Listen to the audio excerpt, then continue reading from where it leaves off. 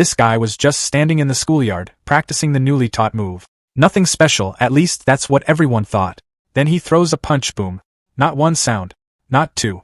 9 thunderclaps, all at once. And somewhere nearby, a top-tier martial artist watching in secret? Yeah, completely shaken. Because even the Academy's #1 genius, after hours and hours of non-stop training, can barely hit 3 thunderclap. That's already considered the beginner standard. This guy? Half a day. That's all it took for him to reach the level others can't even touch. So what's his deal? Turns out, he's been chosen by the gods. While everyone else is struggling to remember the basics, he's got something extra working for him. Inside his own mind, there's a version of him training non-stop, so while others are still trying to figure it out, he's already finished. Now here's where things start getting interesting. This guy? He can pick up any martial art, and master it almost instantly. No long training arcs. He sees it once, maybe twice, and that's it. Perfect execution. And it gets better. Every time he defeats someone, he gains points. Not just for show, real point. The kind you can actually spend. More points means more strength by copying others' technique. Now the scene has shifted to the present where, in a flurry of strikes, a young man named Su-hong practices his Vajra fist. A fellow student marvels at his improvement, asking if he has already reached the coveted micro-level in martial arts mastery. Su-hong confirms he broke through 2 days ago.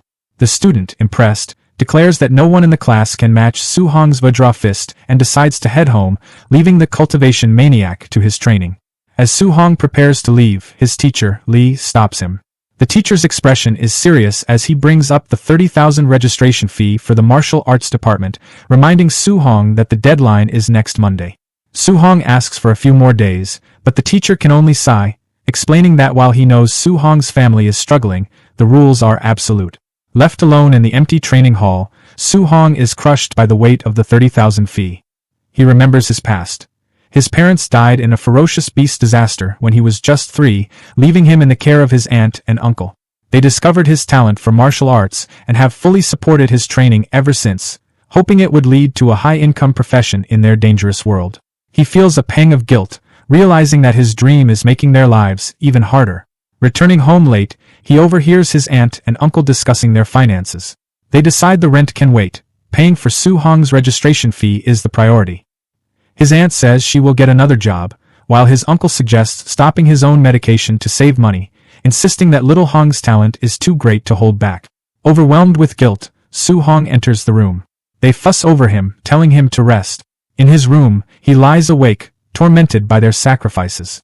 He resolves that he must solve this problem himself.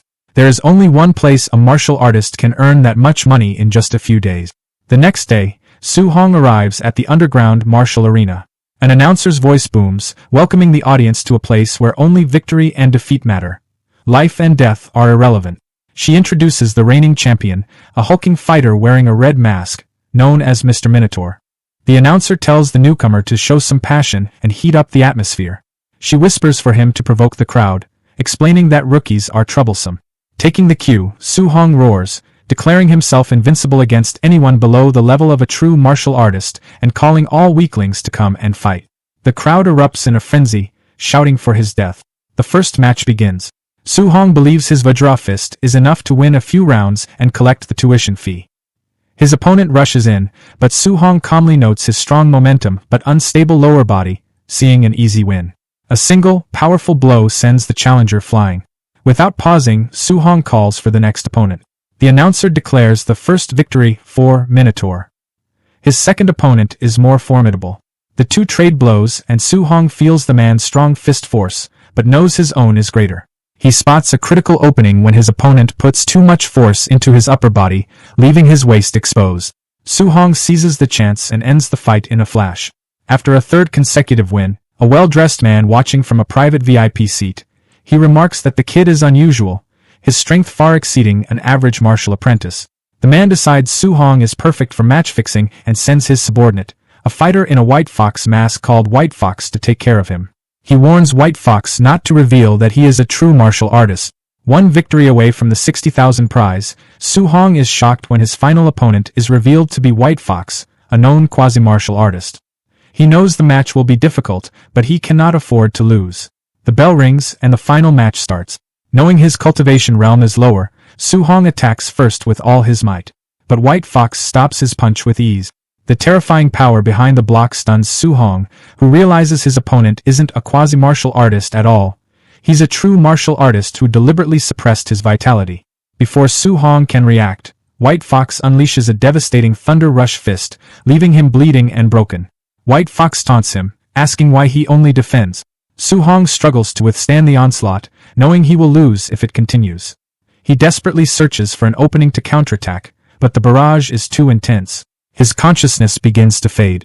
Standing over the defeated Su-hong, White Fox informs him that he won't receive a single cent of the prize money. However, his teacher invites Su-hong to join them.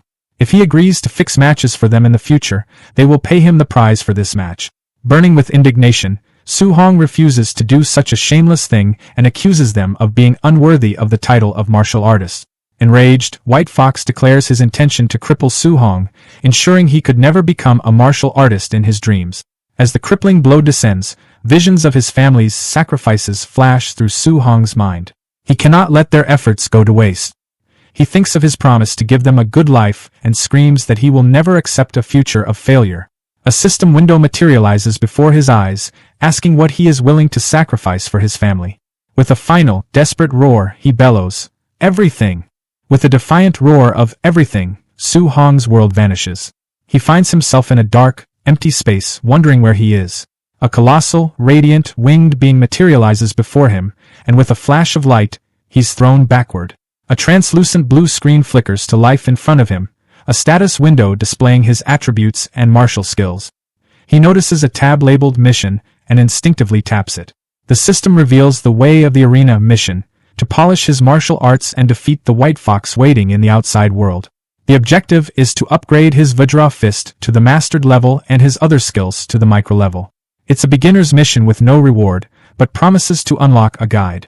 Suddenly, a perfect clone of himself appears and attacks with a flawless, textbook-quality Vajra Fist. Su-hong realizes this isn't an enemy, but the ultimate role model. He eagerly engages, seizing the chance to learn from a perfect version of himself. As they spar, a progress bar for his Vajra Fist proficiency jumps from 7% to 10% in moments. He understands that this mysterious space allows for rapid skill upgrade. He fights with renewed determination, his skills advancing at an unbelievable rate. In what feels like an eternity of intense combat, his floating light palm and void step reach 100% and evolve to the micro level. Finally, his Vajra Fist also hits its peak and breaks through to the mastered level. Exhausted but triumphant, he gives a grateful nod to the clone as it dissipates.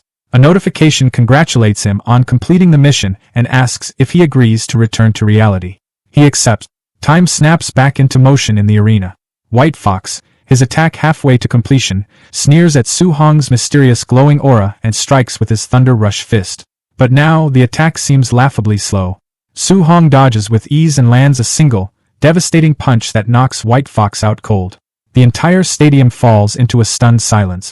Su-hong walks calmly to the dumbfounded announcer and asks when he will receive his prize money. Jolted back to reality, she hastily declares Minotaur the winner of the 60,000 grand prize. In the VIP suite, the arena boss is in disbelief.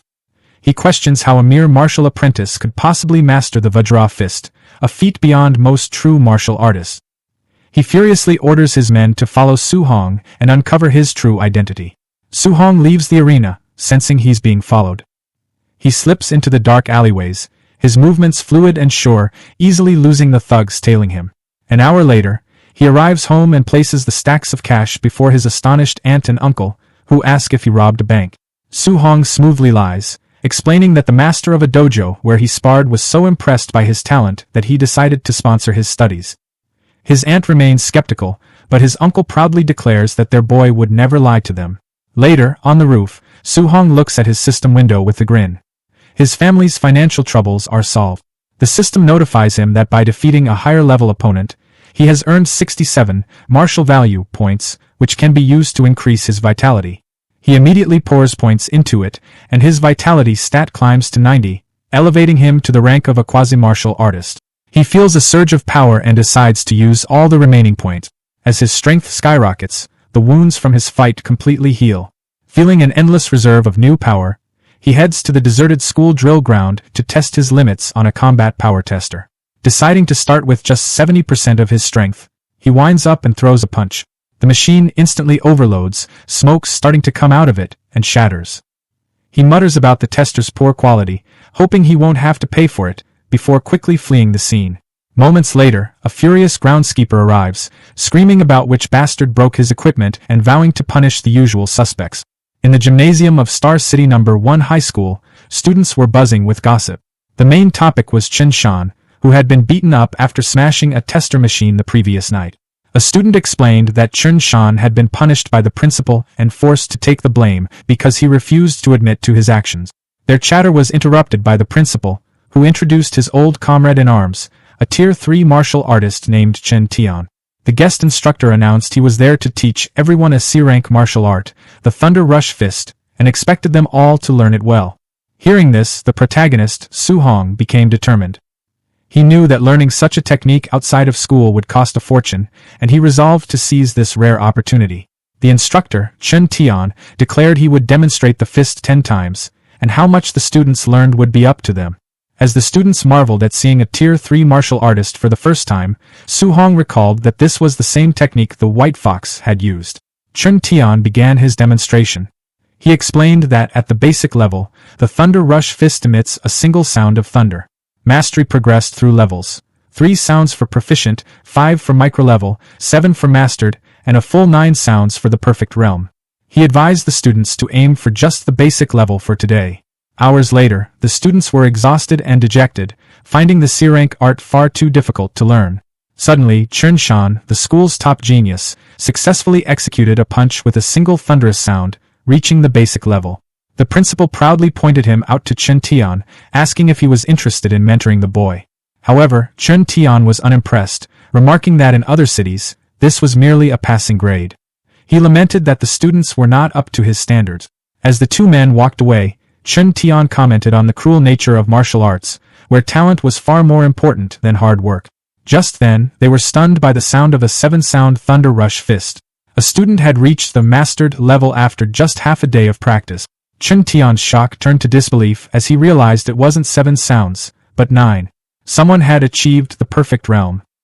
He urged the principal to help him find this prodigious student, but by the time they rushed back, the individual was gone. In the aftermath, Chen Tian was ecstatic. Witnessing the perfect technique had given him a sudden inspiration, allowing him to break through to the 8-sound level himself, a feat he thought he might never have achieved in his lifetime. Elsewhere, Su Hong walked away, reflecting on how exhausting the C-rank skill was. A look at his status panel confirmed his success. His Thunder Rush Fist was listed as perfect.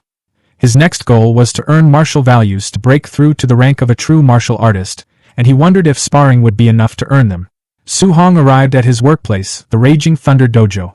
Inside, he saw a purple-haired youth named Li Yan berating and kicking another student. A friend explained that Li Yan was the disciple of a new, powerful instructor who was arrogant and taught his classes with disdain for the common students. Su Hong stepped in, stopping Li Yan's attack. Angered by the interference, Li Yan challenged Su Hong to a one-on-one fight in the arena, a challenge Su Hong calmly accepted. Their confrontation was cut short by the arrival of the new instructor, who announced that class was starting. Li Yan told Su Hong he was lucky and backed off, while Su Hong noted his opponent's arrogance. The instructor, Li Yan's master, declared he would only demonstrate the Raging Sea Spear technique once. Li Yan scoffed, believing it was impossible to learn from a single viewing. Su Hong, however, focused intently, absorbing the movements.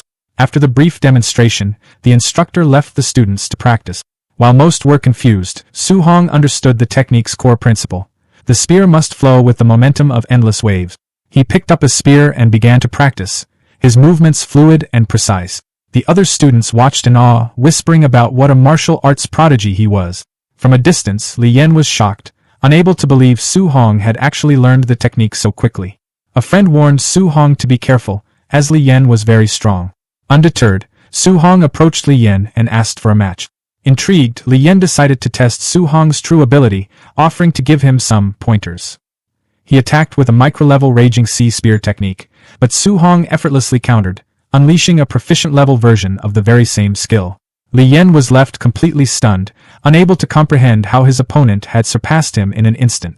In a burst of pure martial skill, Su Hong defeats an opponent far stronger than himself. His system immediately confirms the win and rewards him with 35 martial points. Across from him, Li Yan collapses to the ground, stunned and unable to accept what just happened. He cannot understand how someone could bring the raging sea spear technique to a proficient level in such a short time. The scene shakes him deeply, making him question the value of his own years of harsh training.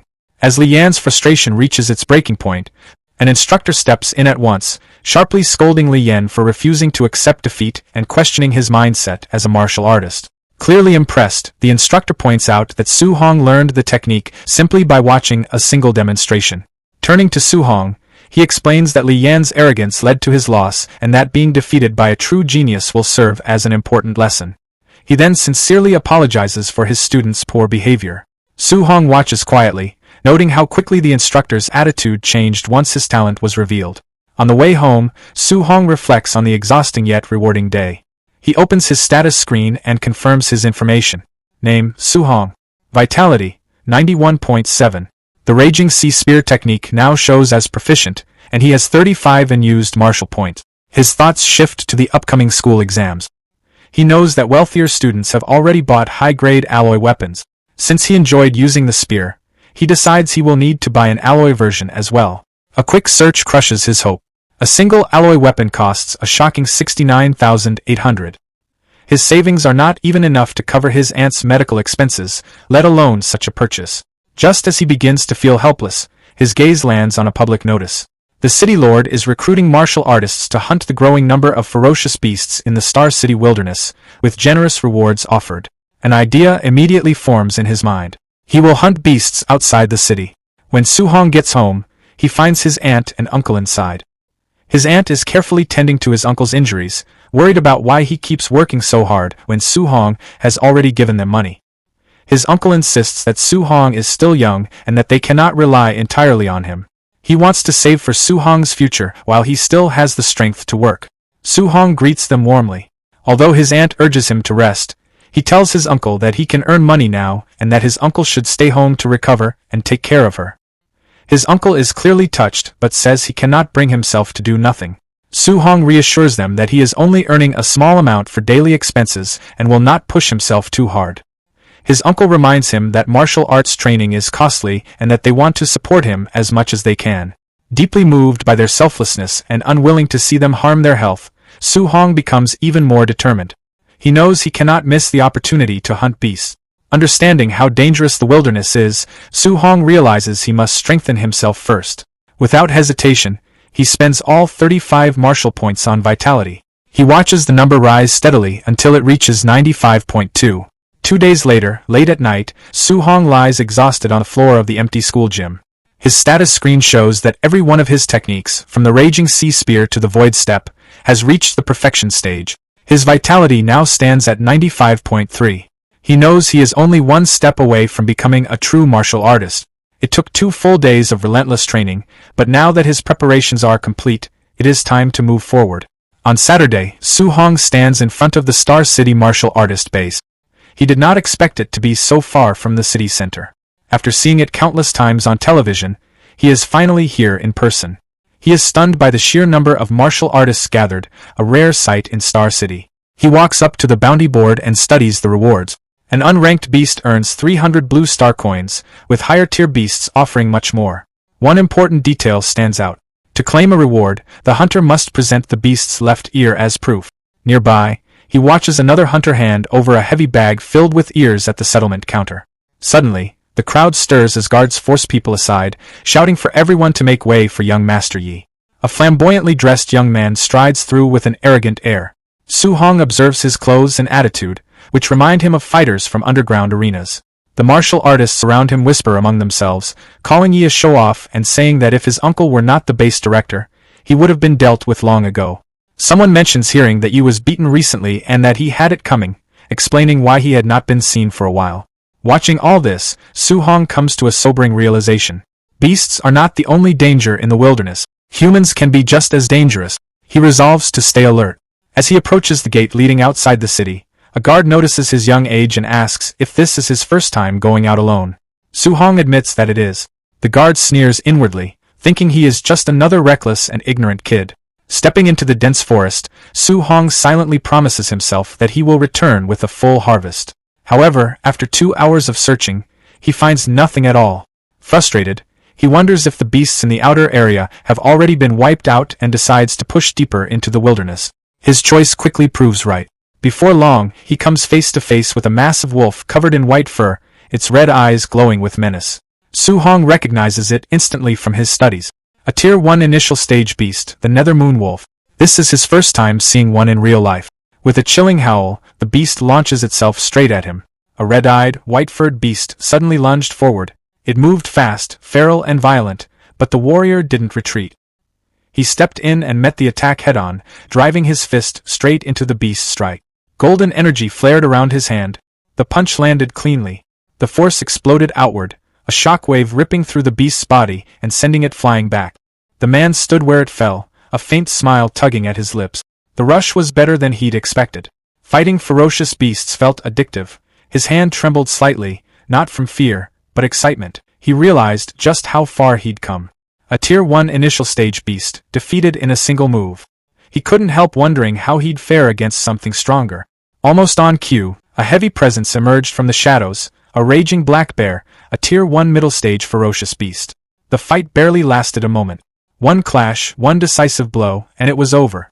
Standing over the fallen bear, his hands still glowing faintly, he felt confident. At his current level, Tier 1 beasts weren't much of a threat anymore. As long as he didn't provoke anything Tier 2, he figured he'd be safe.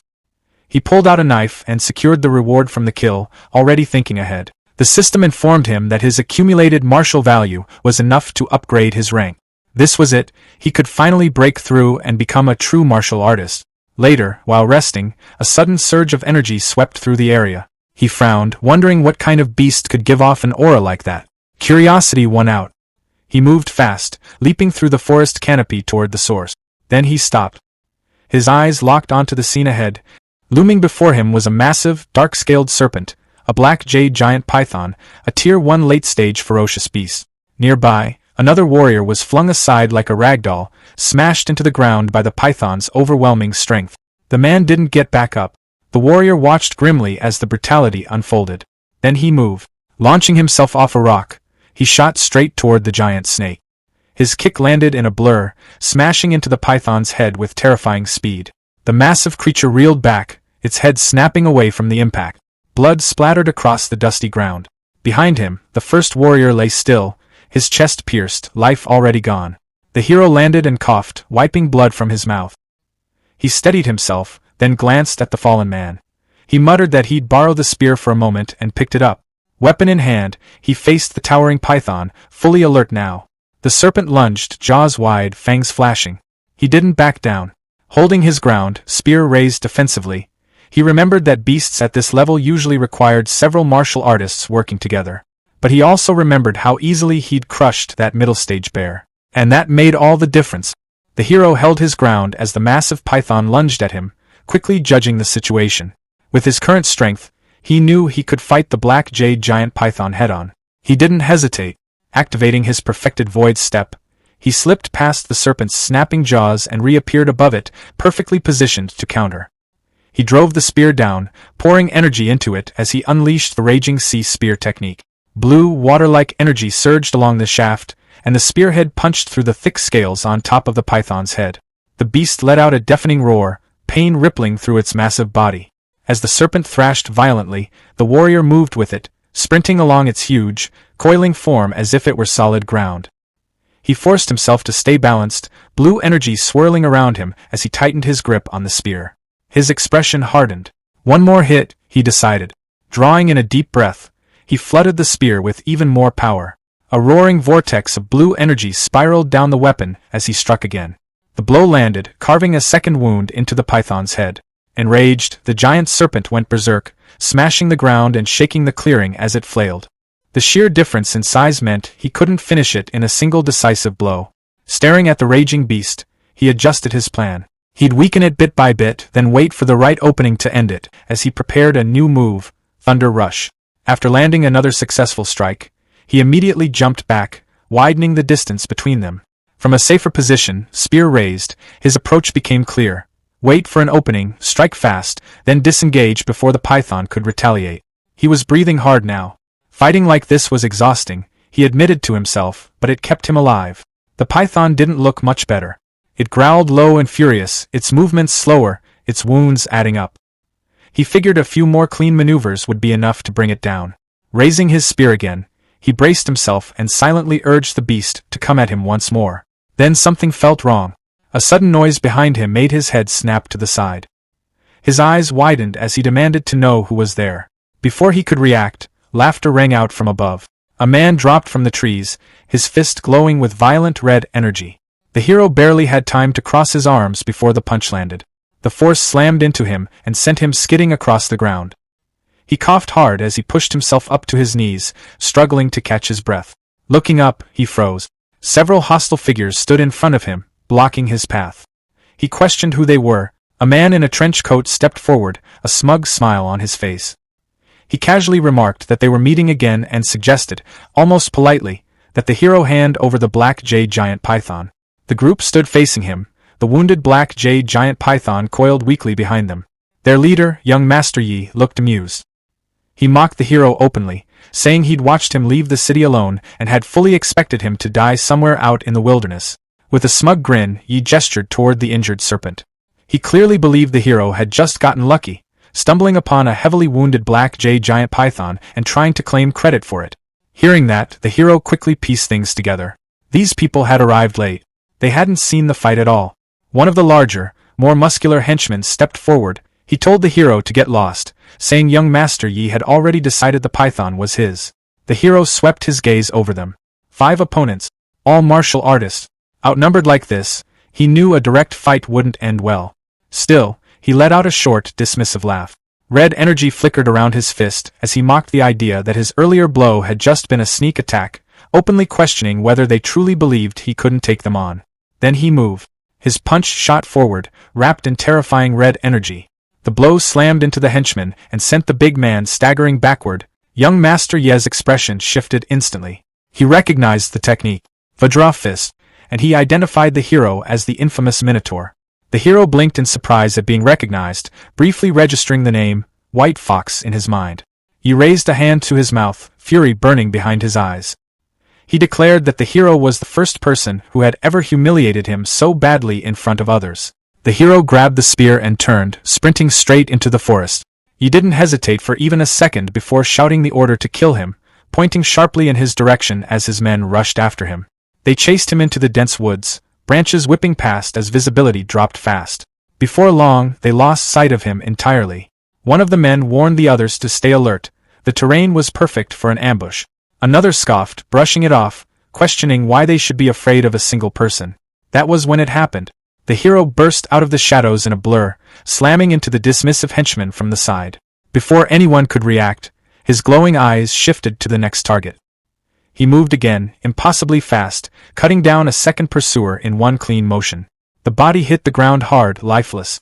Young Master Yi stared in disbelief. He couldn't process that kind of speed. One of the remaining men shouted in panic, recognizing the technique. He called it the 9 Echoes Thunder Rush Fist, perfected to a level even Tier 3 martial artists struggled to reach. He dropped from the trees without warning, striking another henchman from behind. The body tumbled across the ground and landed right at the feet of young Master Yi and his last remaining subordinate. The final subordinate panicked, begging Yi to leave immediately. He insisted the hero was far too strong to deal with. Yi didn't even consider it. He angrily dismissed the idea of retreat, staring into the forest with bloodshot eyes. He declared that no matter what, he would kill the hero today. From the shadows, the hero watched him closely. The hero moved without hesitation, striking down the last remaining henchman. When it was over, young Master Yi stared at the scene in disbelief, fury twisting his face. He cursed under his breath, unable to wrap his head around how the hero had grown this strong in just a few days. The hero suddenly vanished from Ye's sight. He spun around instantly, only to find empty air behind him. Before he could relax, the hero reappeared again at his back, already poised to strike, but this time, Yi reacted a split second faster. He turned sharply and launched an attack of his own. Fury twisted Ye's face as blue energy erupted around him. He flatly refused to accept that he could lose here, forcing his power upward. With a sharp gesture, he extended a finger and fired a concentrated beam of blue energy, his void-breaking finger. The hero barely managed to deflect the blast with the spear. He didn't stop. He snarled and unleashed a non-stop barrage. Explosions tore through the forest. Trees shattered, dirt blasted upward, and the hero was forced on the defensive, constantly parrying and dodging as energy beams detonated around him. Even while being pushed back, he stayed focused, quickly judging the technique's strength.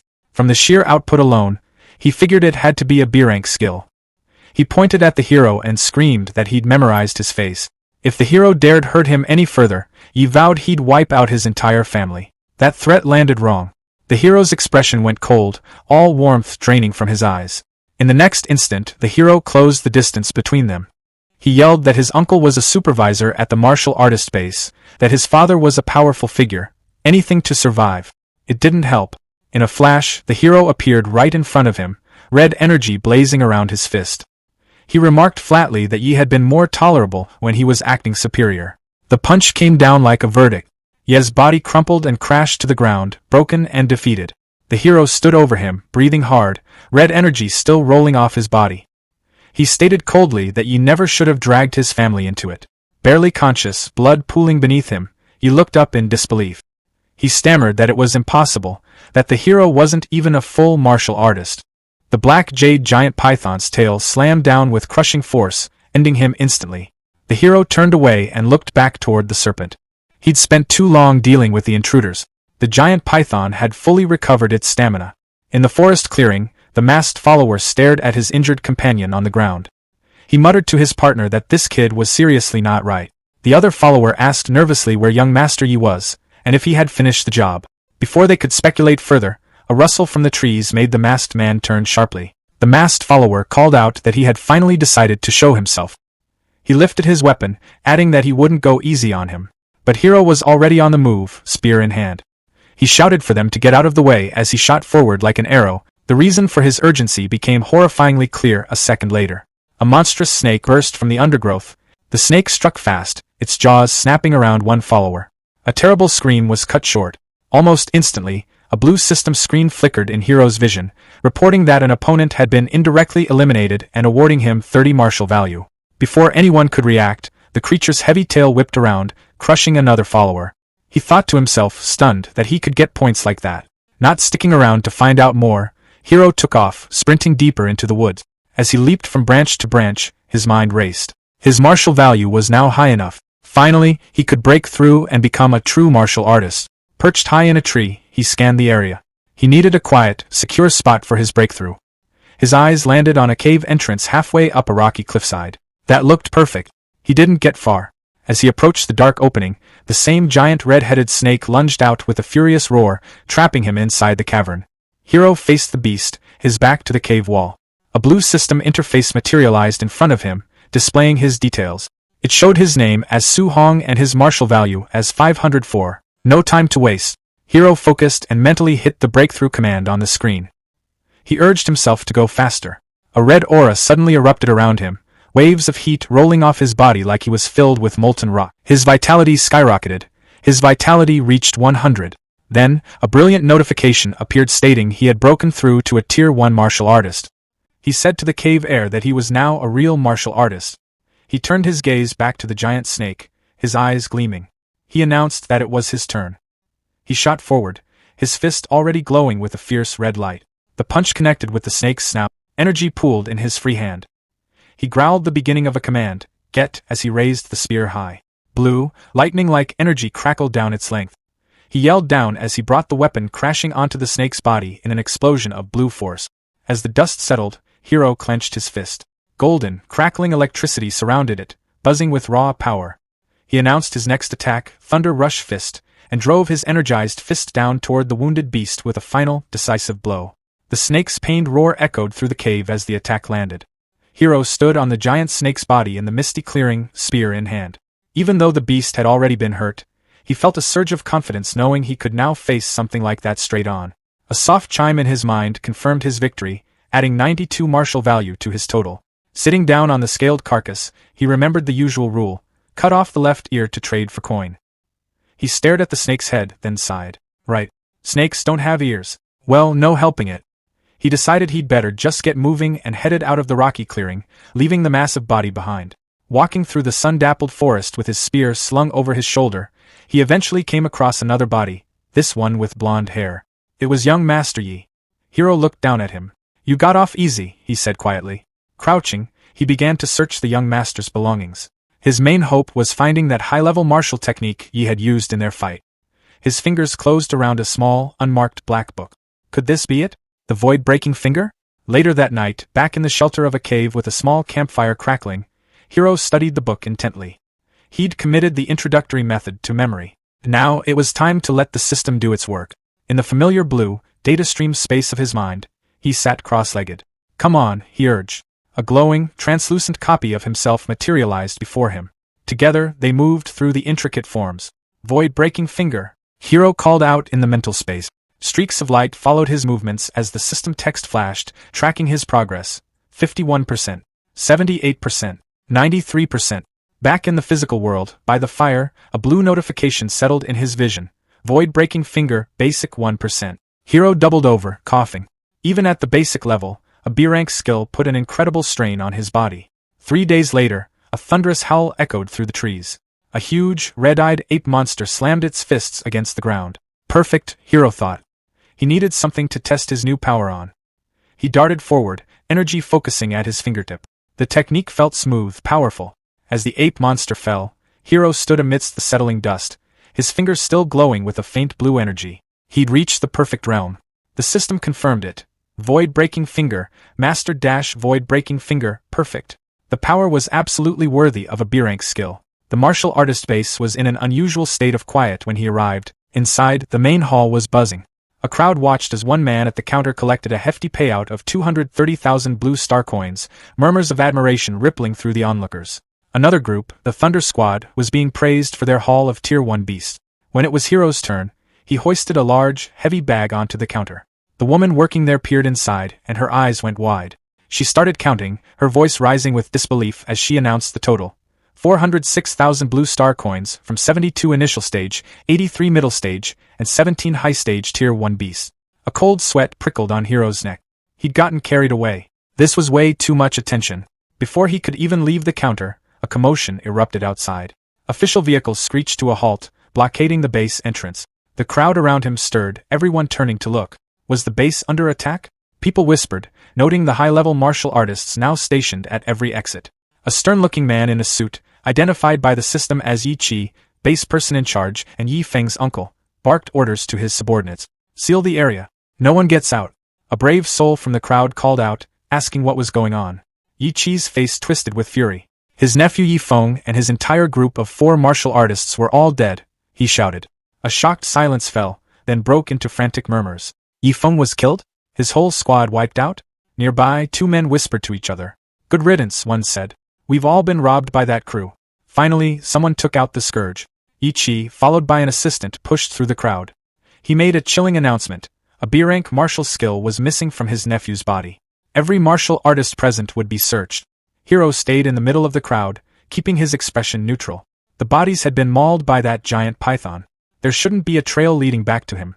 As he began to move with the flow of people, he couldn't shake the feeling. Were they already targeting him? Suddenly, Yi Chi himself was there, his gaze locking onto Hiro. I heard a little brother here killed 400,000 worth of beasts all by himself, Yi Chi said, his voice carrying over the murmurs. Your skills must be truly amazing. Su Hong noticed his path was blocked, and a man in a sharp suit stepped forward, flanked by a few rough-looking thugs. The man's face carried a polite sort of menace as he spoke, mentioning the rumors about Su Hong's recent solo hunt and the fortune in beast cores he was said to have gained. But the thugs weren't convinced. They looked at Su Hong like he was just some low-level fighter, a novice who could never have pulled off such a feat to them. He was nothing more than a thief who probably took the missing young Master Ye's backpack. The thugs tried to grab him, but Su Hong moved faster than their eyes could follow, his weapon appearing in a blur. He spoke coolly, reminding them he was a student at the elite Xingqian No. 1 high school and daring them to touch him. The leader hesitated, caught between anger over his nephew's stolen martial art and the risk of provoking a potential prodigy from the top academy. Trying another approach, the man offered 10,000 as compensation for the search. Su Hong stayed calm, knowing his secrets were safe with Yi Feng gone, claimed by a monstrous python in the wild. He countered, asking for 3 times the offer. With no other choice, the man agreed. Su Hong even encouraged them to be thorough to avoid being wrongly accused. The search turned up nothing, but just as Su Hong was about to leave with the money, the leader called him back, insisting no one could leave until he was fully satisfied. By the time the man finished speaking, Su Hong had vanished into the city. Thinking about his next move, a quick shower and then a visit to the Warriors Association to test his rank and get the guidance technique. Alone in the room, Su Hong pulled up his internal status screen, a holographic display floating before him. He had 534 martial arts points, the result of relentless training and brutal encounters. His chi and blood value was 103, just enough to be a first-tier martial artist. The next stage required 200 points, and with his accumulated points, he could almost reach it in one step. But his attention turned to two stats he'd never touched before: spirit and mortal body. Curious about their potential, he started allocating points into spirit, watching the number climb with no immediate effect. Then he focused on mortal body, eager to see what evolution it might bring. The Warriors Association proving grounds were buzzing with energy. A promising young fighter, a disciple of the famous Jiang Ming, had just finished his test with a combat power of 1763, enough to nearly be a mid-tier warrior. The crowd admired him, and he turned to the next challenger, Su Hong, with obvious disdain. For him, testing at that age meant genius, but Su Hong? He was probably average at best. Su Hong stepped up to the chi and blood detector.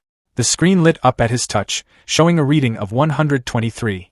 The hall went silent. People whispered and questioned whether the machine was broken. Even the arrogant disciple's confident face faltered, and the proctor double-checked before announcing, clearly surprised, that Su Hong had passed. The disciple muttered that raw life force meant nothing, insisting combat power was the real measure. All eyes turned to Su Hong as he approached the combat assessment pillar. Inside, he remained calm, calculating. His recent upgrades had given him a huge boost in strength, and though he considered holding back, he decided to use about half of his true power. He struck, and the air itself seemed to react. The punch hit the pillar like an explosion. The multi-ton testing machine ripped from its moorings and smashed into the far wall. The crowd couldn't process what had just happened. This wasn't a test, it was pure destruction. Some whispered, some shouted. Nobody could believe that a first-stage novice had just shattered a high-tier benchmark with one casual punch. In the crowd, the man from the alley watched, pale and shocked. His subordinate pointed, stammering. The leader's eyes widened as realization hit. "It's him," he said quietly. "That explains everything." Meanwhile, across the city, Wu Linxian, president of the Star City Martial Arts Association, had been fuming over the lack of local talent. Her office door burst open, and an assistant delivered frantic news. A first-stage novice had just punched the testing machine into scrap metal, showing a combat power over 3,000.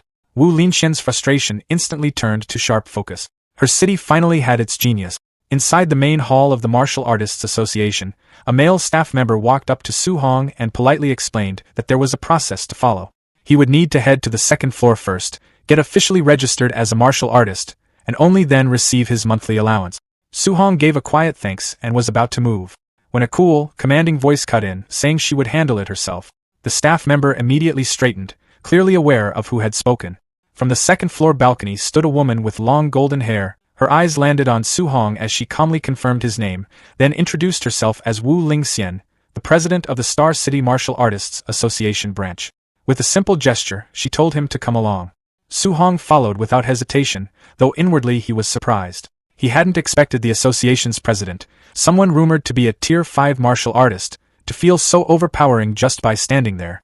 Once inside her office, Wu Linxian casually asked if he studied at Star City No. 1 High School. She mentioned that old man Liang had complained before, saying the school had only produced 2 average Tier 1 martial artists this year. What no one realized, she said, was that an exceptional talent had been quietly sitting among them the whole time. Su Hong felt more puzzled by the minute. He explained that he'd only come to register, collect his allowance, and pick up a guidance technique. Wu Linxian brushed that aside. His ID and allowance were already taken care of downstairs. As for the guidance technique, she said she would teach him personally. Standing in front of him, she asked how much he understood about guidance technique. Su Hong answered honestly, repeating what the textbooks taught, that heavenly and earthly spiritual keys had different attributes, and guidance techniques were used to absorb them and strengthen the body, as long as the attributes matched. Wu Linxian smiled slightly and said the explanation wasn't wrong, just incomplete. Guidance techniques weren't limited to cultivation alone. As she demonstrated her heavenly fire guidance technique, a flame appeared in her palm, growing stronger until blazing fire wrapped around her fist. She explained that it absorbed fire attribute spiritual keys, reinforced the body, and could directly enhance attacks with fire-based power. Once the attribute could be released outward, the range and impact of attacks increased dramatically. With a smooth motion, she sent a stream of fire forward before casually adding that most martial artists considered it impressive if their attacks carried even a faint trace of attribute power. Su-hong reevaluated everything he thought he knew. He'd always believed guidance techniques were strictly for absorption. None of the books mentioned combat use. Wu Lingxian continued, explaining that heavenly and earthly spiritual keys carried 7 attributes: mental, wood, water, fire, earth, lightning, and wind. Each had different strengths, with lightning leading in raw offensive power, followed by mental and fire. But in the end, what mattered most was compatibility. She picked up a red crystal from her desk and explained that it was used to measure compatibility. The brighter it glowed, the higher the match. Most martial artists fell around 20 to 30%. Even her own 80% was considered exceptional. Given his talent, she expected him to surpass 90. Su-hong accepted the crystal, thinking that if someone like her had reached Tier 5 with 80%, then 70 would already be impressive for him. The crystal answered immediately. A brilliant red glow filled it almost completely, lighting up the office. Wu Lingxian stared in disbelief as the result became clear: perfect fire attribute compatibility. She explained quickly that this meant he could absorb fire spiritual keys with no loss at all. By comparison, her own absorption wasted 20% every time. That alone placed his potential far beyond hers. She admitted she never imagined Star City could produce someone on par with the top talents from the Imperial Capital or Magic City. As Su-hong looked at the crystal, another thought crossed his mind. Fire was strong, but lightning suited him better. The crystal reacted again, this time bursting with a dazzling golden glow. After a brief pause, Su-hong quietly noted that his lightning compatibility also appeared to be perfect. Wu Lingxian struggled to process it. Dual attributes, both flawless. Before she could fully react, the crystal continued responding. Wind followed, then the others. One after another, every attribute reached the same result. 7 attribute. All perfect. Wu Lingxian sank into her chair, her past achievements suddenly feeling distant. She remembered being praised as a top genius herself, reaching Tier 5 before 30. But standing in front of someone who broke every rule, she realized how different the gap truly was. For Su-hong, 7 perfect attributes felt both like a gift and a weight. Giving up any of them seemed unbearable, so he asked for copies of all 7 guidance techniques. Wu Lingxian reacted sharply, warning him that human energy was limited. Even the most gifted martial artists usually focused on 1 or 2 attribute. She recalled someone who tried to cultivate all 7 and never advanced past Tier 1, even after decade. Su-hong didn't argue. He simply said he wasn't ready to choose yet. He wanted to try first. After a moment, Wu Lingxian agreed, reminding him not to waste such rare talent. She then brought up the upcoming monthly school exam. With tensions rising at the all-heaven battlefield, and the threat of war with the 10,000 races looming, nations were pouring resources into a genius training camp. She planned to recommend him. If he took first place in the school exam, he'd qualify automatically. Hearing about the 10,000 races stirred memories from over a decade ago, when Su-hong lost everyone except his uncle and aunt. His resolve settled firmly. He would become stronger. That kind of loss would never happen again. When he returned home, he excitedly told his uncle and aunt that he was now an official martial artist. Their reactions were immediate: joy, relief, and emotion all at once. He explained that a Tier 1 martial artist received a monthly allowance of 10,000, meaning his uncle no longer had to push himself to exhaustion. They called him the family's support. Su-hong took a steady breath. From this point on, they were protected. That night, just past midnight, he tested the guidance technique. Sitting quietly, he circulated his energy. His eyes glimmered faintly as he punched forward. A small flicker formed around his fist, but instead of fire, only thin smoke drifted out. He frowned. This felt far weaker than expected. Then a notification appeared, confirming that he had successfully learned the guidance technique. Checking the details, he saw it was only level 1. That was when a new idea took shape. If guidance techniques had levels, then maybe this was something only he could push far beyond its limit. Su-hong stared at the system interface, still unable to wrap his head around one thing: how guidance techniques were actually upgraded. He tried pouring martial value into it the same way he had done with his other skills. The system responded instantly with a warning saying his martial value wasn't enough. Seeing that, he didn't push further. There was no point forcing it. He reasoned that it made more sense to slow down, focus on cultivation first, fully grasp every guidance technique, and then worry about earning more martial value later. With his plan set, he settled into cultivation. He worked on all the guidance techniques at once. Almost immediately, a fierce, blazing aura burst out from his body. Hours passed in silence. One after another, the Thunder Guidance Technique, Water Marsh Guidance Technique, Thick Earth Guidance Technique, and Spirit Wind Guidance Technique all reached level 1. Inside him, 7 different spiritual keys now existed together. The problem showed itself right away. The energies didn't cooperate. They pushed against each other aggressively. At that moment, Su Hong finally understood what President Wu had warned him about. There really had been geniuses in the past who tried cultivating 7 techniques at once, and never moved beyond Tier 1. The energy inside his body turned violent. Pain spread as his veins stood out sharply and sweat streamed down his face. Even though all 7 attributes were present, he realized he could only activate 1 at a time. The instant he tried to use 2 together, the energies clashed, wiped each other out, and vanished. A red flame burst from his palm, lasting only a heartbeat before breaking apart. He focused again, and lightning surged instead. Su Hong narrowed his eyes. Fire and lightning were naturally close in nature. Could they really not be combined? He tried again. The result was the same. Annoyance crept in, but he didn't stop. He tried again. And again. Time slipped by unnoticed until the sky began to lighten. His breathing turned rough, his clothes soaked, his arms shaking from fatigue, but he kept going. Lightning surged once more. This time, he forcefully dragged the fire along with it. Energy exploded outward as he pushed through with everything he had. And finally, it worked. After an entire night of non-stop attempts, lightning and fire fused into a single force. Without wasting time, Su Hong decided to test it properly. He headed straight to the Star City Martial Arts Square. This time, he chose a Tier 3 combat power tester, not interested in repeating his past mistake of destroying equipment.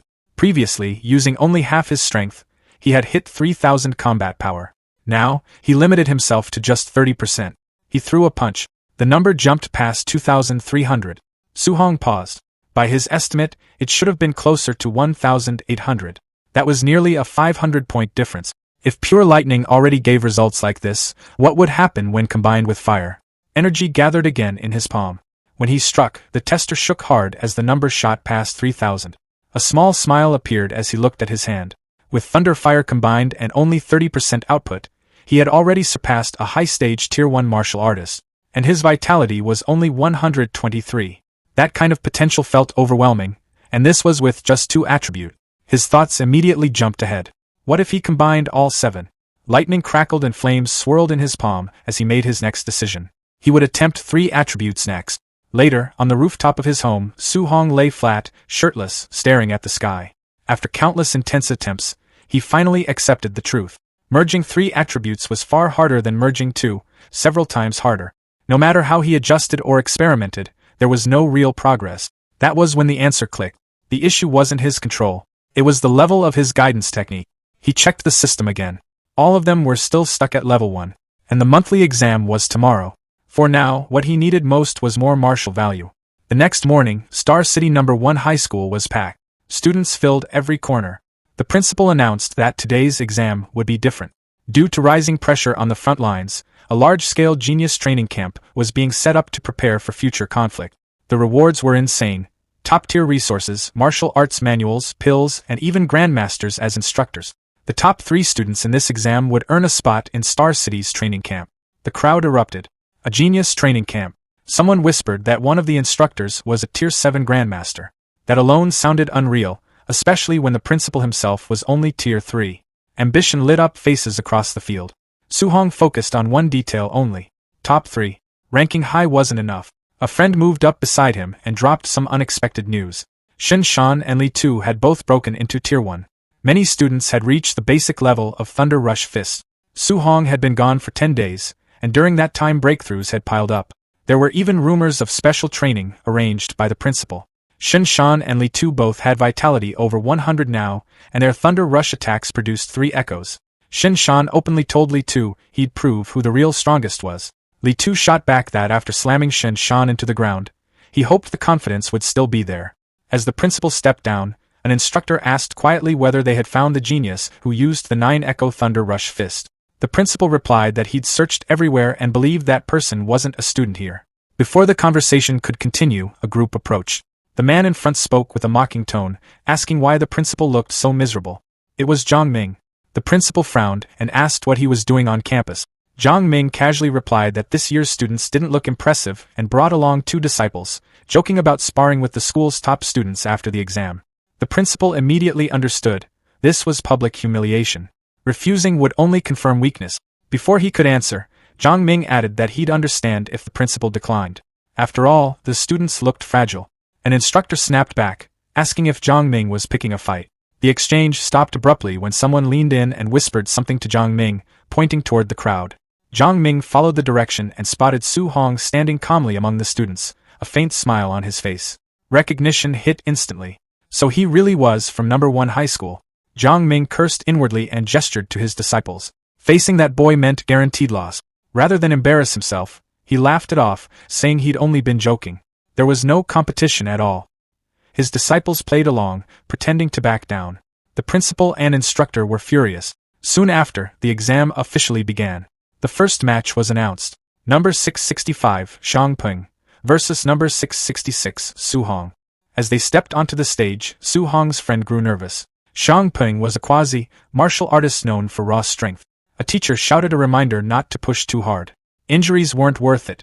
Before the match even started, Shang Peng smirked and asked whether Su Hong planned to fall on his own or be slammed down. In the next moment, Su Hong disappeared. Before anyone could react, he appeared behind Shang Peng, grabbed him with one hand, and drove him straight into the floor. The arena went quiet. His friend and the teacher stared, swearing softly. They couldn't understand when Su Hong had reached this level. One move. Complete victory. As the dust settled, Su Hong stood alone at the center of the stage. Su Hong stood over his defeated opponent again, calm as ever. The crowd completely lost it. They shouted that Su Hong had won again, and asked how he was even that strong. Some of them started guessing that he might already be a Tier 1 martial artist. Excitement kept rising as people reminded each other that the next match would decide the champion. Up in the office, Principal Lee sat with Chen Tain, watching everything unfold. Chen Tain frowned and asked where this Su Hong had suddenly come from. He said he had been giving private tutoring before, yet Su Hong had never shown up in front of him. Principal Lee lowered his gaze and admitted it was his own failure. He said he should have discovered such a promising student earlier. By not giving Su Hong proper guidance sooner, he felt like he had almost buried real talent. Chen Tain looked thoughtful. He mentioned that Su Hong seemed familiar, like he had seen him somewhere before, but he just couldn't remember where. Soon, Principal Lee shifted the topic and said the semi-final between Chen Shan and Li Tu should be wrapping up with a winner any moment. Down in the arena, Chen Shan and Li Tu were locked in a fierce fight. Spectators commented that their strength looked almost identical, making it impossible to predict who would win. Li Tu suddenly prepared a heavy punch and told Chen Shan that since they both knew the Three Echoes Thunder Rush Fist, Chen Shan shouldn't even dream of winning without using his ultimate move. Chen Shan blocked it. Then Chen Shan's fist burst into flames. He told Li Tu to watch carefully and declared that he was the real number 1 in the school. The crowd gasped. Some shouted that Chen Shan could already perform attribute externalization, and that it was the fire attribute, second only to thunder in power. But Li Tu answered calmly, saying attribute externalization wasn't anything special. As he spoke, a blue aura wrapped around his fist. Spectators immediately reacted, saying Li Tu could use it too, and his was the metal attribute, known for even stronger combat power than fire. Li Tu then added that he had more to show. He unleashed the Five Echoes Thunder Rush Fist. The two clashed violently. Chen Tain observed that in just around 10 days, Li Tu had mastered attribute externalization and pushed his Thunder Rush Fist to the micro level. He admitted Li Tu's talent was impressive. Principal Lee calmly said there was no need to even watch the final. With micro-level Thunder Rush Fist and the metal attribute, Su Hong had no way of beating Li Tuesday. He added that it was a pity. If Su Hong had learned a guidance technique and Thunder Rush Fist, he might have stood a chance. Off to the side, a man suddenly proposed a bet. He offered 50,000 that Su Hong would take first place and asked if Principal Lee and Chen Tain were interested. One of them called him crazy, pointing out that while Su Hong was strong, he didn't even know a guidance technique. What could he possibly use to win? The man laughed and said since they were so confident, he would gladly take their money. Soon, the final match was announced. Final match. Number 01 Li Tu versus number 666 Su Hong.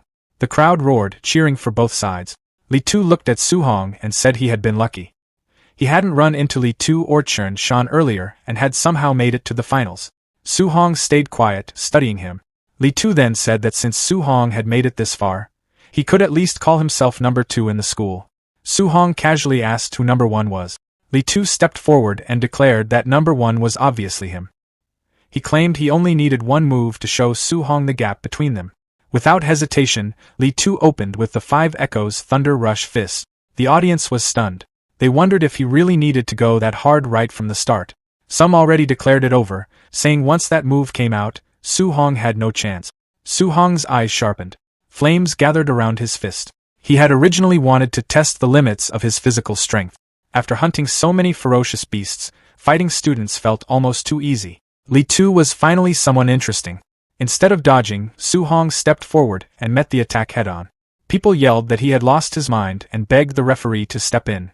The two fists collided in a blast of light.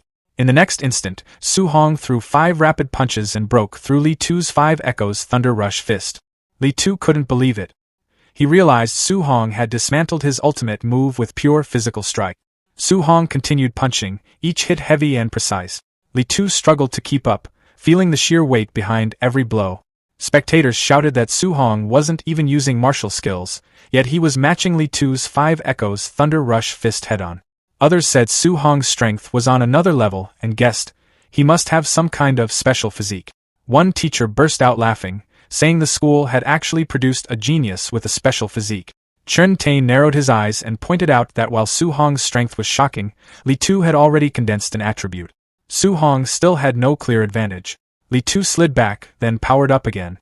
He shouted at Su Hong not to get arrogant and insisted that only he could win.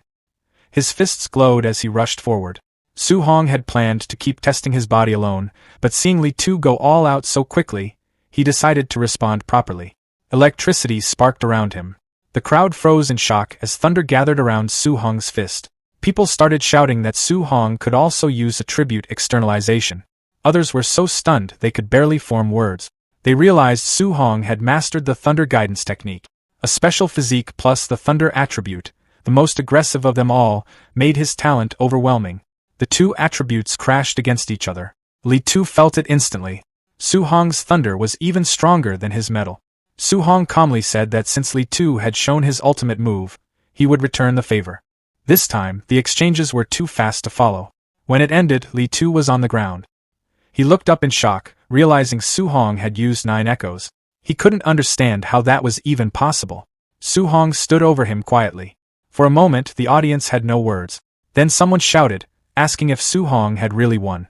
The arena exploded with noise. People yelled that 9 Echoes Thunder Rush Fist was the perfect realm. Some even said Su Hong's Thunder Rush Fist looked stronger than the teacher who taught it. Others declared that this wasn't just a genius, this was the dragon of Star City No. 1 High School. Chen Tain stared at Su Hong and muttered that 9 Echoes shouldn't even be possible at this level. He suddenly wondered if Su Hong was the mysterious genius who had disappeared from school that day. He added that once someone like this entered the training camp, those so-called elites with powerful backgrounds would be in serious trouble. Standing alone in the ring, Su Hong said that a golden carp doesn't belong in a small pond. Once it meets wind and clouds, it becomes a dragon. In his heart, he knew Star City was just a small puddle to him. Principal Lee smiled faintly. He believed that in the upcoming training camp, Su Hong would rise like a dragon from the depth. The Magic City, the Imperial Capital, even the battlefield of 10,000 races, those were the stages where someone like Su Hong would truly shine. By the time Su Hong got back to his old apartment building, the sun was already setting. His uncle had just finished making a simple dinner. Su Hong called out that he was home, and his uncle immediately asked how the exam went. With a grin, Su Hong said he'd taken first place in the monthly exam. His uncle stared at him for a second, then burst out in excitement. They were still celebrating when loud knocking suddenly hit the door. A woman's sharp voice came from the hallway, asking if this was Su Hong's home. Su Hong opened the door, confused. His uncle and aunt stood just behind him, peeking out cautiously. Outside stood a well-dressed woman covered in expensive jewelry. She introduced herself as Lin Nan's mother. She explained that only the top 3 students could enter the training camp. Her son had ranked 4th. Then she got straight to the point. She wanted Su Hong to give up his spot. She calmly pulled out a stack of cash, and said she was offering 30,000 if he stepped aside. Su Hong and his family just looked at her. No one reached for the money. They looked more confused than tempted. When she saw that the cash wasn't working, her tone changed. She said the training camp was brutal, and that people could die there. She added that with their poor background, it would be smarter to quit early. Other students, she claimed, had high-grade pills and resources that Su Hong could never afford. Her words made his aunt uneasy. She asked Su Hong quietly if it was really that dangerous. His uncle rubbed her back, trying to calm her down. Then he turned to Su Hong and seriously asked if he could truly promise he'd be safe. Su Hong stepped forward and said clearly that he could guarantee his own safety. The woman let out a mocking laugh and asked the uncle if he actually believed a kid's promise. His uncle didn't hesitate. He said Su Hong was grown now, and there was no way he'd trust a stranger over his own family. The door shut behind her. From the hallway, she shouted that they were just waiting to get eliminated at camp. Inside, things slowly settled. His uncle asked Su Hong if he had hidden how dangerous the camp was. Su Hong told them it wasn't a big deal and that he could handle it. His uncle gave him a big thumbs up. He admitted he was just an ordinary man, but if Su Hong had the courage to face something like this, then the family would back him all the way. Suddenly, his aunt smacked his uncle on the back, telling him to stop making it so dramatic. She said they didn't care about rankings or glory. They just wanted Su Hong safe. Su Hong nodded with a warm smile. Hearing that made him feel lighter. Later that night, he stood alone on the rooftop, looking over the city lights. He knew that even though his uncle and aunt said they supported him, they were still worried. He quietly promised himself he wouldn't let them down. If he wanted to protect their new life, he had to get stronger. He opened his system interface. He had gained 285 martial value points from the monthly exam, but it didn't feel like enough. His mortal body stat was at 36.1%. Thinking about the powerful geniuses at the training camp, he decided to focus on strengthening his body first. He started adding points to the mortal body stat. A red glow surrounded him as the percentage slowly climbed. When it stopped, steam rose from his body. His mortal body had reached 64.6%, still far from 100%. He wondered what kind of special physique he would unlock once it was complete.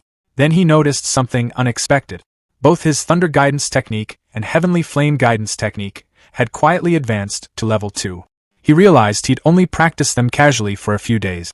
Maybe there weren't any special requirements. Maybe steady practice alone was enough. Curious, he decided to try leveling them again right away. Lightning gathered in one hand. Flames burned in the other. He focused and began training through the night. By dawn, sunlight spread across the skyscrapers. Su Hong opened his eyes after a full night of cultivation. Fire and electricity swirled faintly around him. A notification appeared. Both techniques had successfully advanced to level 3. He checked his stats. His vitality had increased by 3 points, reaching 126. His mortal body remained at 64.6%, and his martial value points were completely used up.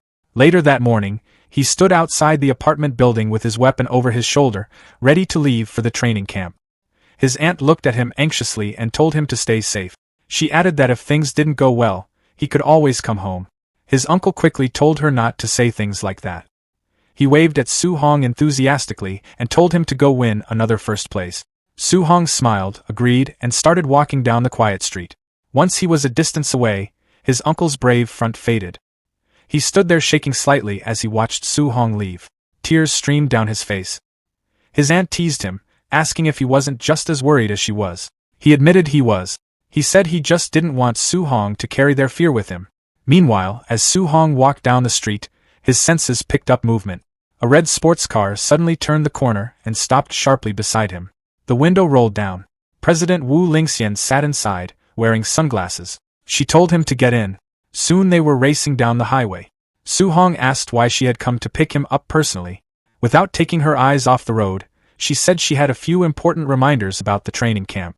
As president, she knew the details about the other participants. She told him that a few students were already Tier 1 high-stage martial artists and were close to Tier 2. Their martial skills were at least B ranked. Su Hong listened calmly. He knew Tier 2 required 200 vitality points, which was a big gap from where he stood. Still, he wasn't worried. Even if they had B-rank skills, his system would let him learn high-level techniques quickly. Wu Lingxian continued, saying that while his talent was the best she'd ever seen, he lacked the resources those wealthy students had. She added that even if he failed at camp, he shouldn't feel discouraged. Surpassing them would just be a matter of time. Su Hong thanked her sincerely and called her sister Wu. She glanced at him briefly. Even after hearing about the gap between him and the others, he remained completely calm. She figured his mindset wouldn't be a problem at all. A black van winds through the treacherous curves of the Tianlin mountain range. Inside the vehicle, Li Tu and Chen Shan leans forward in shock, saying that the training camp is set in a place where ferocious beasts gather. Principal Li calmly tells him not to worry, explaining that a grandmaster oversees the camp and ensures there is no life-threatening danger. Su-hong looks out the window at the passing landscape. He knows the Tianlin mountain range stretches across multiple cities, including Star City and Yang City. Spiritual energy is dense there, and ferocious beasts are everywhere. Deep within the mountains hide beast kings comparable to Tier 7 grandmasters. Even a Tier 1 beast on the outskirts is far more dangerous than those found elsewhere, and ordinary Tier 2 martial artists would not dare to enter lightly. The van continues forward. In the forest shadows, several pairs of glowing red eyes track the vehicle's movement. Li Tu feels that gaze and wonders if an attack is coming. Su-hong remains steady, sensing how brutal this environment is. He understands that the training camp's competition will likely resemble the beast's constant slaughter. Holding onto his seat, he feels a small smile form as he realizes he actually enjoys this kind of atmosphere. The van arrives at a fenced clearing where dozens of students have already gathered near several tents. After getting out, Chun Shan wonders aloud how strong the other participants might be. The crowd is filled with martial artists carrying various weapons. Su-hong stands among them with his own weapon slung over his shoulder. An official in a gray suit stops them and tells everyone to wait until all participants arrive before the entrance assessment begins. Hearing about an assessment, Su-hong watches as several luxury vehicles drive into the camp. A red Rolls-Royce leads the group. Some students complain about the big families arriving late. As the newcomers step out, attention quickly shifts to them. Xiao Nan, known as a spirit master, appears alongside Lin Xinghe of the Lin family, who is rumored to be close to Tier 2. At the front stands the city lord's son, Wang Tiantua, often called the barbarian god. He possesses a special physique and extremely high fire attribute compatibility. Su-hong studies them quietly, wondering if these are the top geniuses the president mentioned. A faint smile crosses his face as he waits to see what they can really do. The official steps forward and announces the rules. The training camp lies 30 kilometers deep within the Tianlin mountain range. Certain ferocious beasts carry special tokens inside their bodies, and only those who obtain a token can enter the camp. Everyone has 8 hours to reach the destination. Whispers spread through the crowd. Going that deep means encountering powerful beasts, and if something goes wrong, people could die.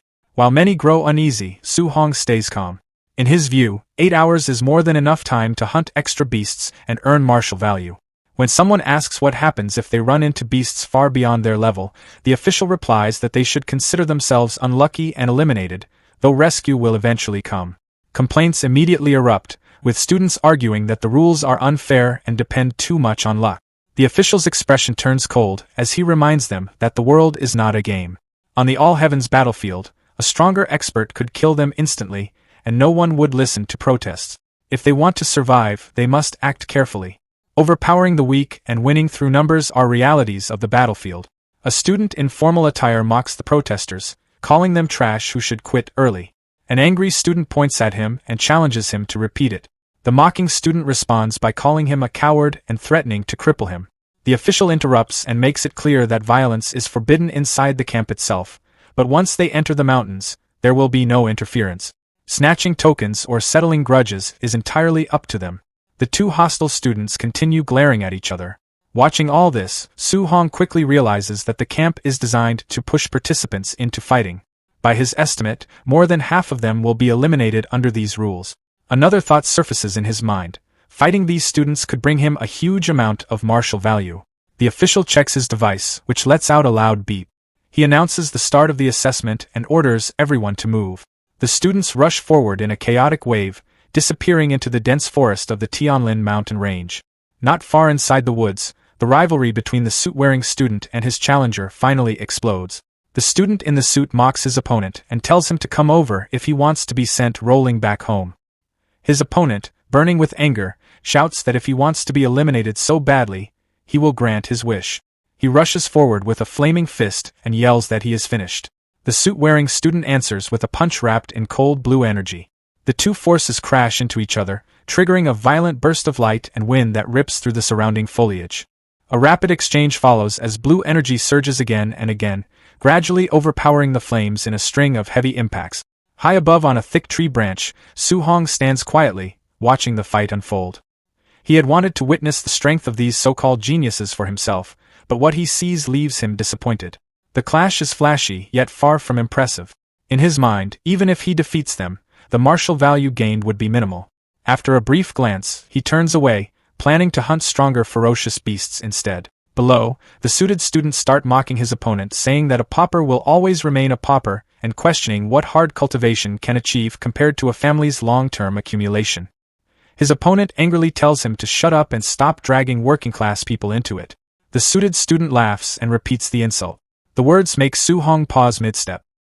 He slowly looks back, a faint smile forms on his face as a new idea settles in. He decides that this ready-made martial value should not be wasted. He drops from the tree and lands smoothly between the two fighters. Telling them to stop fighting, he speaks in a calm and steady tone. Both students stare at him in confusion. Standing there with a thick wooden club in hand, Su-hong casually suggests that they fight him instead. The suit-wearing student grows irritated and calls him another pauper, warning that he will end up beaten as well. The other student demands to know what level he is to dare interrupt their fight. Su-hong remains relaxed and tells them they misunderstood him. He proposes that they stop fighting each other and join forces to fight him together. The blatant provocation infuriates them. The first student yells that Su-hong is courting disaster and lunges forward with a punch. In the next instant, Su-hong moves. Before the attacker can adjust, Su-hong closes the distance and delivers a crushing strike that knocks the air from his lungs. The student is flung backward and collapses after a single exchange. The suit-wearing student immediately breaks into a cold sweat. Their strengths were similar, yet his companion was defeated in one move. He finally understands how terrifying Su-hong's speed is. In the blink of an eye, Su-hong appears directly behind him and quietly tells him it is his turn. The student stiffens. A heavy swing of the wooden club follows, slamming into the side of his head. Blood sprays outward as he is knocked off his feet and sent flying, losing consciousness before he even hits the ground. Su-hong stood there calmly with the club resting on his shoulder. Looking down at the two fighters lying on the ground, he commented that this was exactly what happened when people looked down on ordinary cultivators.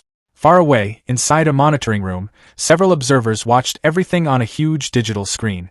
One of them pointed at the display and asked where that guy had come from, saying the man had suddenly appeared and knocked out both fighters while they were still in the middle of their duel, while another observer asked if the two fighters on the ground counted as eliminated. Their leader explained that they did not. Since neither of them had asked for rescue yet, the test would keep going. Back in the forest, the cultivator in the suit slowly woke up. He held his aching face and noticed the other fighter sitting nearby. Instantly, he pushed himself backward and yelled for the man to stay away. Then he looked toward the direction Su-hong had left and cursed that guy, saying he would definitely take revenge later. The short-haired fighter also sat up, looking annoyed. He said the loss only happened because he had underestimated the opponent. In his opinion, losing to a kid like that simply didn't make sense. For a while, the two former rivals sat quietly, staring at each other. Eventually, the short-haired fighter spoke first. He apologized for what he had said earlier and admitted the other man was actually strong. The cultivator in the suit responded the same way. He said the short-haired fighter also had impressive strength and apologized for mocking him earlier. After sharing the same embarrassing defeat, the two of them shook hands. Soon they were standing with their arms around each other's shoulders, calling themselves brothers. They quickly came up with a plan for revenge. The abandoned wooden club nearby would be perfect for giving that kid a few solid hits to release their anger. Meanwhile, Su-hong ran through the forest at high speed. Suddenly, he stopped when a group of Tier 1 initial stage giant-toothed wild boars rushed out from the bushes. Seeing them again, Su-hong muttered that he had run into another pack. He wondered how many of these creatures he had already seen in the Tianlin mountain range. The boars charged toward him with heavy pounding steps. He launched his Thunder Rush fist. 9 echoes, sending yellow lightning bursting forward. The attack cut through the group in a massive X-shaped blast of energy. When the dust cleared, system messages appeared around him. Martial value +9. Martial value +7. Martial value +10. Martial value +6. Su-hong thought about how defeating martial artists used to give dozens of points. Now the rewards were getting smaller as his strength increased. He shrugged it off and decided the real goal was finding tokens. He started cutting open the boar carcasses, remembering that the dozen beasts he killed earlier hadn't carried any tokens either. After wiping the blood from his hands, he confirmed that none of them had one. Su-hong concluded that only stronger beasts probably carried tokens. Half an hour later, he moved deeper into the forest, jumping between trees while searching the area. When he first entered the 5-kilometer zone, he could find more than a dozen low-level beasts every hour. Now he couldn't see a single one. At that moment, a massive Tier 1 high-stage Nether Knight black tiger suddenly lunged out with a loud roar. Su-hong quickly avoided the attack and recognized the beast right away. Blue energy gathered around his finger as he used void-breaking finger. The strike landed directly on the tiger. The beast cried out as the force smashed it into the ground, cracking the earth beneath it. To finish the fight, Su Hong thrust his spear straight into the tiger's head. A message appeared. Martial value plus 35. Su Hong commented to himself that with his current strength, defeating a Tier 1 high-stage beast felt extremely easy.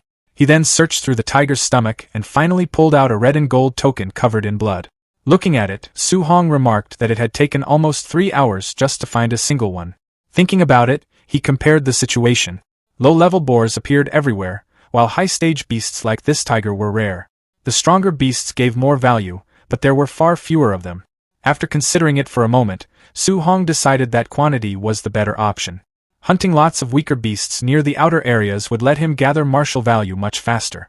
With 5 hours left in the assessment, Su Hong headed out again. His plan was simple: push his mortal body to its limit before time ran out, leaving behind a clearing full of blood and beast carcasses as he walked away. The forest clearing was filled with the bodies of fallen wild boars. Blood stained the ground, and the air carried the heavy scent of battle. Suddenly, a huge bear burst out with a thunderous roar and rushed straight at Su Hong. Its eyes glowed with a faint red light as it swung a massive claw toward him. The attack missed. While moving around the beast, he noted to himself that after fighting dozens of Tier 1 ferocious beasts, he had finally run into another Tier 1 middle stage one. Bright orange flames began to gather around his fist as he prepared to strike back. Su Hong jumped high into the air and drove his flaming punch straight into the bear's open mouth. Fire and force burst out at the same time. In the reflection of the bear's golden eye, Su Hong could be seen descending again for the finishing strike. He dropped down with full force, slamming his weight onto the beast. The impact shook the ground violently. Moments later, the huge body stopped moving. Su Hong stood over the defeated beast and took a moment to think. Ever since his mortal body reached 60%, defeating a Tier 1 middle stage ferocious beast with pure physical strength had become possible. He glanced down at his hands and clothes, both covered in blood. Then he opened his system interface to check his progress. After calculating the numbers, Su Hong noted that he had already gained 254 martial value points. He still needed a little more than 100 points to fully max out his mortal body. Looking at the remaining time, Su Hong saw that over 3 hours were still left in the assessment. He picked up his spear, ready to continue hunting and gather enough martial value. Right then, several thunder-like booms suddenly echoed across the forest. Su Hong immediately looked toward the sky. Sweat formed on his forehead as he asked out loud what kind of noise that was. Above the forest, a massive golden bird with glowing wings flew across the sky, its enormous shadow covering the land below. Su Hong stared at it and wondered what kind of ferocious beast it could be. After watching it for a moment, he guessed that it might actually be the legendary Golden Rock Beast King. The giant bird released a sharp, piercing cry.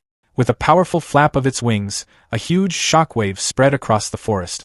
Trees bent and snapped while dust rose everywhere. Su Hong planted his spear into the ground and held on tightly to keep his balance against the powerful force. Watching the scene, he commented to himself that the Beast King's strength was terrifying. Even a simple flap of its wings had created such an enormous shockwave. He looked up at the wrecked trees and broken earth, wondering what kind of fierce creature could cause that level of destruction. While watching the chaos, Su Hong quietly compared himself to the ones responsible. He had made progress lately and knew he was stronger than before. Still, when he thought about those top-tier experts, he could only admit to himself that the gap between them was enormous. In front of people like that, he felt as small as an ant. Just then, a bright ball of light drifted down from the sky, pulling his attention upward. High in the air, the Golden Rock Beast King faced a man glowing with golden energy. Tier 7 Grandmaster Qin Tianlai hovered calmly in front of it. With a steady voice, he told the rock that he, Qin Tianlai, had temporarily taken over this territory and asked why the beast had come back again. The Golden Rock answered that it had never agreed to lend the place to him in the first place.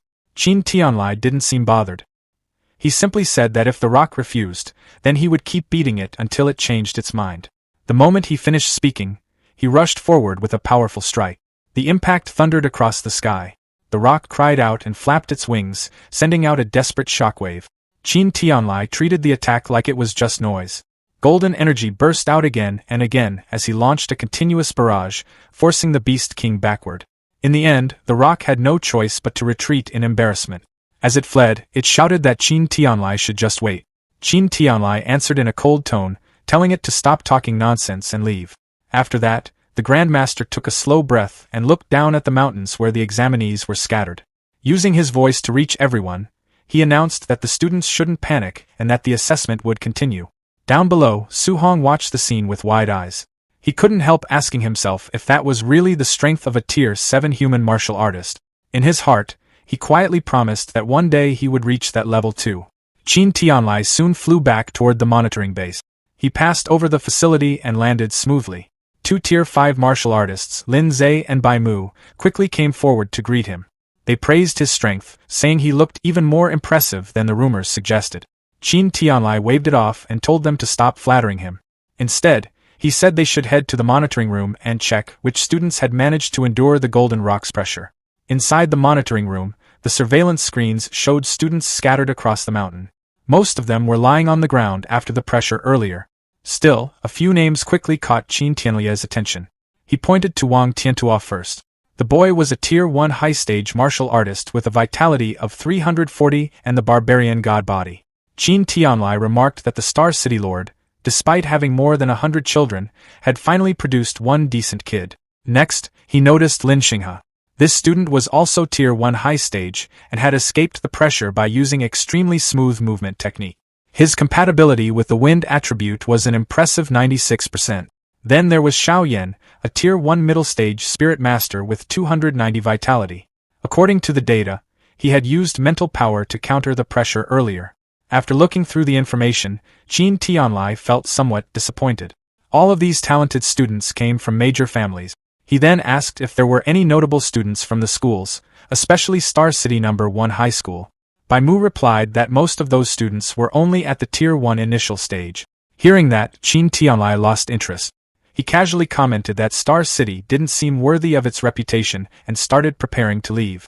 Suddenly, Lin Zhe called out to him from the screens. He pointed at one monitor and asked what was going on with that student. The display showed Su-hong. While many students were still recovering from the earlier pressure, Su-hong was already moving through the forest again.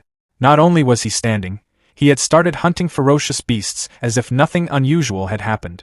Lin Zhe and Bai Mu looked stunned as they watched. They said the boy was from Star City No. 1 High School and called him a monster. Qin Tianlai picked up Su-hong's file to check the details. The moment he read it, his calm expression finally changed. In his mind, he wondered if this kid was even human after seeing the numbers. The file listed Su-hong as Tier 1 initial stage with a vitality of 123. But the report also said he had trained the C-rank Thunder Rush Fist to the perfect realm and had produced 3004 points of combat power using only his physical strength. That level of power was already close to a Tier 1 high-stage martial artist. The next line was even more shocking. Su-hong's compatibility with 7 different attribute guidance techniques was recorded as 100%, and he was cultivating all 7 at the same time. Qin Tianlia's hands started shaking slightly.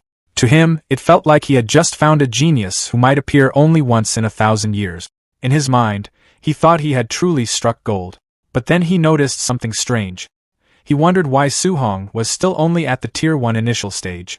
With talent like this, his vitality being only 123 didn't make sense. Bai Mu explained that the reason was simple. Su-hong was cultivating 7 different guidance techniques at the same time. He wondered how the boy's cultivation could grow while carrying such a heavy burden. Thinking about it more, Qin Tianlai blamed Wu Linxian, the president of the Star City Martial Dao Association. In his opinion, someone should have explained this basic rule to the kid instead of letting him go down such a reckless path. At that moment, an assistant walked in and reported that the students were starting to arrive at the training camp.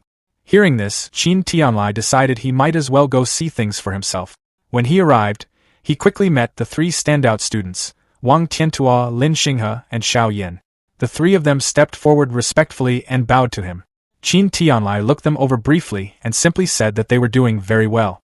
Hours passed after the assessment had begun, and the rest of the students slowly started reaching the camp. Many of them looked completely worn out. They staggered through the gates while breathing heavily, clearly relieved to have made it. 7.5 hours into the assessment, Grandmaster Qin floated high above the training grounds and looked down at the gathered students. He casually suggested ending the assessment early. In his view, anyone who still hadn't arrived probably wasn't strong enough to matter anyway. Still, his mind kept drifting back to Su-hong. He quietly wondered why that monster hadn't shown up yet. For a moment, he even worried that his newly discovered treasure might have gotten lost somewhere in the forest or been eliminated. Just as the deadline was getting close, someone finally walked out of the forest. It was Su-hong.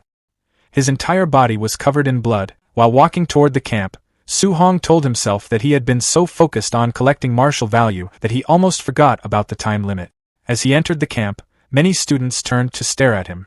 Some of them whispered that he looked worse than anyone else there. His clothes were soaked with blood and dirt, yet strangely enough, they couldn't spot a single wound on his body. A few students quietly wondered how many ferocious beasts he must have fought to end up looking like that. Inside the crowd, 2 students watched Su-hong with hostile expressions. One of them muttered that he had finally been waiting for that kid to show up. The other told him to relax. Once they were inside the training camp, there would be plenty of opportunities to deal with him. Not far away, the elite students also noticed Su-hong. Lin Xinghe commented that arriving right at the final moment was usually something skilled people tended to do. Xiao Yin looked at Su-hong for a moment and said the situation was starting to get interesting. Soon after, an official stepped forward and announced that the 8 hours were officially over. Anyone who hadn't arrived by now was eliminated. He then began introducing the facilities available inside the camp. First was the gravity training room. Next was the movement technique training room. Then there was the ferocious beast combat room. Finally, he pointed toward a large building and explained that it was the martial art pavilion. Inside, students could exchange for various skills, techniques, pills, and weapons, even items up to A rank. The moment Su-hong heard the words A rank, his attention sharpened. The official continued explaining that using these facilities required contribution points. Students could earn those points by completing training tasks, and those who performed especially well would receive extra rewards. Night gradually fell over the camp. The official dismissed the students who were still able to continue training, while those who were injured were guided toward the dormitories. Su-hong eventually entered his assigned living quarters. When he saw the room, he immediately felt relieved. It was a single room. That meant from now on he wouldn't have to worry about anyone noticing him while he cultivated or used his upgrade. He sat down on the bed and opened his system interface to check his current status. Martial value, 354. Su-hong had been waiting for a moment like this. Without hesitation, he decided to spend all 354 martial value points to push his mortal body to the limit. As soon as he confirmed the upgrade, a series of system notifications started appearing. Mortal body plus 0.1. His body began to glow with a deep red aura. The percentage climbed quickly. His physique surged past 70%, then 80%, then 90%, until it finally reached 100%. A final notification flashed across the interface. Mortal body 100%, evolution. At that instant, Su-hong's eyes burst with bright light as his body entered a complete transformation. His physical evolution had started. Intense red energy spread across his body, while glowing nodes appeared along his muscles and bones, mapping out the changes happening inside him, while a fierce vortex of spiritual energy spun around him. After some time, the process finally ended. Su-hong let out a long breath, faint steam rising from his newly refined body. Looking down at himself, he could clearly feel the difference. The strength flowing through his physical body was overwhelming. At that moment, the system interface appeared again. It showed that he had unlocked a new physique, called the Overlord body. The system described it as a body that possessed the strongest physical strength in the world. However, Su-hong noticed another detail. The physique currently showed spirit rank 0%, which meant it could still continue evolving. Su-hong quietly wondered what kind of unbelievable form it might turn into next. Curious to test the limits of his new body, he grabbed his jacket and picked up his black spear. But the moment his hand closed around the shaft, a sharp cracking sound came from the weapon. The metal bent and fractured right in his grip. Su-hong looked at the spear, realizing that his casual grip alone had been enough to break a C-rank alloy weapon. For a moment he felt uneasy, thinking about how expensive C-rank spears were and how he had just destroyed one. Then he remembered something important. He had actually picked up this spear for free during his time in the wilderness. Even so, it made one thing clear. His old equipment could no longer handle his strength. Su-hong decided he would need to collect camp contribution points as soon as possible so he could exchange them for an A-rank alloy spear. With that in mind, he stepped out of his room and walked into the hallway, already planning his next move. He wondered if training with a weight vest of several hundred kilograms might help him earn points quickly. Meanwhile, inside the camp warehouse, a large group of trainees had gathered around Wang Tiantua. The young martial artist was carrying a massive 3,000-kilogram weight, yet he still jumped high into the air, as if it barely affected him. Watching from the side, Lin Shanghai and Xiaonan commented that his strength was completely outrageous. They pointed out that a normal Tier 1 martial artist could only handle a small portion of that weight. In the monitoring room, Grandmaster Chen Tianli watched the live feed and praised Wang Tiantua's barbarian god body. Soon, the conversation shifted to Su Hong. Someone asked how they should deal with Su Hong's strange cultivation path, trying to practice 7 guidance techniques at the same time. Chen Tianli said dealing with a proud genius directly usually caused problems. Instead, he planned to let Su Hong realize the mistake on his own. He then asked Instructor Lindsay about the progress of a secretly arranged night raid meant to ambush the trainees. Lindsay smiled in anticipation, mentioning that many students had started relaxing after the entrance exam. The sudden attack would definitely catch them off guard. Chen Tianli gave a specific instruction for the plan. He told Lindsay to send a Tier 1 high-stage martial artist to face Su Hong during the raid. The idea was simple. Once Su Hong was completely defeated, Chen Tianli would step in and explain that his cultivation methods simply wouldn't work, forcing him to give it up. Some of the staff felt uneasy. The opponent Chen Tianli planned to send had over 400 vitality and more than 5,000 combat power. Compared to Su Hong's much lower vitality stats, the gap looked huge. They worried that such a crushing defeat might damage Su Hong's confidence. Chen Tianli dismissed the concern immediately. He said that if Su Hong's determination collapsed that easily, then he wasn't worth much anyway. At the same time, outside in the camp, Su Hong overheard several trainees talking excitedly. They were all heading to the gravity room to watch Wang Tiantua train. Not wanting to deal with the crowd, Su Hong decided to go somewhere quieter first. He walked toward the equipment warehouse, which happened to be empty at the moment, planning to check out the excitement later. Inside the equipment warehouse, Su Hong picked up a smart scoring bracelet and checked it carefully. The device showed that it was used to calculate a trainee's contribution points. He began walking around the room, passing rows of lighter training equipment. After a while, he stopped in front of another rack and looked at it with clear curiosity. The rack held several 10-ton weight vests, each one made from extremely heavy alloy. Su Hong wondered who could possibly train while wearing something that heavy. Curious about his own limits, he decided to try one on. The moment he put on the 10-ton vest, the weight pressed down on his body. Moving became much slower, and he could tell his stamina would drain quickly if he kept it on for long. After testing it for a short moment, he decided it wasn't practical for long training sessions, so he switched to a 5-ton vest instead. Su Hong jumped around the warehouse a few times to test his movement. After several quick leaps and turns, he nodded to himself. The 5-ton weight felt just right for his current physical condition. While adjusting the vest, Su Hong started thinking about the other top trainees. He wondered how much weight Wang Tiantua and the other geniuses usually trained with. Since they were already Tier 1 high-stage martial artists, he assumed they had to be at least as strong as him, maybe even stronger. Curious about their training methods, Su Hong left the warehouse to observe them. Outside, a large crowd had gathered in front of a pyramid-shaped gravity room. Many trainees were talking excitedly. They were amazed that Wang Tiantua had entered the gravity room without removing his 3-ton weight vest. A large monitor showed what was happening inside. Wang Tiantua was currently training under double gravity, and people pointed out that this effectively turned his 3-ton vest into a 6-ton load. Standing at the back of the crowd with his arms crossed, Su Hong listened to their discussion. When he heard that Wang Tiantua's base vest weighed only 3 tons, he felt genuinely surprised. Compared to the 5 tons he could comfortably wear, that number felt extremely light. At that moment, Su Hong realized something important. He had seriously underestimated how powerful his newly evolved overlord body had become. He then walked over to 2 familiar faces from his old school, Chen Shan and Li Zi, and asked why they weren't going inside the gravity room to cultivate. Both of them looked discouraged. They explained that the gap between them and the top geniuses was too large. Training there while everyone watched would only invite comparisons, and they didn't want the embarrassment. Su Hong gave a quiet sigh and patted one of them on the shoulder. From his point of view, letting pride and fear stop them from training was simply a waste of time. Even when they told him to wait until the crowd left, Su Hong didn't listen. He walked straight toward the brightly lit pyramid-shaped gravity room. The moment people noticed him approaching, the crowd started talking again.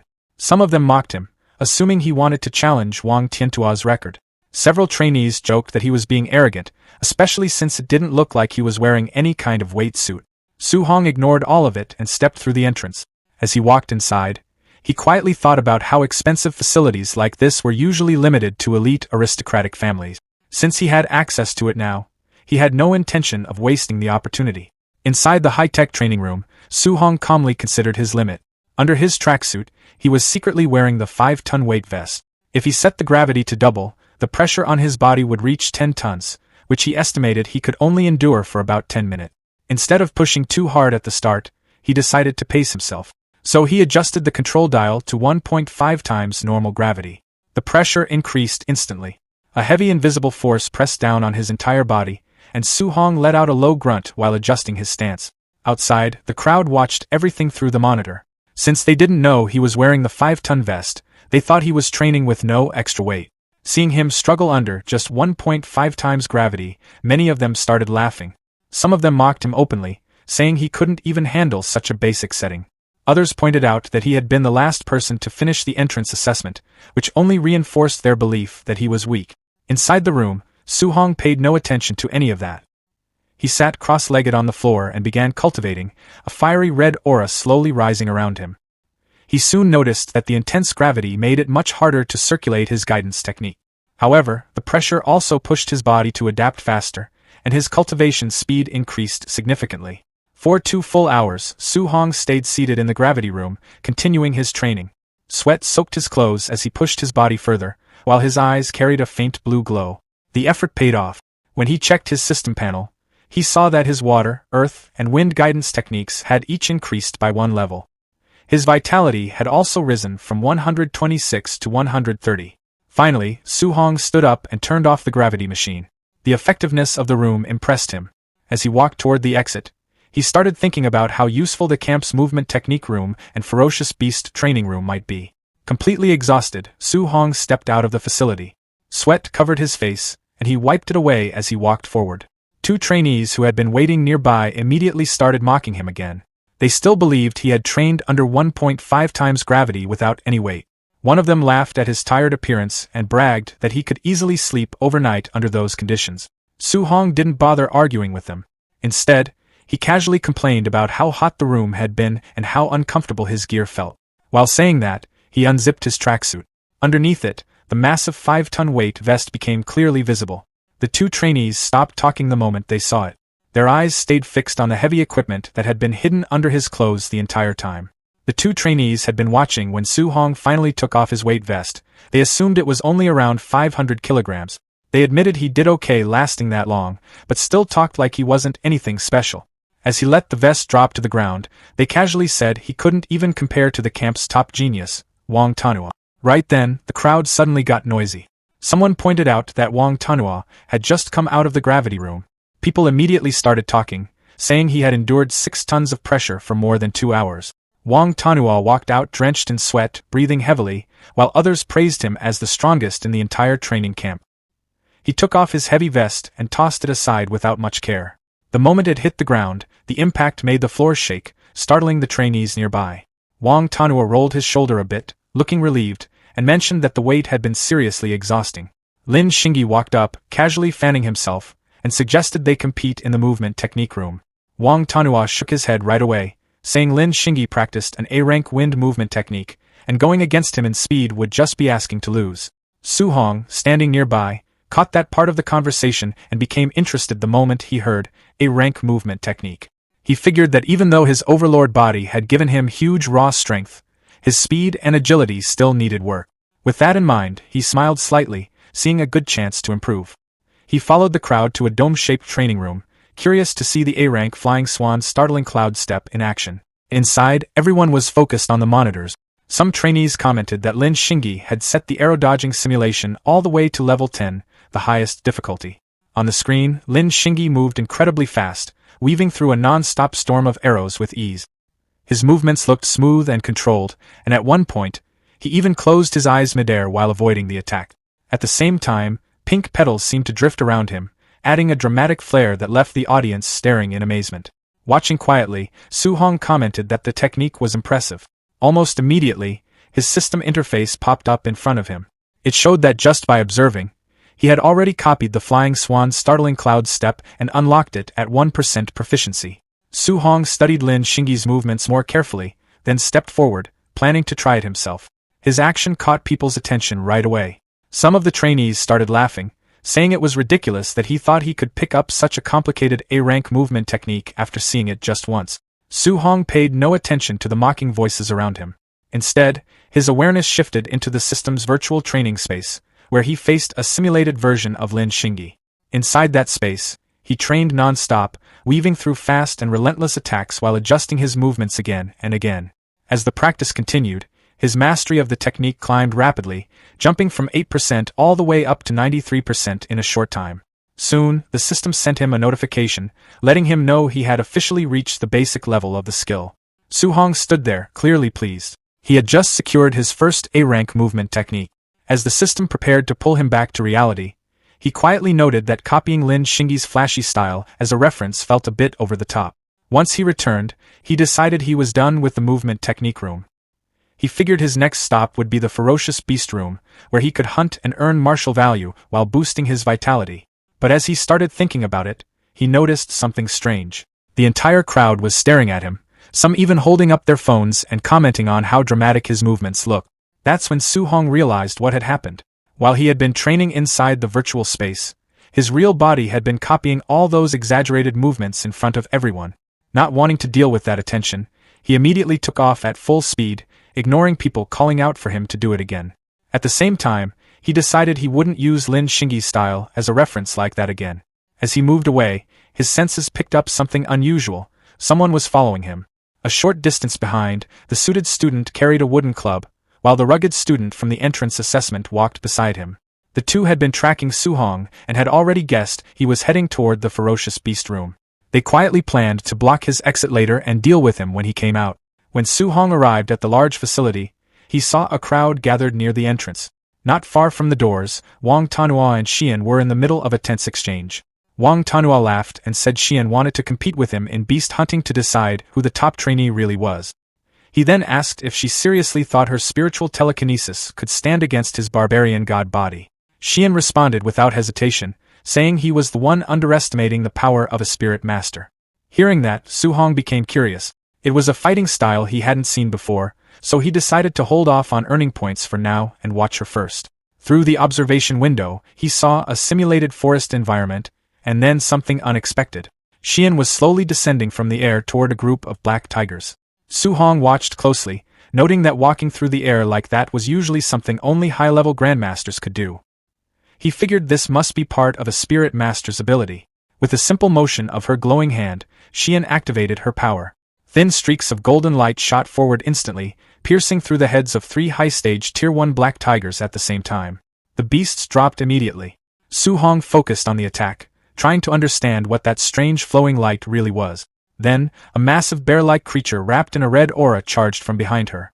Before it could get close, it suddenly stopped mid-movement, as if held in place by something invisible. Xian had used her telekinesis to lift and lock the creature in the air. With another calm gesture, the golden light shot forward again, piercing straight through its head. Watching closely, Su Hong finally figured it out. The streaks of light were actually daggers being controlled from a distance by her mind. He quickly understood the advantage. A spirit master could move through the air, restrain enemies, and attack from afar all at once. Against ordinary martial artists, that kind of ability gave a huge edge. As everyone continued watching, someone suddenly pointed at the screen, asking about a massive weapon that had just appeared. The display showed Xian facing a giant snake beast. Out of nowhere, a huge golden sword formed in front of her. With a simple downward motion of her arm, the blade dropped and cut the creature cleanly in half. Su Hong studied the scene carefully. He noted that she hadn't been holding any weapon before, and something that large should have been far too heavy to use so easily. At that moment, Lin Xingyi walked over, still casually fanning himself. He explained that the giant sword wasn't a physical weapon, but an advanced A-rank martial skill used by spirit masters. The crowd reacted immediately, surprised to hear about another A-rank skill. Someone then asked Lin Xingyi how all the top trainees seemed to have such rare techniques, and whether Wang Tanhua had one too. Lin Xingyi confirmed that Wang Tanhua did possess a powerful A-rank offensive skill, which made the surrounding trainees comment on how overwhelming the top elites were. Su Hong, however, reacted differently. Instead of feeling pressured, he smiled slightly. To him, the camp looked full of valuable techniques his system could copy, and that made the whole place even more worthwhile. On the monitor, Wang Tanhua was shown defeating a high-stage Tier 1 beast with a single punch. It was clear he was relying purely on raw strength, without using any martial skills. Seeing that, Su Hong turned away, deciding to wait for a better chance to observe him later. Inspired by Xian's display, he opened his system panel and checked his stats. His spirit attribute was at 26.5, and he noted that reaching 100 was required to become a spirit master. That left a gap of 73.5 points. After a quick calculation, he figured he needed 735 martial value points to close that gap. Blue energy gathered in his hand as he made up his mind. He was going to hunt beasts and collect everything he needed. Meanwhile, the suited student and the rugged student were still watching him from a distance. They saw him enter one of the testing arenas inside the facility. With most people focused on Wang Tanhua and Xian, they realized no one would pay attention. They quietly agreed this was the perfect chance to corner him. Just as they were about to move, the rugged student suddenly reacted loudly. The suited student quickly signaled for him to stay quiet. The rugged one then pointed toward the large monitor above the entrance. Both of them looked up, and immediately froze in place, staring at the screen. Inside the arena, Su Hong stood calmly, surrounded by a group of ferocious beasts. A towering red-eyed bear, several massive armored scorpions, and multiple stone-skinned creatures. In the corridors of the training camp, where two students observed the monitoring screens with growing dread. The suited student, gripping a wooden club, asks if they should find an instructor to save the boy inside, fearing he will definitely die. The rugged student replies coldly that it is already too late. He believes the kid will be torn to shreds in seconds, lamenting that they no longer have a way to get their revenge. Inside the combat arena, Su Hong stands composed amidst a swirling haze of dust. He stares down the unseen threats and issues a calm challenge. Come on! A massive scorpion-like beast immediately responds with a deafening roar, lunging from the shadows. Su Hong dodges the strike with a fluid movement technique, leaving a trail of afterimages as he surges forward. His hands ignite with brilliant blue energy, and he tears through a pack of beasts with blinding speed. Back in the observation room, the suited student watches the screen in disbelief. He questions if he is dreaming, wondering how a Tier 1 initial stage martial artist could perform such a feat. He notes that even a middle stage martial artist would die if surrounded by over a dozen high stage ferocious beasts. As Su Hong continues his assault, the suited student's eyes widen. He recognizes the footwork as Lin Xinghe's flying swan's startling cloud step, an A-rank movement technique. The rugged student is equally shocked, pointing out that as a number 1 high school student, Su Hong shouldn't have access to such high-grade technique. He speculates that Su Hong might be from a great family or, even more impossibly, learned the technique just by watching Lin Xinghe. The suited student admits that mastering an A-rank technique so quickly is heaven-defying. Seeing this, the rugged student suggests they forget their revenge, but the suited student grips his club, his face contorted as he refuses to swallow his anger. However, the rugged student urges his friend to look at the screen one more time, showing Su Hong sitting atop a massive carcass. He has killed 11 high-stage ferocious beasts in just a few minutes. Su Hong checks his system interface, which notifies him that over a dozen Tier 1 high-stage beasts yielded a total of 81 martial value points, averaging only 7 points each. He sighs, realizing that the stronger he becomes, the harder it is to earn martial value. The respite is short-lived as more red-eyed monsters emerge. Su Hong stands, declaring there is no time to rest. A wolf-like beast lunges from above, but Su Hong meets it with his Vajra fist. A golden shockwave erupts on impact, rattling the chamber. The remaining beasts, including massive scorpions and tigers, begin to retreat in fear. Su Hong's eyes glow with blue light as he smirks, demanding they hand over all their martial value. He leaps into pursuit, grabbing a scorpion and smashing it into the others with overwhelming force. In the hallway, the suited student's rage has turned to hollow acceptance. He rhetorically asks when the cycle of vengeance will end and declares he has decided to forgive Su Hong. The rugged student quickly agrees, suggesting they slip away before the monster beats them up too. They exit the corridor just as a crowd of students gathers to welcome the elites. The crowd discusses the top scores. Wang Tiantua killed 9 high-stage beasts in under 10 minutes, while Xiao Yan killed 8 while standing completely still. When a student asks the rugged and suited pair if they got their revenge, the suited student laughs nervously, pretending they did. Internally, they both know that if they hadn't backed off, they would be lying on the ground like dead dogs. The 3 top elites, Wang Tiantua, Xiao Yan, and Lin Xinghe, then emerge. Wang Tiantua reports 280 points, while Xiao Yan reveals she earned 270. The crowd is stunned, calculating they must have killed 50 or 60 beasts each. Other students mourn their own scores of 50, 20, or even 10 points. When asked who won the hunting competition, Xiao Yan points to Lin Xinghe. The students conclude that they can only hope for 4th place with those 3 around. The rugged and suited students watch from a distance, mocking the ignorance of the crowd. They know there is an even more terrifying monster in the camp standing above the top 3. 1 hour later, the truth is revealed in the artificial forest. The training area is a blood-soaked graveyard of countless beasts, left in the wake of Su Hong's devastating session. Su Hong exhales a heavy breath, wiping sweat from his forehead after continuously killing ferocious beasts for over an hour. Even with his overlord body, the prolonged combat has left him feeling exhausted. He looks down at his wrist interface, reflecting that he is still far from his goal of 735 martial value points. A system notification appears on the screen, detailing his gains. 400 contribution points from hunting and 300 from his weight vest, totaling 700 points. He wonders what he can exchange for at the martial art pavilion. Inside the traditional architecture of the martial art pavilion, Su Hong stands at a counter, meticulously browsing through a catalog while an attendant looks on. He scans the prices for various Tier 1 pills, noting vitality pills for 10 points and spirit gathering pills ranging from 30 to 50 points. His attention then turns to the A-rank martial arts section, where techniques like explosive palm, bone nether fire fist, and startling swan heavenly roam cost between 2,000 and 3,000 points. He realizes that while A-rank arts are expensive, with the cheapest at 2,000 points, the prices for pills are acceptable, especially given the presence of spirit gathering pills. The attendant rests her head on her hand, watching him with a bored expression. She asks if he has decided what to exchange for, privately assuming that as a Tier 1 initial stage student, he won't be able to afford anything. Su Hong asks if the spirit gathering pills listed are the kind that increase spiritual power. She confirms they are, explaining they are only effective when taken for the first time and that higher grades provide better improvements. She notes that the highest grade available is Tier 4 for 500 contribution points. Su Hong looks at the Tier 4 list, seeing vitality pills for 100 points and spirit gathering pills for 300 and 500 points. Su Hong points a finger and requests a Tier 4 spirit gathering pill. The attendant reacts with a shocked awe, and quickly reminds him that a Tier 4 pill costs 500 points, not 50. Su Hong calmly reaffirms his request for the Tier 4 pill. When he presents his wrist interface, it scans with a beep, revealing a full balance of 700 points. The attendant is stunned, unable to believe he has so many points. Her attitude shifts immediately to one of cheerful enthusiasm as she presents the pill box, happily calling him handsome as she thanks him for his patronage. Su Hong then asks if they have any dual thunder and fire attribute alloy spears. She confirms they have them for 200 points. The scene transitions to Su Hong's dormitory later that night.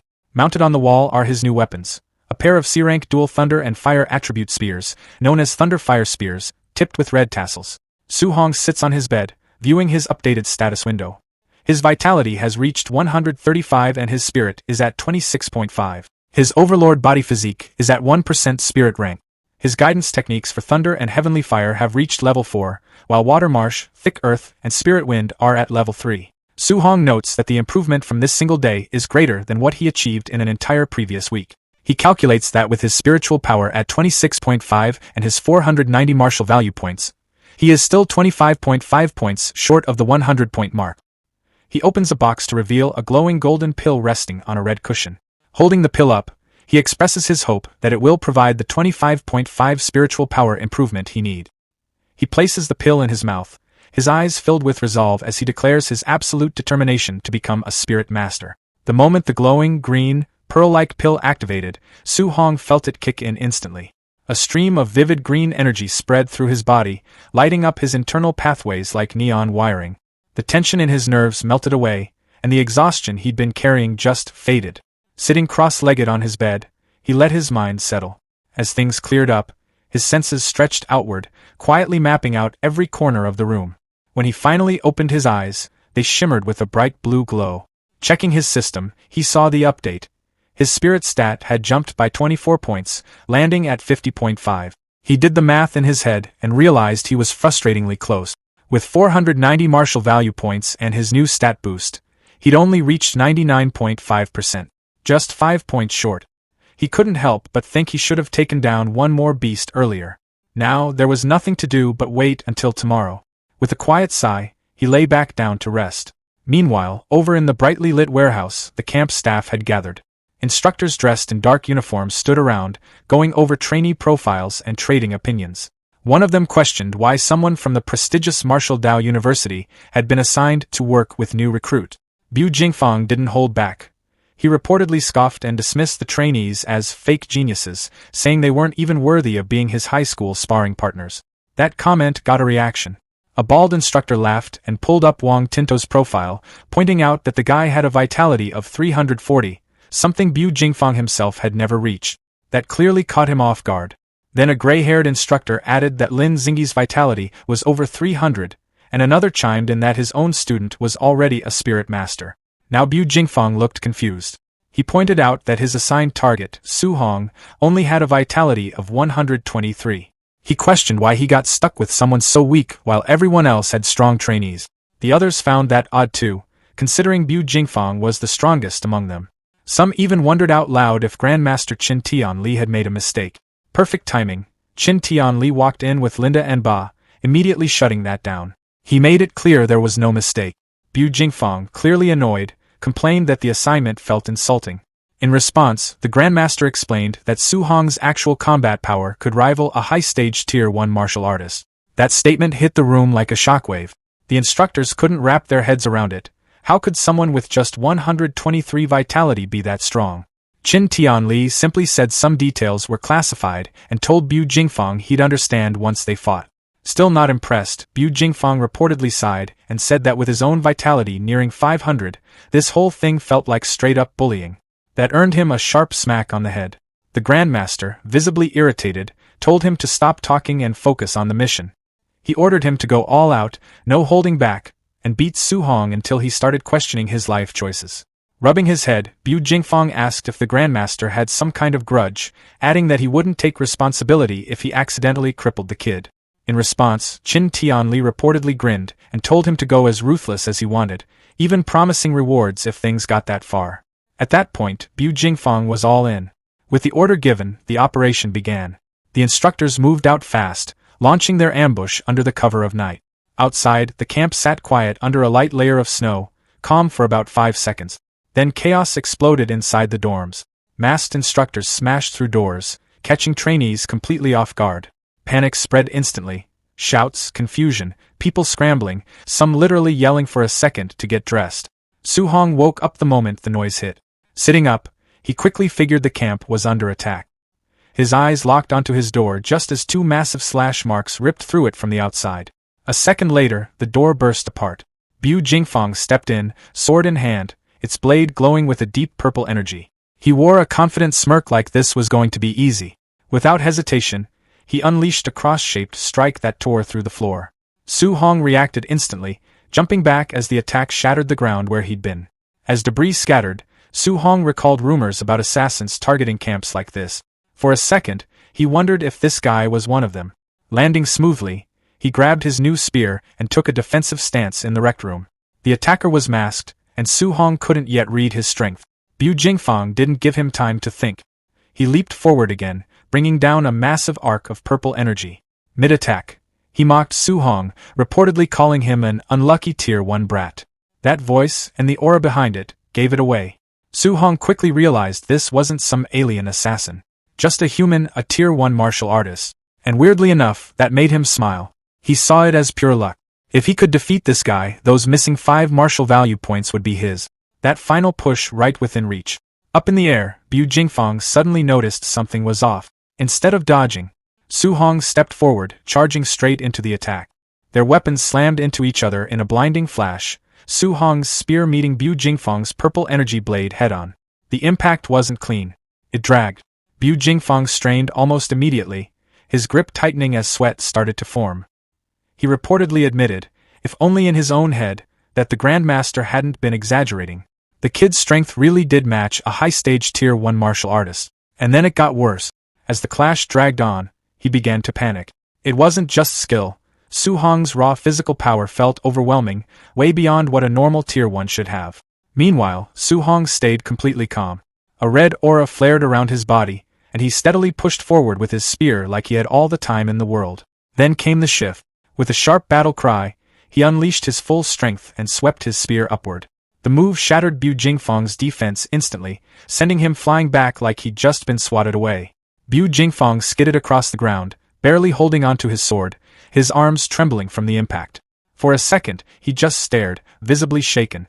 He reportedly wondered what exactly he was dealing with, because trainee didn't seem like the right word anymore. Still, he forced himself back up. Purple flames ignited along his blade as he steadied his breathing. He declared, more to himself than anyone, that fights weren't decided by strength alone. If power wasn't enough, then technique would be. Su Hong watched the flames with clear interest. It was his first time seeing a fire attribute martial art in action. At the same time, golden lightning began to crackle around his spear. Now things were getting loud. The purple flames intensified as Bu Jingfang gathered power, then he launched himself into the air. A glowing purple cross formed around his blade as he prepared his attack. He reportedly taunted Su Hong midair, challenging him to survive a B-rank martial art. Then he brought it down. The flaming slash tore through the air with serious weight behind it. Su Hong didn't flinch. He braced himself, channeling lightning through his spear. He could tell instantly, this attack was stronger than his own B-rank void-breaking finger technique. Still, he didn't dodge. Instead, he thrust his spear upward, meeting the attack directly. The collision of lightning and flame triggered a massive explosion. The floor shattered, chunks of concrete blasted outward, and the entire room shook like it might collapse. Then, silence. As the dust slowly settled, Su Hong landed lightly on his feet, completely steady. When the smoke cleared, he stood there untouched, spear still in hand like nothing had happened. Across from him, Bu Jingfang stared, stunned. Looking down at the wrecked dorm, he realized what had just happened. Su Hong had blocked a B-rank martial art using nothing but raw thunder energy. No formal technique. Just power and control. At that point, it clicked. He finally understood why the Grandmaster had told him to go all out. Still, he tried to recover some dignity. He pointed out that Su Hong didn't have any proper thunder spear techniques, reportedly claiming that without them, he'd eventually lose. Su Hong just smirked. Lightning crackled louder along his spear as he casually admitted that, yeah, he didn't have any thunder techniques. But then, red flames suddenly ignited around the spearhead. And instead of clashing, the fire merged smoothly with the golden lightning, wrapping together in perfect sync. Now the aura around him burned in two colors, fire and lightning intertwined. He stood there, completely composed. Bu Jingfang, on the other hand, froze. He stared, wide-eyed and sweating, reportedly unable to believe what he was seeing. The trainee in front of him had just pulled off a flawless attribute fusion, something far beyond basic skill. At that point, unlucky Tier 1 brat was officially off the table. Su Hong stood facing Bu Jingfang, his spear now blazing with a wild mix of fire and lightning. Bu Jingfang could only stare. He was visibly sweating, shaken as he realized the fusion wasn't some myth after all, it was right in front of him, and it was coming at him fast. Su Hong's eyes burned with heat as he suddenly lunged forward. Bu Jingfang reacted on instinct, swinging his blade and releasing a surge of purple energy to intercept. It didn't go well. The two attacks collided hard, but Su Hong pushed straight through. His spear drove forward, and the combined fire and lightning erupted outward in a violent burst that swallowed Bu Jingfang completely. The impact shattered his defense instantly. He coughed up blood mid-blast, the force overwhelming him as he got launched backward like he'd been hit by a cannon. A second later, he crashed straight through the outer wall of the building, exploding out into the open in a storm of debris. Inside the ruined dorm, the dust slowly settled. Su Hong stood there, completely unharmed, spear still humming with fading energy. Then came the system notification. He'd gained 7 martial value points. That did it. He checked immediately, confirming his total had reached 497. Close enough. The gap was gone. A small smile formed. He finally had what he needed to become a spirit master. Out in the courtyard, the sounds of destruction echoed from the dorm building. Grandmaster Qin Tianli arrived with Ba Mu, calmly observing the situation. At first, he didn't think much of it. He casually assumed enough time had passed for Bu Jingfang to finish the job. In fact, he reportedly mentioned he'd already prepared a whole speech to fix Su Hong's cultivation path and make him drop that chaotic multi-technique approach. Yeah, that speech didn't make it very far. A massive explosion cut him off mid-thought. Bu Jingfang came flying out from the upper level of the dorm like a human projectile, crashing down hard right in front of them. He hit the ground with a heavy slam, completely unconscious, blood trailing from his mouth. Ba Mu gasped the moment she recognized him. Qin Tianli didn't say anything at first. He just stared. His earlier confidence? Gone. Ba Mu quickly pieced it together in her head. If Bu Jingfang was the one lying there, then the only possibility was that Su Hong had beaten him. Before that realization could even settle, 3 more explosions tore through the upper floors. Boom, boom, boom. 3 more figures were blasted into the night sky, each trailing different elemental energy before crashing down into the courtyard beside Bu Jingfang. The rest of the instructors, all unconscious, all wrecked. Up above, 3 figures appeared from the ruined building, Wang Tianyuo, Xian, and Lin Xingyi. The top trainees looked completely fine. Wang Tianyuo crossed his arms and casually called down, reportedly suggesting the Grandmaster send stronger opponents next time because those instructors were too weak. Then he paused. Something didn't add up. There were 4 bodies down there, not 3. Lin Xingyi, clearly misreading the situation, casually assumed the 4th trainee must have been weak and got taken out instantly. Ba Mu, still staring at Bu Jingfeng's broken form, mentally rejected that idea immediately. She knew better. Out of all 4 instructors, Bu Jingfeng was the strongest, which made this whole situation a lot more unsettling. Qin Tianli stroked his beard, analyzing everything. The victories of the top 3 made sense. They were elite for a reason. But Su Hong? An early-stage Tier 1 beating someone nearly at Tier 2, and doing it faster? That didn't line up. He frowned, clearly deep in thought, reportedly wondering what kind of hidden factor was at play. A secret technique? Some rare physique? Then suddenly, Instructor Lindsay came sprinting in, completely panicked, shouting that something major had happened. Qin Tianli didn't even flinch at first.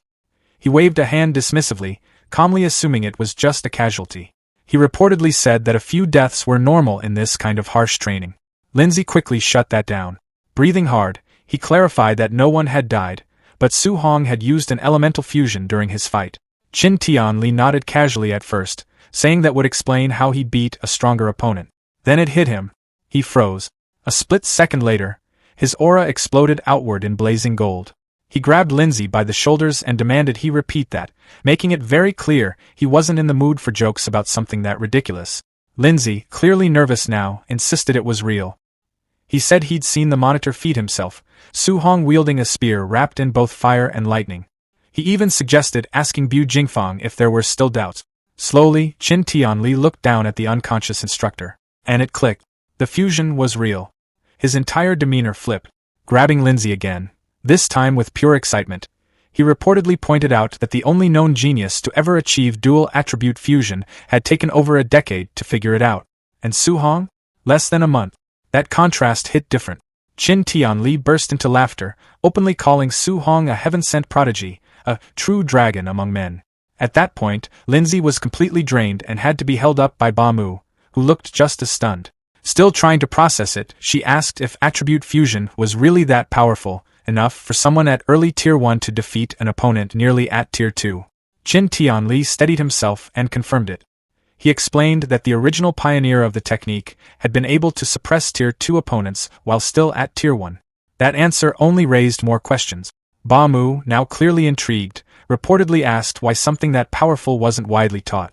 Even if it was difficult, the payoff sounded too massive to ignore. Qin Tianli's expression turned serious as he explained the reality behind attribute fusion. He reportedly said that plenty of people had tried it before, but most either failed miserably or ended up crippling themselves in the process. And even in the rare cases where someone actually succeeded, it usually wasn't worth it. He added that many of those who pulled it off got stuck at Tier 1 forever, unable to progress any further. So after all that risk and effort, they basically hit a dead end. Not exactly a glowing review. But then, his tone flipped again. Clenching his fist as a faint aura flared, he pointed out the one detail that changed everything. Su Hong had done it in less than a month. That part hit different. He reportedly marveled at Su Hong's absurd level of comprehension, then started wondering out loud just how far this could go. If the boy could fuse 2 elements this quickly, what would happen if he managed all 7? And just like that, his imagination ran wild. Spreading his arms dramatically, Qin Tianli painted a full-on cinematic vision. Su Hong, fully matured, wielding a blinding storm of all 7 elements fused together, dropping a single, catastrophic strike that wipes out a massive alien emperor. Complete annihilation. Behind him, Lin and Ba Mu just froze for a second. Then came the sweat drop. They awkwardly pointed out that he might be getting a bit carried away. Sure, fusing 2 elements was already insane, but all 7? That was basically fantasy territory. Realizing he might have gone a little too far, Qin Tianli coughed and brushed it off, telling them to forget what he just said. But then his expression shifted again, this time more grounded. He admitted that this situation came with serious responsibility. If Su Hong kept trying to juggle all 7 attributes on his own, there was a real risk he'd hit a wall, especially when attempting a third fusion, and potentially ruin his future. And if that happened? He reportedly said he'd be the one to blame, a sinner to humanity for failing to guide someone like that properly. Yeah, pressure just skyrocketed. Right then, Lindsay suddenly blurted out another realization, almost like he'd just unlocked a second layer of the problem. He pointed out that Su Hong must also have some kind of special physique, since his raw physical strength alone had already overwhelmed Bu Jingfang before even using attribute fusion. Qin Tianli turned and immediately scolded him for not mentioning that earlier. The instructors quickly started breaking it down. Lindsay noted that Su Hong, with a base vitality of around 120, had completely crushed Bu Jingfang, who was pushing close to 500. That gap wasn't normal. Not even close. They compared it to Wang Tianyuo's elite barbarian god body, and concluded that Su Hong's physical amplification was on an entirely different level. At that point, calling it monstrous felt like an understatement. Qin Tianli looked back toward the damaged dorm, clearly thinking things through. Then he made a call. He declared that the next day, he'd organize a proper combat tournament. No more guessing, he wanted real data. The plan was simple: test Su Hong's true combat power and limits directly. And for opponents? He wasn't holding back. He decided to pit Su Hong against the camp's top 3 elite trainees, Wang Tianyuo, Lin Xingyi, and Xian. All at once. With a sharp glint in his eyes, he reportedly said he wanted to personally see what would happen when a monster like Su Hong collided head-on with the strongest geniuses the camp had to offer. Safe to say tomorrow wasn't going to be quiet. Su Hong sat quietly in the rec room, meditating among the scattered debris. The noise and chatter outside didn't bother him at all. His focus stayed locked on improving himself. Wanting to move forward, he opened his system and poured all his martial value into his spirit stat. A bright blue aura surrounded him as he stepped into the spirit realm.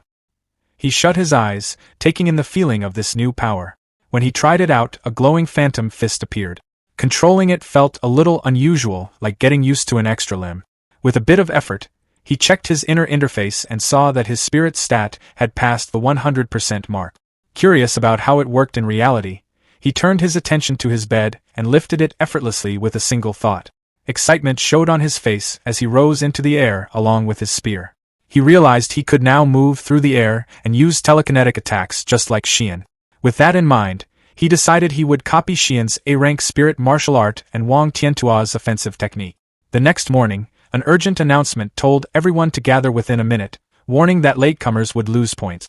Trainees rushed downstairs in a hurry, complaining loudly about how intense the schedule had been. They said they had already gone through the entry assessment, tough training, and even a night raid, all in a single day. Soon, a large crowd formed in the courtyard. Su Hong showed up at a relaxed pace, stretching as if nothing from the previous night had bothered him. Instructor Linda stood in front of the group and said with a smile that he had expected many of them to still be too worn out to even stand, adding that they had done well to make it. One rugged-looking trainee argued that he had only lost because of a cheap sneak attack. He claimed he hadn't even had time to get dressed and complained that the attack had gone straight for a sensitive spot. Linda responded with a sarcastic tone, asking if he really expected an alien assassin to wait for him to get ready before striking. His friend laughed and jokingly called him, Bro Underpants. From where he stood, Su Hong found himself agreeing with Linda's point about real combat, though he also understood why everyone looked so drained. Noticing the mood, Lindsay announced that there would be a full test to give everyone a fair chance to prove themselves. He explained that an automated system would measure their vitality, combat power, spirit, strength, speed, and martial skills. Wang Tiantua, Xian, and Lin Xing listened with confidence, already seen as the top 3. Lindsay added that there would also be a combat ranking, and the top 10 would earn daily contribution points based on their position. The trainees immediately grew excited. Most of them already expected the top 3 spots to go to the elites, so they focused on fighting for the remaining 7. Su Hong felt curious and wondered what kind of reward first place would bring. As the crowd got louder, Lindsay quieted them and led everyone to the testing facility, a massive warehouse. Inside, he stood on a stage next to a mechanical, spider-like device known as a Tier 2 combat power tester. As everyone settled, Grandmaster Qin Tianli carefully observed the group, noting that his target was blending in perfectly. A bandaged trainee standing near Su Hong assumed the Grandmaster was looking at him because of his potential. Su Hong glanced at him and told him plainly that he had the wrong idea. Feeling the Grandmaster's gaze, Su Hong started to feel uneasy, knowing he was the real focus. Qin Tianli then addressed everyone and announced a new grand prize. Whoever ranked first overall could choose an A-rank martial art or movement technique. The crowd reacted instantly, buzzing with excitement. People started talking about how the top 3 elites would now compete seriously, and guesses about the winner spread quickly. Wang Tiantua's expression turned more focused as he thought about how rare A-rank techniques were, even for his family. Xian looked confident, clearly eager to claim such a powerful skill. Lin Xing hid behind his fan, but his sharp gaze showed his determination, seeing this as a chance to prove his approach was right. Su Hong's eyes lit up with determination as well. The chance to gain another A-rank technique pushed him to go all in for first place. Watching everyone, Qin Tianli narrowed his eyes. He revealed that his real goal for this test was to uncover Su Hong's true limits and full strength. With that in mind, he moved forward and announced the order for the testing to begin. Lin Xing went first, followed by Xian, and then Wang Tiantu. The lineup alone made the trainees uneasy, and they quietly talked among themselves about how intense the start was. Some of them wondered who would end up going forth and have to deal with that kind of pressure. The Grandmaster soon revealed the next name, Su Hong. The crowd reacted with surprise, but Su Hong stayed composed, taking it as confirmation that he was being singled out. His old schoolmates, Chen Shan and Lidu, looked at him with sympathy. They remembered that he had placed last during the entry assessment and started guessing that he might have somehow upset the Grandmaster. Others shared their own theories, saying the Grandmaster probably arranged things on purpose, placing the weakest student right after the top 3 to highlight the gap and push everyone else to improve. Su Hong paid no attention to any of it. Meanwhile, Qin Tianli explained that the test would begin with raw physical combat power, followed by martial skills. Lin Xing stepped forward casually and mentioned that raw strength wasn't really his focus. Even so, he rushed toward the machine and delivered a powerful punch. The screen lit up and showed a score of 4,013. The crowd reacted right away, clearly impressed. They pointed out that scoring over 4,000 was already very high, especially for something he considered a weak point. Another trainee added that compared to his A-rank speed, his strength only seemed lower by comparison. Su Hong watched quietly and figured that Lin Xing's physical base had to be solid to handle an A-rank movement technique. At the same time, he got his system ready, planning to copy whatever martial art came next. Lin Xing then gathered swirling green wind energy around his fist. As he released the cloud-hiding gale fist, the attack slammed into the machine with force. The device shook, and the score jumped to 5642. The reaction was immediate. People started talking about how a score above 5,600 already met the level of a Tier 2 martial artist. They were especially struck by the strength of his B-rank technique. Su Hong quietly copied the move, green energy forming around his own hand as he analyzed the result. He noticed that the technique had only raised Lin Xing's score by around 1,600 points, which he didn't find all that impressive. After stepping down with a confident look, Lin Xing was met with a comment from Xian, who said his result was nothing special. He didn't seem bothered and simply told her to show something better.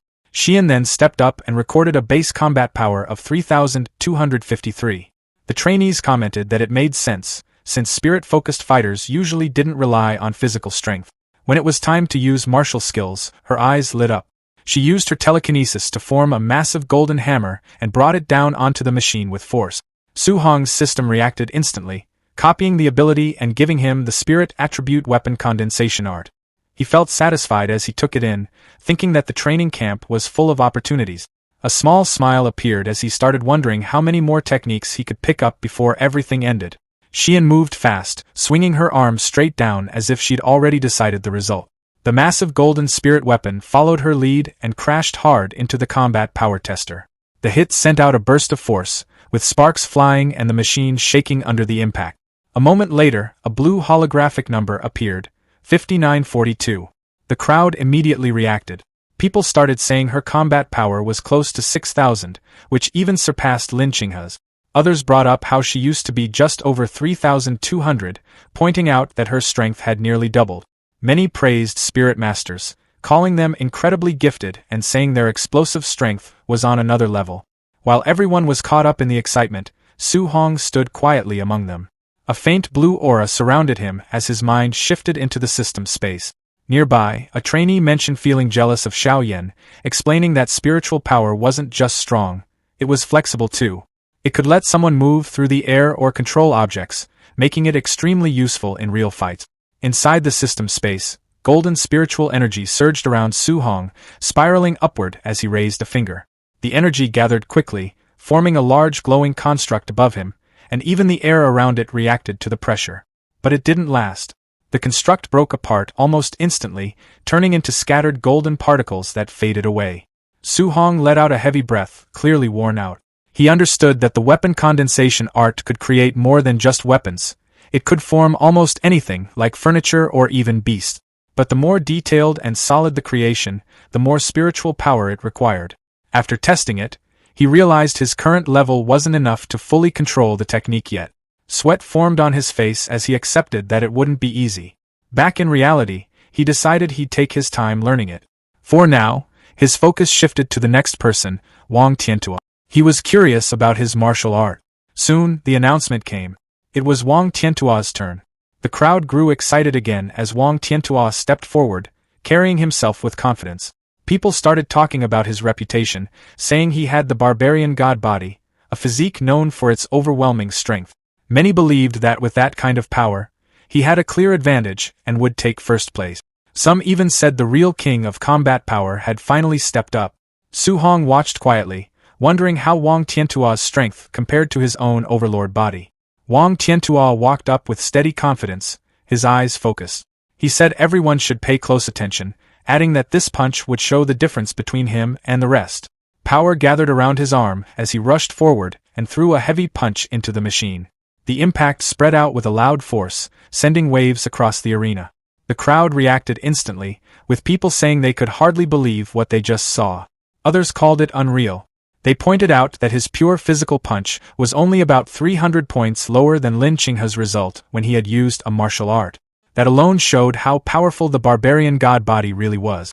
In the distance, Grandmaster Qin and Lin watched the scene. Grandmaster Qin commented that it was very good. Hearing that, Wang Tiantua cupped his fists respectfully and thanked him, still full of confidence.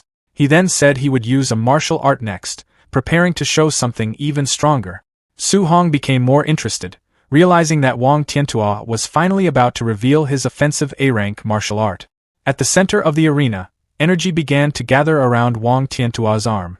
A white, flame-like power wrapped around his hand, growing stronger as his aura built up. He steadied himself and focused, pushing the energy further as he got ready to attack. Grandmaster Qin recognized it right away and noted that Wang Tiantua was using the A-rank martial art called the Bone Netherfire Fist. At the same time, a system notification appeared in front of Su Hong, informing him that he had obtained a new martial art, Fire Bone Netherfire Fist. Seeing that, Su Hong reacted with surprise. He remembered that this martial art was available in the pavilion and cost 2,800 contribution points to exchange for it. Meanwhile, Wang Tiantua moved. He unleashed the A-rank martial art with full force. His arm, covered in blazing energy, came down like a falling meteor. The impact shook the entire arena, and the combat power tester flashed brightly before showing the result, 75-34. The crowd burst into loud reactions once again. The spectators were still caught up in shock, saying that if the score had been just 500 points higher, it would have matched a Tier 2 middle-stage martial artist with a vitality of 600. Grandmaster Qin watched with clear satisfaction and gave Wang Tiantua high praise. He mentioned that Wang Tiantua's elder had always talked about raising a grandmaster, adding that now it seemed completely within reach. Wang Tiantua responded respectfully, cupping his fists and saying he would take those words to heart. With his turn over, Grandmaster Qin called for the next participant, Su Hong. As Su Hong made his way forward, the crowd started whispering. People said that after the top three had shown such overwhelming strength, anyone going up now would look bad in comparison. Some noticed how calm Su Hong looked and commented that they wouldn't be nearly as composed in his place. Others made casual remarks, saying he didn't seem to care at all. Reaching the front, Su Hong stood before Grandmaster Qin and Lindsay. Grandmaster Qin explained the rule, saying the first punch had to rely only on physical strength, with no martial arts involved. Su Hong gave a simple nod, showing he understood. He planted his foot firmly and lowered his body slightly as energy gathered around him. The air around him started shifting, and dust lifted from the ground as he built up strength. After a short pause, he let out a steady breath and focused. He told himself the reward for this test was already his. Then he moved. Su Hong dashed forward with speed, his fist driving straight into the testing machine. A loud boom spread across the arena, and dust burst outward, covering the area for a moment. When it cleared, the glowing display showed the result, 65-51.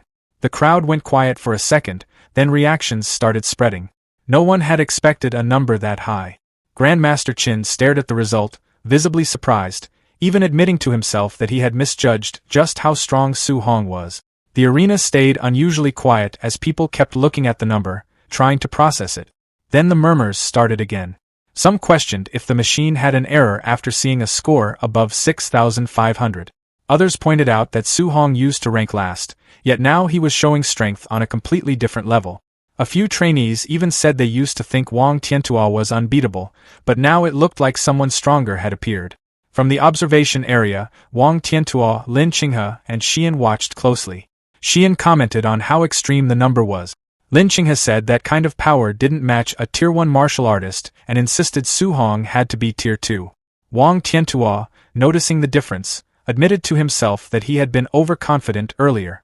Once things settled down, Su Hong turned to Grandmaster Qin and politely asked if he should continue with a martial art for the next test. Grandmaster Qin looked at him, clearly approving, and nodded, telling him to go ahead. Su Hong stepped back into position, adjusting his breathing as he set his stance, ready for the next move. In the next moment, Su Hong shifted his focus inward as his mind entered the system space. A familiar interface appeared, showing the progress of his newly acquired martial art. The percentage started climbing. 1%, 4%, 6%, 9%, 14%, 23%, rising steadily. Back in the arena, he stood still while a cold, blue flame-like aura spread around him. As the progress increased, he realized this bone netherfire fist suited him extremely well. He noted to himself that learning it felt even faster than when he practiced the flying swan startling cloud step, which was also an A-rank technique. From the observation area, Grandmaster Qin watched closely, wondering how much Su Hong's combat power would increase once he used a martial art. Lindsay, standing beside him, mentioned that Su Hong came from an ordinary background and suggested his martial art shouldn't be anything too advanced. Grandmaster Qin, however, kept his eyes on Su Hong and said calmly that what he was using didn't look like a low-level technique at all. At that point, the system interface finished processing. The display showed 100%. Su Hong had fully learned the bone netherfire fist at the basic level. A sharp focus appeared in his eyes as the technique settled in. Blue netherfire gathered around his fist while he stood ready in the arena. The crowd quickly noticed. Some pointed out that it looked exactly like Wang Tiantua's bone netherfire fist, and people started questioning how Su Hong could use the same technique. Without waiting, Su Hong stepped forward and released it. His aura surged as power gathered into his strike. He wondered briefly how strong an A-rank offensive martial art could be. With blue flames wrapping around his arm, he drove forward and slammed his attack into the testing machine. The impact sent out a powerful shockwave, kicking up dust and debris across the arena. The machine shook heavily, and many spectators had to raise their arms to block the force. As the dust swirled, voices started rising again. Some said Su Hong's power looked even stronger than Wang Tiantua's and urged others to check the result quickly. When the dust cleared, the display lit up. 9,000. The reaction was immediate. People shouted that 9,000 already matched the standard for a Tier 2 high-stage martial artist. Others couldn't believe it. From the observation area, Lindsay questioned whether that kind of combat power made sense for someone at Tier 1 initial stage with just over 100 vitality, even wondering if the machine had an issue.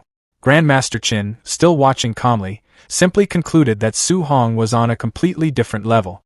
Nearby, Lin Qinghe broke it down, explaining that 7,000 combat power matched Tier 2 initial stage, 8,000 matched middle stage, and 9,000 matched high stage. Xie Yan added that a normal Tier 2 martial artist would have around 500 vitality, so Su Hong must have been hiding his real stat. Hearing that, Wang Tiantua admitted his own vitality hadn't even reached 400 yet and said losing to Su Hong wouldn't be embarrassing. But then, another result appeared. The vitality tester showed Su Hong's actual number, 137. For a moment, no one knew how to react. Then the crowd burst into noise again. Wang Tiantua called out in shock, repeating that it was only 137. Lin Qinghe questioned whether the tester itself was working properly. The numbers stayed the same. People started arguing, some saying maybe a digit was missing and it should have been something like 13,700. Others pointed out that this meant Su Hong was really just a Tier 1 initial stage martial artist. That only made things more confusing, as many said producing 9,000 combat power with that level of vitality didn't make any sense. Amid all the reactions, Su Hong simply walked out of the testing area, faint steam drifting off his body. Grandmaster Qin watched him with a serious expression, clearly thinking things over. Then he stepped forward and told the crowd to settle down. He announced that they would move on to the practical combat test and begin the tournament rankings. He explained that it would follow a challenge system, where participants could choose their opponent. He also added that if no one dared to challenge someone, that person would automatically take first place and receive an A-rank martial art as a reward. Right then, someone called out to him. It was Lin Xinghe. He stepped forward with confidence, pointed directly at Su Hong, and said he wanted to fight him. Lin Xinghe figured that even though Su Hong hit incredibly hard, his low vitality was a clear weak spot. He planned to rely on his superior movement skills, dodging attacks and dragging the fight out until Su Hong wore himself down. That idea didn't even get a chance to play out. Grandmaster Qin Tianli stepped in and turned down the one-on-one challenge. He said the top 3 elites would face Su Hong together instead. The trio didn't take that well. Wang Tianyuo showed clear irritation, saying he didn't like being underestimated. Xian questioned whether Su Hong was even worth teaming up against, while Lin Xinghe pointed out that the 3 of them together might overwhelm someone at Su Hong's level. The Grandmaster ignored all of it and asked Su Hong what he thought. Su Hong casually said he was fine fighting all 3 at once. That answer only made things worse. The elites looked at him with clear annoyance, taking his calm response as arrogance. Wang Tianyuo even remarked that he could handle Su Hong alone without any trouble. Once the match started, the 3 elites moved into position inside the testing facility. Wang Tianyuo and Xian rushed forward right away, while Lin Xinghe pulled back, planning to wait for an opening. He intended to stay out of direct combat, then jump in with a high-speed attack when Su Hong was distracted. That plan fell apart almost instantly. Xian and Wang Tianyuo suddenly shouted at him to dodge. Lin Xinghe turned, confused, but Su Hong had already slipped past his view and appeared right behind him. A glowing blue punch came straight at him as Su Hong casually told him it was over. At the last second, the strike stopped just short of his face. Lin Xinghe didn't waste the chance. He quickly jumped back to create distance. Once he landed safely, he told Xian thanks for stepping in with her telekinesis and warned the others that Su Hong's speed was far beyond normal. Su Hong, lightly held in place by a faint telekinetic force, looked at his hand with curiosity. He commented that it was his first time dealing with spiritual telekinesis in a fight and mentioned he wasn't used to having his movement restricted like that. Then he decided Xian had to go first. In the next moment, he burst forward with explosive speed, cracking the floor beneath him as he charged straight at her. Xian reacted with clear shock, recognizing that he was using the elite movement technique known as the Flying Swan's startling cloud step. Lin Xinghe and Wang Tianyuo immediately moved to intercept. Lin Xinghe pointed out that it didn't make sense for a fire-type user to use a wind-based technique and concluded that Su Hong must have dual attribute. He called out to Wang Tianyuo to stop him. Wang Tianyuo stepped in front of Su Hong, his arm igniting with flames. He told Xian to focus on controlling Su Hong while he handled the physical clash. Then he launched his A-rank bone netherfire fist. Instead of avoiding it, Su Hong copied the move perfectly. His own fist ignited with the same pale blue flames as he struck back. Before their attacks could connect, Xian strengthened her telekinetic hold, stopping Su Hong in place. The pressure was intense. His feet even cracked the concrete beneath him. Su Hong noted that her control was more troublesome than he expected. Seeing him restrained, Lin Xinghe jumped in and aimed a powerful kick at his head. From the sidelines, Grandmaster Qin Tianli watched closely. He remarked that breaking free from a spirit user's control usually required either overwhelming strength or stronger spiritual power, and he wondered if letting Su Hong fight all 3 had been too much. But Su Hong didn't look worried at all. He even smiled. Right before the attacks landed, he released a massive surge of raw strength and broke free from the telekinetic hold. The backlash hit Xian hard, making her lose control. Now free, Su Hong easily stopped their attacks, sending out a shockwave that made the watching trainees react in shock. They couldn't believe he had broken through telekinesis and blocked elite attacks using nothing but physical strength. Without slowing down, Su Hong grabbed both Lin Xinghe and Wang Tianyuo and twisted their limbs, throwing them completely off balance. Both of them realized they were in serious trouble. Then Su Hong lifted them and spun them through the air like they weighed nothing. After a few rotations, he stopped and slammed both of them face-first into the ground. The impact cracked the floor beneath them. Wang Tianyuo's face hit the rubble, while Lin Xinghe struggled from the heavy blow. The trainees could only watch as the sounds of repeated impacts echoed through the facility. Su Hong kept lifting and slamming the 2 elites into the broken ground again and again, moving so fast it all blurred together.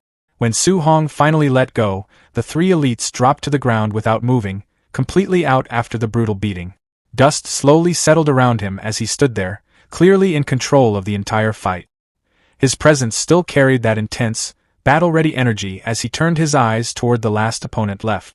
Xian caught his gaze and immediately lost the will to continue. She started shaking, raised her hands, and stepped back, loudly saying she gave up and asking him not to come any closer. The trainees watching couldn't stay quiet anymore. They reacted with excitement and disbelief, talking about how Su Hong had taken down the strongest trio all by himself. To them, it was obvious. He stood at a completely different level. Grandmaster Qin Tianli stepped forward, cutting through the noise. He asked if anyone else wanted to challenge Su Hong, adding that if no one stepped up, Su Hong would take first place. No one moved.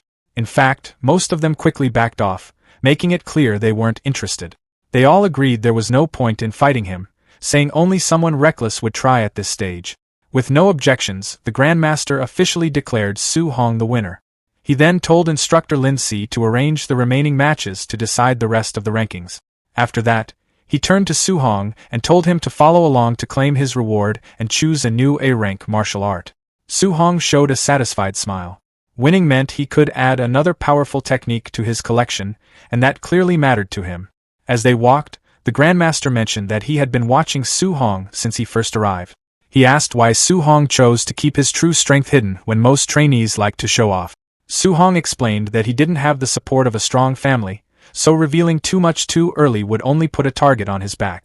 The Grandmaster laughed and said he respected that way of thinking.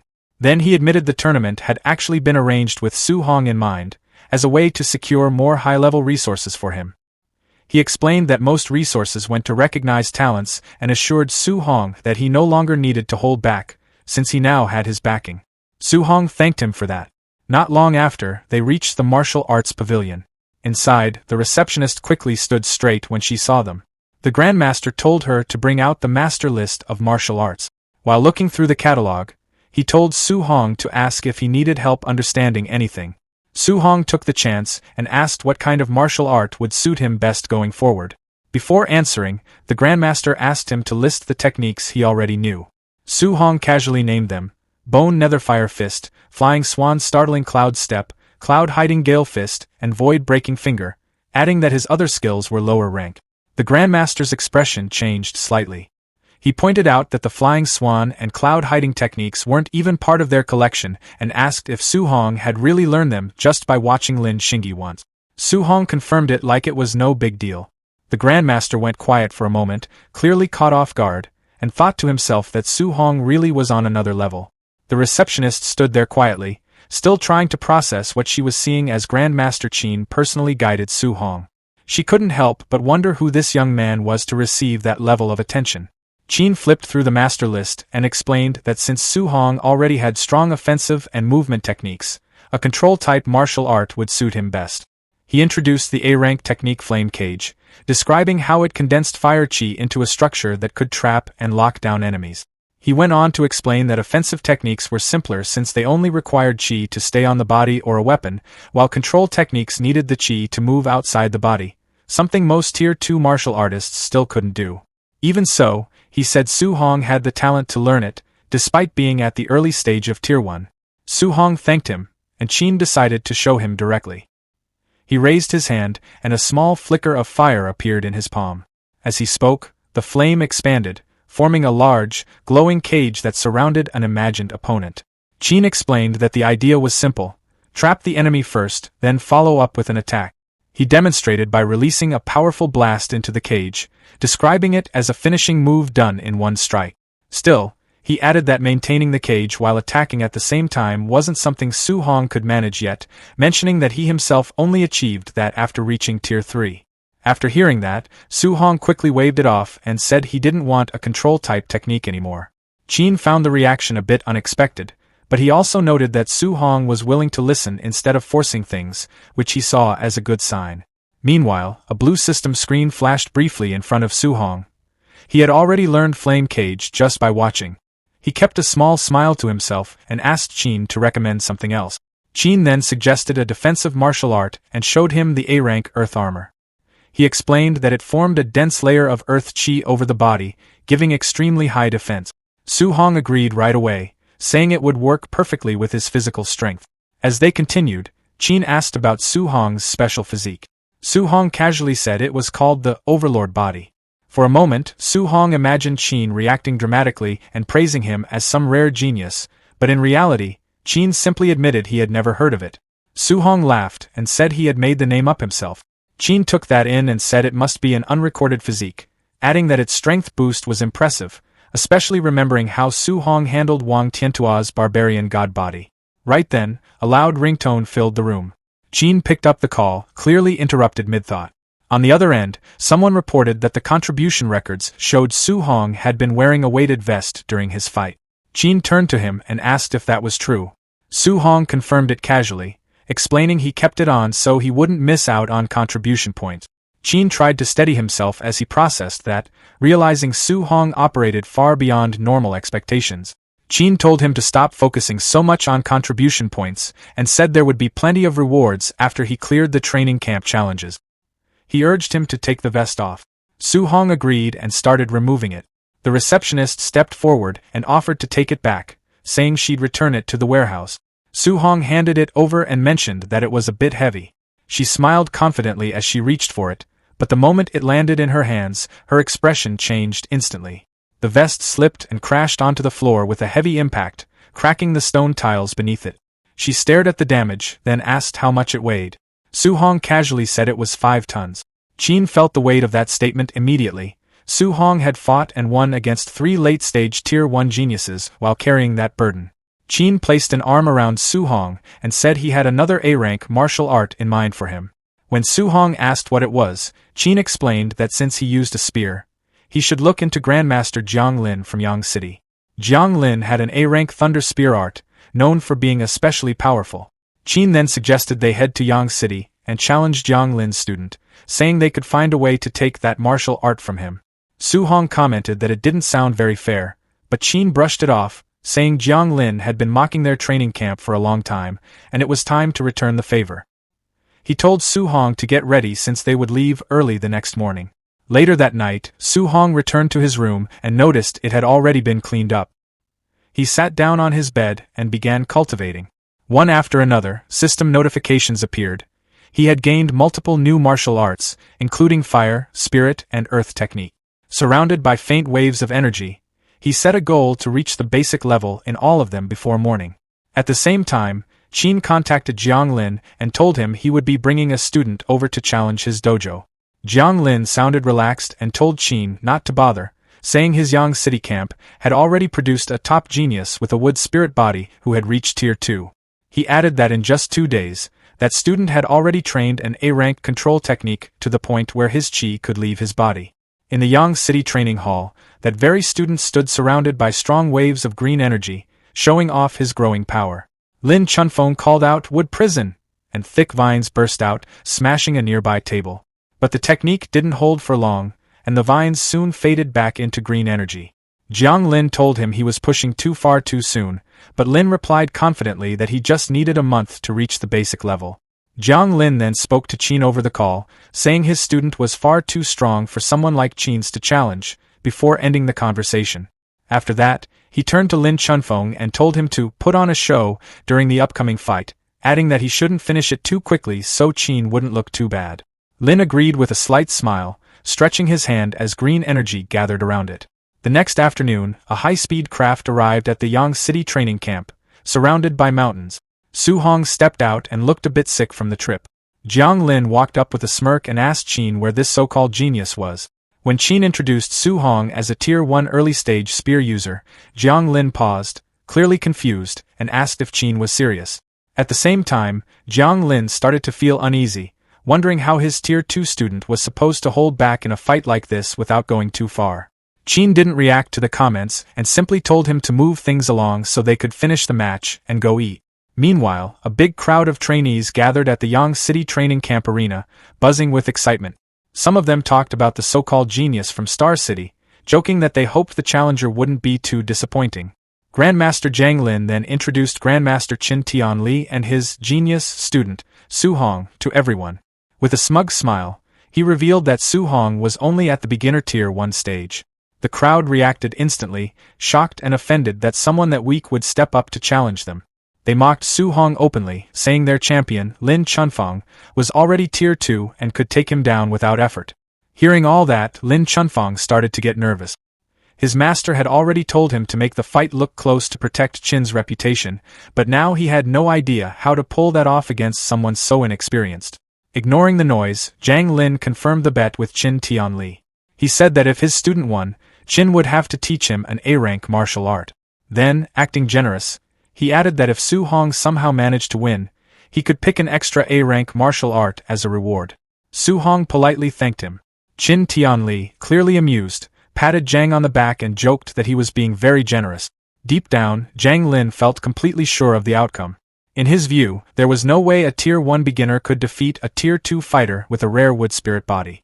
Soon, both fighters stepped into the arena as the grandmasters watched closely. Zhang Lin quietly reminded Lin Chunfang to hold back. Lin nodded, gripping his sword, saying he understood. As he drew his blade, Lin Chunfang kept worrying about how to act during the fight. He was scared that one careless move might end things too quickly. Then he noticed something odd. Looking at his opponent, he asked why Su Hong wasn't using the spear he had brought with him. Su Hong casually stretched and said he wasn't planning to use his weapon yet. In truth, he had a simple reason.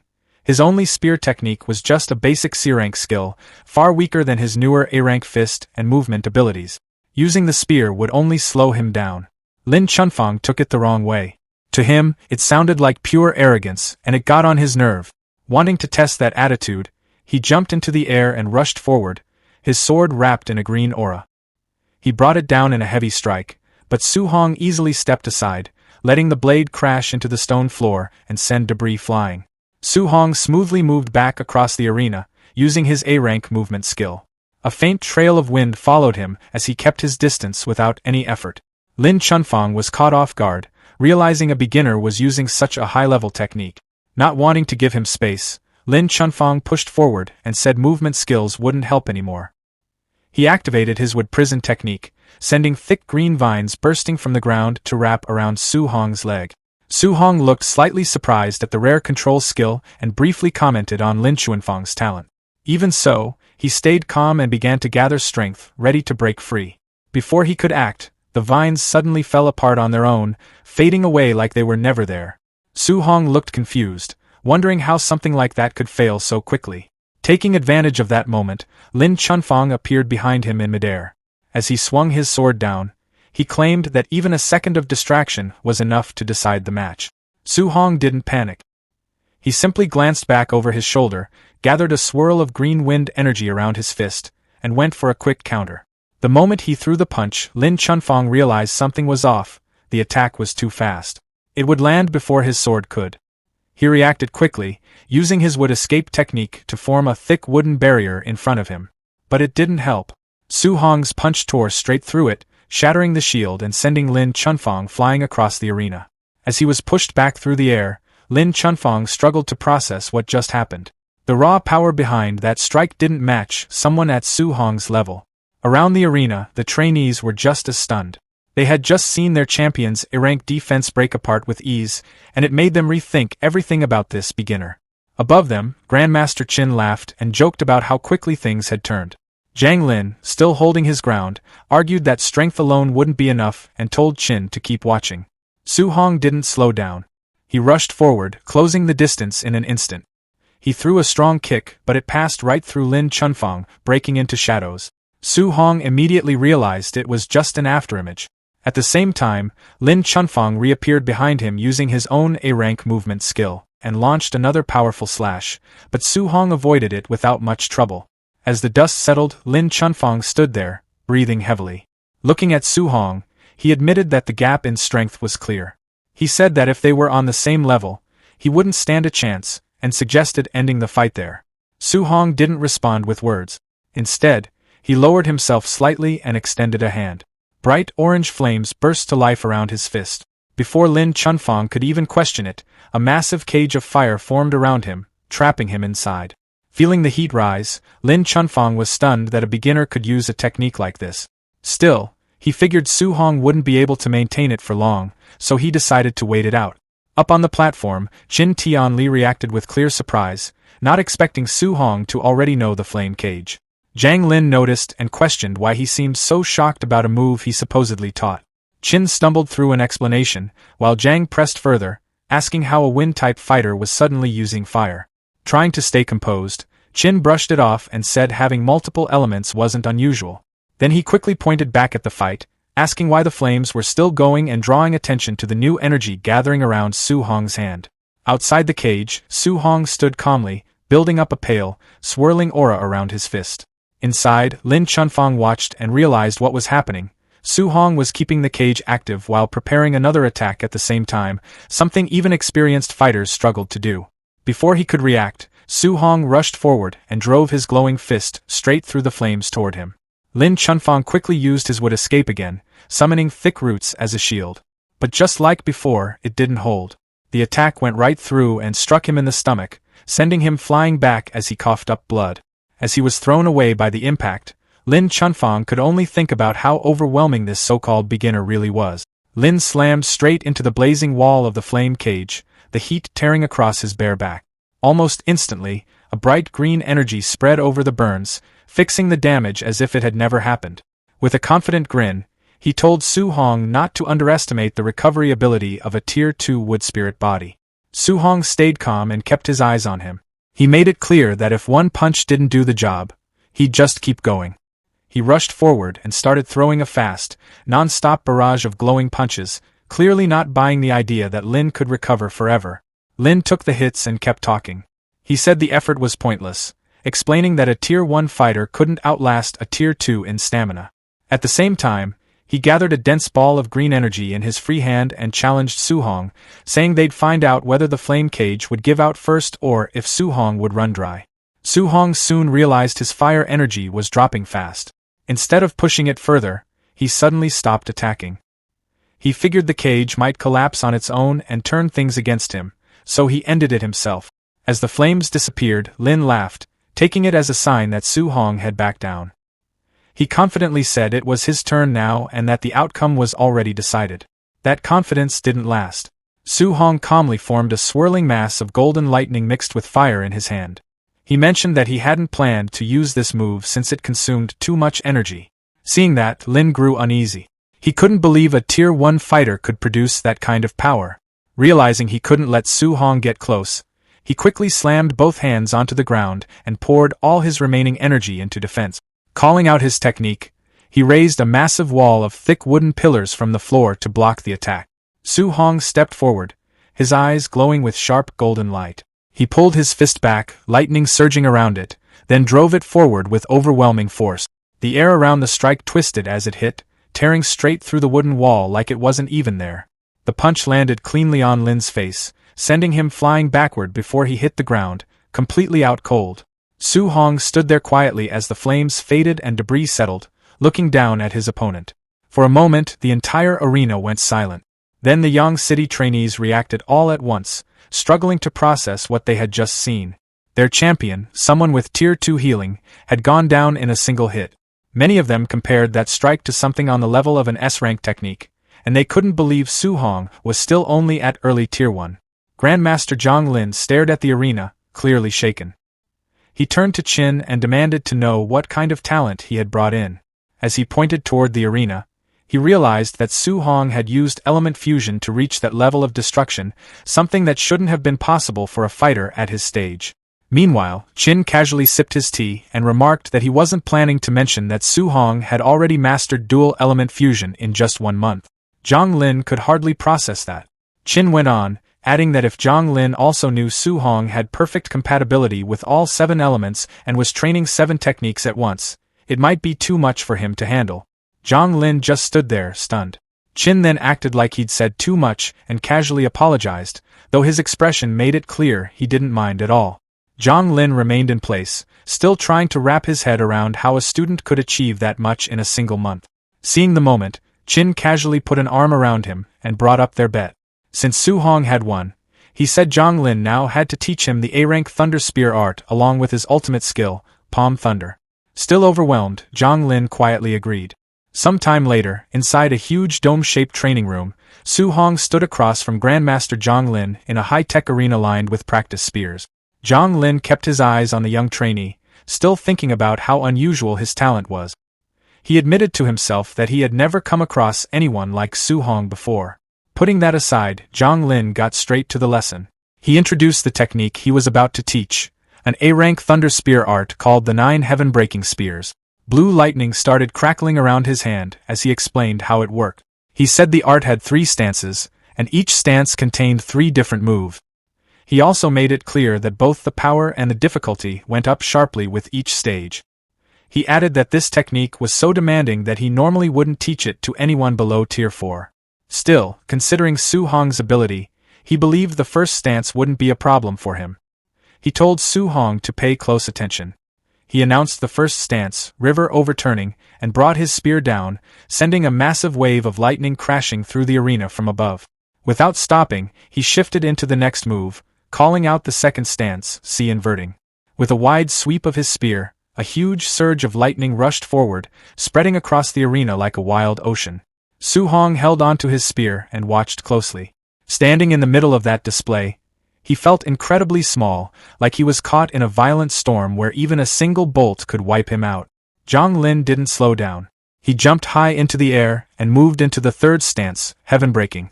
As he drove his spear downward, a concentrated blast of lightning struck the center of the arena with explosive force.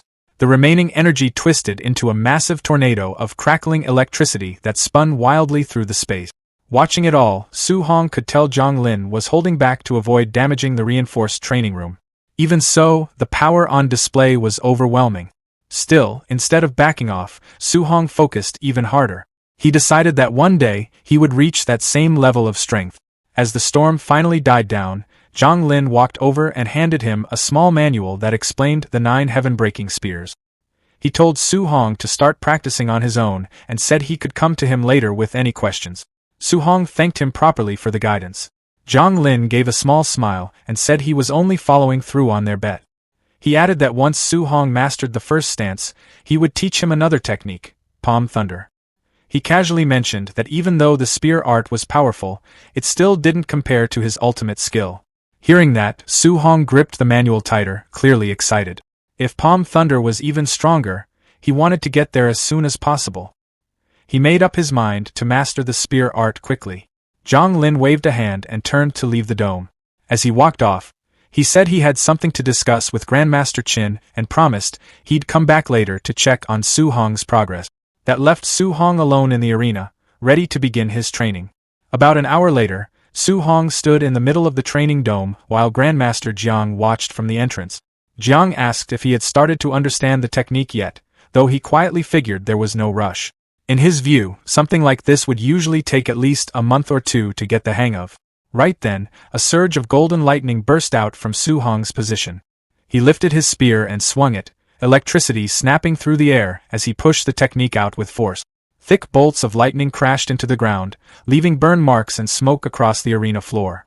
When everything settled, Su Hong let out a breath and said the spear art was way harder than he expected, adding that he could only manage the basics for now. Jiang didn't respond right away. He just stared, sweat forming on his forehead as he tried to process what he had just seen. To him, it didn't look like barely the basics at all. Before he could even say anything, Su Hong kept going and directly asked to learn palm thunder next. By the time the sun was setting, Jiang stood outside the dome on the steps, staring off into the distance without saying a word. Grandmaster Qin walked over and asked what was going on, wondering if he had already finished teaching palm thunder.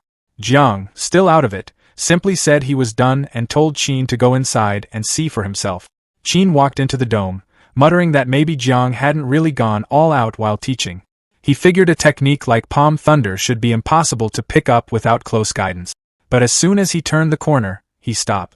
Su Hong was standing in the center of the room, his entire body and both hands surrounded by a swirling mass of yellow lightning. Su Hong looked over with a bright expression and called out that he had finally learned palm thunder. Qin just stood there, trying to take it in. He had expected fast progress, but not this fast. He remembered it had taken him 3 full months to master the same move back when people called him a genius. At that moment, he understood that Su Hong's future had no clear limit, and reaching Tier 9 didn't seem out of reach at all. Jiang eventually walked in and placed a hand on Qin's shoulder, telling him to stop standing there and suggesting they go grab something to eat since it had been a while. Qin agreed and told Su Hong that they were heading out for a drink. Later that night, the Yang City training camp dorms sat quietly under the moonlight. Inside his room, Su Hong sat on his bed, going over his progress. After defeating Wang Tiantua and his 2 companions the day before, and Lin Chunfeng earlier that day, he had gained a total of 230 martial value. He opened his system interface and checked his stats. Vitality, 138.6, Spiritual Power, 100.2, Physique, Overlord Body is Spirit rank 12%, Martial Value, 230. Looking at it, he felt all 3 areas, Vitality, Spiritual Power, and Physique, were still too low. The 230 martial value didn't feel like nearly enough. After thinking it over, he decided his foundation mattered most, so he focused on increasing his vitality. As he did, the system recorded small boosts, adding plus 0.1 each time. He let out a quiet sigh, realizing he needed a better way to earn more martial value. Since no one in the camp wanted to spar with him anymore, his choices were limited. He decided that from now on, he'd head to the ferocious beast room and hunt instead. At the same time, in a nearby restaurant, Grandmaster Jiang was clearly drunk, his face red as he slammed the table and complained to Qin. He accused him of being shameless and tricking him out of 2 A-rank martial arts. Qin just laughed and pointed out that Jiang had already said that more than once. Their meal got interrupted when a teaching assistant rushed in, saying they had finally found Jiang. He reported that the night raid event was about to begin and they were waiting for his order. Jiang, slurring his words, waved it off and told them to start, adding that they shouldn't go easy on the students. The assistant quickly passed along the order, telling the raiders to begin and push the students hard. A moment later, Qin realized the problem. He reminded Jiang that Su Hong was staying in those dorms tonight too. Jiang's expression changed instantly as he understood the situation. He shouted for the assistant to stop the night raid, but the assistant hesitated and said the notice had already been sent out and the event had already started. Across the rooftops of the dorm buildings, dark figures moved quickly through the night. 2 of them, Bu Jinglong and Bu Jingfeng, paused on a ledge. Jingfeng, the younger one, asked why his brother, a high-level Tier 2 martial artist, was even taking part in something like this. Jinglong explained that Jiang had personally asked him to come because of someone with a wood spirit body and strong recovery ability. He added that going after a Tier 2 beginner felt like overkill to him. Jingfeng's expression changed as the description sounded familiar. Jinglong noticed and teased him, bringing up how Jingfeng had been taken down during a night raid at the Star City camp and calling it embarrassing. Jingfeng got irritated and said that if he ran into Su Hong again, he wouldn't hold back this time. Jinglong warned him not to take a wood spirit body lightly, but Jingfeng brushed it off, questioning whether someone at his level really needed to worry about a Tier 1 beginner. Jinglong just smiled slightly and asked if he was really that confident he wouldn't mess it up again. "Everyone put your hoods on and listen up," the leader told the group as they pulled on their black masks. He then called for them to move out together, leading the charge. The night raid hit the dorms all at once. Shouts about a sneak attack mixed with loud reactions and complaints as masked raiders rushed through the halls. Su Hong peeked out from behind his door, trying to figure out if the noise outside really was a night raid. In the hallway, he saw a raider swing at a student who had just stepped out of the shower with only a towel on. A second later, the raider noticed Su Hong and called out that they had missed one. He rushed in to attack, but Su Hong answered with a sharp upward punch to the chin. The hit sent the man straight up, smashing through the ceiling tiles. Su Hong stood in the doorway, clearly annoyed. He commented that they were attacking without even saying anything first, adding that he wasn't even part of this training camp, so there was no reason for him to be targeted. As he looked up at the raider stuck in the ceiling, he figured out that this really was a night raid. He took note of the black outfits and covered faces the raiders were wearing. That gave him an idea. If he changed into those same clothes and blended in, he could move around freely, take people down, and collect rewards without drawing attention. He paused for a moment, wondering if it was a bit questionable, but a confident grin spread across his face as he decided to go through with it. Elsewhere in the building, Lin Chunfeng was backed into a corner, still wearing just a towel. He called out to the raiders, telling them to at least wait until he could put something on. One of them laughed and told him to stop struggling and just accept it. Right then, another masked figure showed up at the door, calling out that he was there to help. The raider turned, confused, but before he could react, the disguised Su Hong stepped in and landed a heavy punch to his face. The raider went flying and slammed into the wall. Lin Chunfeng stood there, stunned, asking if the attackers had started fighting each other. Su Hong didn't explain anything. He ran back into the hallway, calling out that he was about to gain a lot tonight. Lin Chunfeng just watched him leave, confused about why that raider didn't come after him. Su Hong moved quickly through the first floor, his fists covered in fire. He commented that since these opponents were strong, he didn't need to hold back. Raiders dropped one after another, and it didn't take long before they realized someone among them wasn't on their side. After clearing the first floor, Su Hong jumped up toward the second and struck a raider midair. As he kept fighting, his system kept updating rapidly. He laughed, saying he had really hit a jackpot as the gains kept piling up. When he reached the third floor, he saw several raiders gathered at a doorway, watching a fight inside. They were talking about how Lin Chunfeng was holding up surprisingly well against Bu Jinglong, a high-level Tier 2 fighter. When Su Hong walked over, they told him that all the other students had already been taken down, and only the wood spirit body user was left. Su Hong cut in, saying there was no need to wait. His hand lit up with energy. The others looked at him, confused. Then, without hesitation, he turned on them and struck. The raiders were sent crashing into the room where the fight was happening. Inside, Bu Jinglong, surrounded by a red aura, turned toward the noise and demanded to know why his own side was getting attacked. Both he and Lin Chunfeng, whose body glowed green, paused and looked toward the entrance. Su Hong stood there, his body shining with bright yellow energy. Facing both of them, he calmly challenged them, saying they could come at him together. Bu Jinglong told Lin Chunfeng to move aside and recover while he handled the troublemaker himself.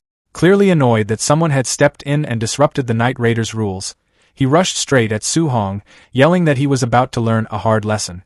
Su Hong didn't seem bothered at all. He gathered golden energy into his hand, creating a powerful Vajra fist before meeting Bu Jinglong head-on. The collision hit with so much force that Bu Jinglong lost his footing and staggered backward. He looked completely caught off guard by the sheer strength behind Su Hong's attack. At that moment, Bu Jinglong realized this guy was far from ordinary. Without wasting time, he called for Lin Chunfeng to join him. Lin Chunfeng instantly activated his wood prison technique, sending massive vines bursting out from the ground to trap Su Hong. But Su Hong reacted quickly, flipping away before the vines could touch him. Using the opening, Bu Jinglong suddenly appeared behind Su Hong and launched a heavy punch. Instead of landing cleanly, his fist slammed into a glowing purple armor made from earth energy that had formed around Su Hong's body. Bu Jinglong could hardly believe it. He started wondering where this monster of a fighter had even come from and how someone could casually block a high-level Tier 2 attack like that. Before he could fully react, Su Hong disappeared from sight. A second later, he reappeared and smashed Bu Jinglong straight into a wall. The impact shattered the instructor's armor and left him coughing blood. Su Hong didn't stop there. He immediately rushed past the shocked Lin Chunfeng and drove a flaming punch into the back of his head, sending him crashing face-first into the ground. Lin Chunfeng was knocked out instantly. Not long after the fight ended, the system rewarded Su Hong with martial value points for defeating both opponents. When he checked his status screen, he saw that his balance had jumped past 2,400 points, leaving him pretty excited over the massive increase. The next morning, Lin Chunfeng and Bu Jinglong stood alongside the other injured raiders. Everyone looked beaten up and exhausted while trying to recover from the previous night. Grandmaster Jiang Lin was furious. Pointing at the wounded group, he loudly blamed the chaos on Chen Tianli's outrageous student. Chen Tianli acted completely innocent and casually denied having anything to do with it, which only made Jiang Lin even more annoyed. He sarcastically asked who else could possibly be responsible for wrecking the camp like that. Finally losing patience, Jiang Lin shouted at them to leave and personally kicked his rival out of the camp. Chen Tianli just laughed it off while flying away with Su Hong.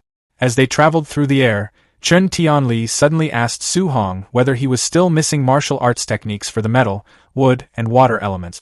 Su Hong admitted that he was and asked why. With a playful smile, Chen Tianli hinted that it might be time to visit a few more of his old friends. Over the next 10 days, Su Hong and Chen Tianli traveled from one training camp to another, visiting 3 camps in total. Every time, they pulled off the same routine. Su Hong would step into battle and easily defeat the camp's top fighters, while Chen Tianli happily collected the rewards afterward. Whenever the rival grandmasters accused them of cheating, he simply laughed it off and acted like he had no idea what they were talking about. After returning to his dorm, Su Hong focused on absorbing everything he had learned. While meditating, the system confirmed that he had successfully mastered the beginner stages of 3 A-rank martial arts, Metal Ripple, Woodvine Entanglement, and Water Dragon. When he opened his eyes, he couldn't help feeling impressed with himself. Not long ago, owning even one A-rank martial art would have sounded impossible, but now he had several of them. Checking his system again, Su Hong noticed his martial value points were getting close to 3,000. Since he had been saving them for a while, he finally decided it was time to boost his vitality. The moment he started pouring all those points into his body, things became intense fast. Heat surged through him while raw energy spread everywhere at once. His muscles expanded painfully, and sweat quickly covered his body. Even Su Hong started wondering if he had pushed things too far in one go as his vitality climbed all the way to 450. After a while, the violent energy finally calmed down. Breathing heavily, Su Hong stayed on one knee while recovering from the strain. Even with the pain, he felt excited after realizing he was now only 50 points away from reaching Tier 2 martial artist status. When he checked his remaining points, he saw exactly 100 left. For a moment, he debated whether to spend them on spiritual power or improve his rare Overlord body physique instead. Curious about how strong the physique could become, Su Hong picked the Overlord body upgrade option. The system instantly consumed all 100 points, only to increase the spirit rank by a tiny 0.1%. Su Hong looked completely annoyed by the result. In his mind, upgrading this special physique felt ridiculously expensive compared to everything else. After thinking it over, he decided reaching Tier 2 mattered more right now. He grabbed his jacket and headed for the door, planning to hunt monsters in the ferocious beast room to earn more points. But before he could leave, he bumped into Grandmaster Chen Tianli.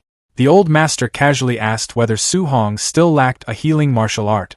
Hearing that question immediately made Su Hong nervous because he already had a pretty good guess what the Grandmaster was planning next. Not long later, the two arrived at the Hang City training camp.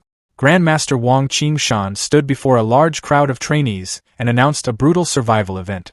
For 7 days, students would be sent into the 10,000 monster mountain range with no outside supplies and would have to survive completely on their own. Disguised among the local trainees while carrying his spear, Su Hong quietly listened to the rules. He quickly noticed the difference between Hang City and Star City. As a provincial capital, Hang City had far stronger students.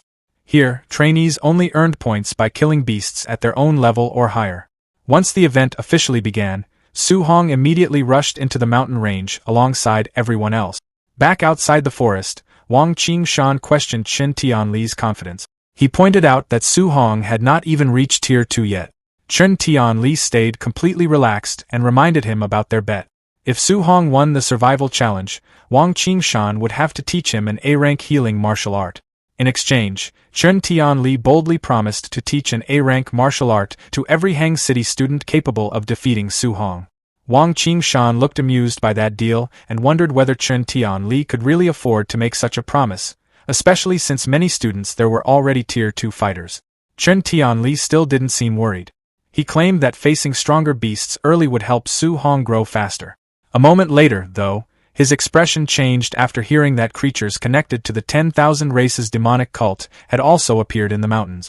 Wang Qingshan casually explained that they were mostly low-level Tier 2 and Tier 3 beasts, acting as though it was no big issue. Chen Tianli immediately complained that sending students against Tier 3 monsters sounded like a death sentence. Wang Qingshan answered coldly that the war between the 10,000 races was cruel, and true experts could only be created through dangerous battles and hardship. Hearing that, Chen Tianli could only sigh and accept the situation. At that point, he figured it would already count as a success if Su Hong managed to come back alive. Meanwhile, deep inside the wilderness, Su Hong was doing far more than surviving. With a lightning-covered spear strike, he sliced the head clean off a massive wolf beast. Excited to test his newly learned techniques, he followed up by releasing countless beams of golden metal energy that tore through an entire pack of monsters.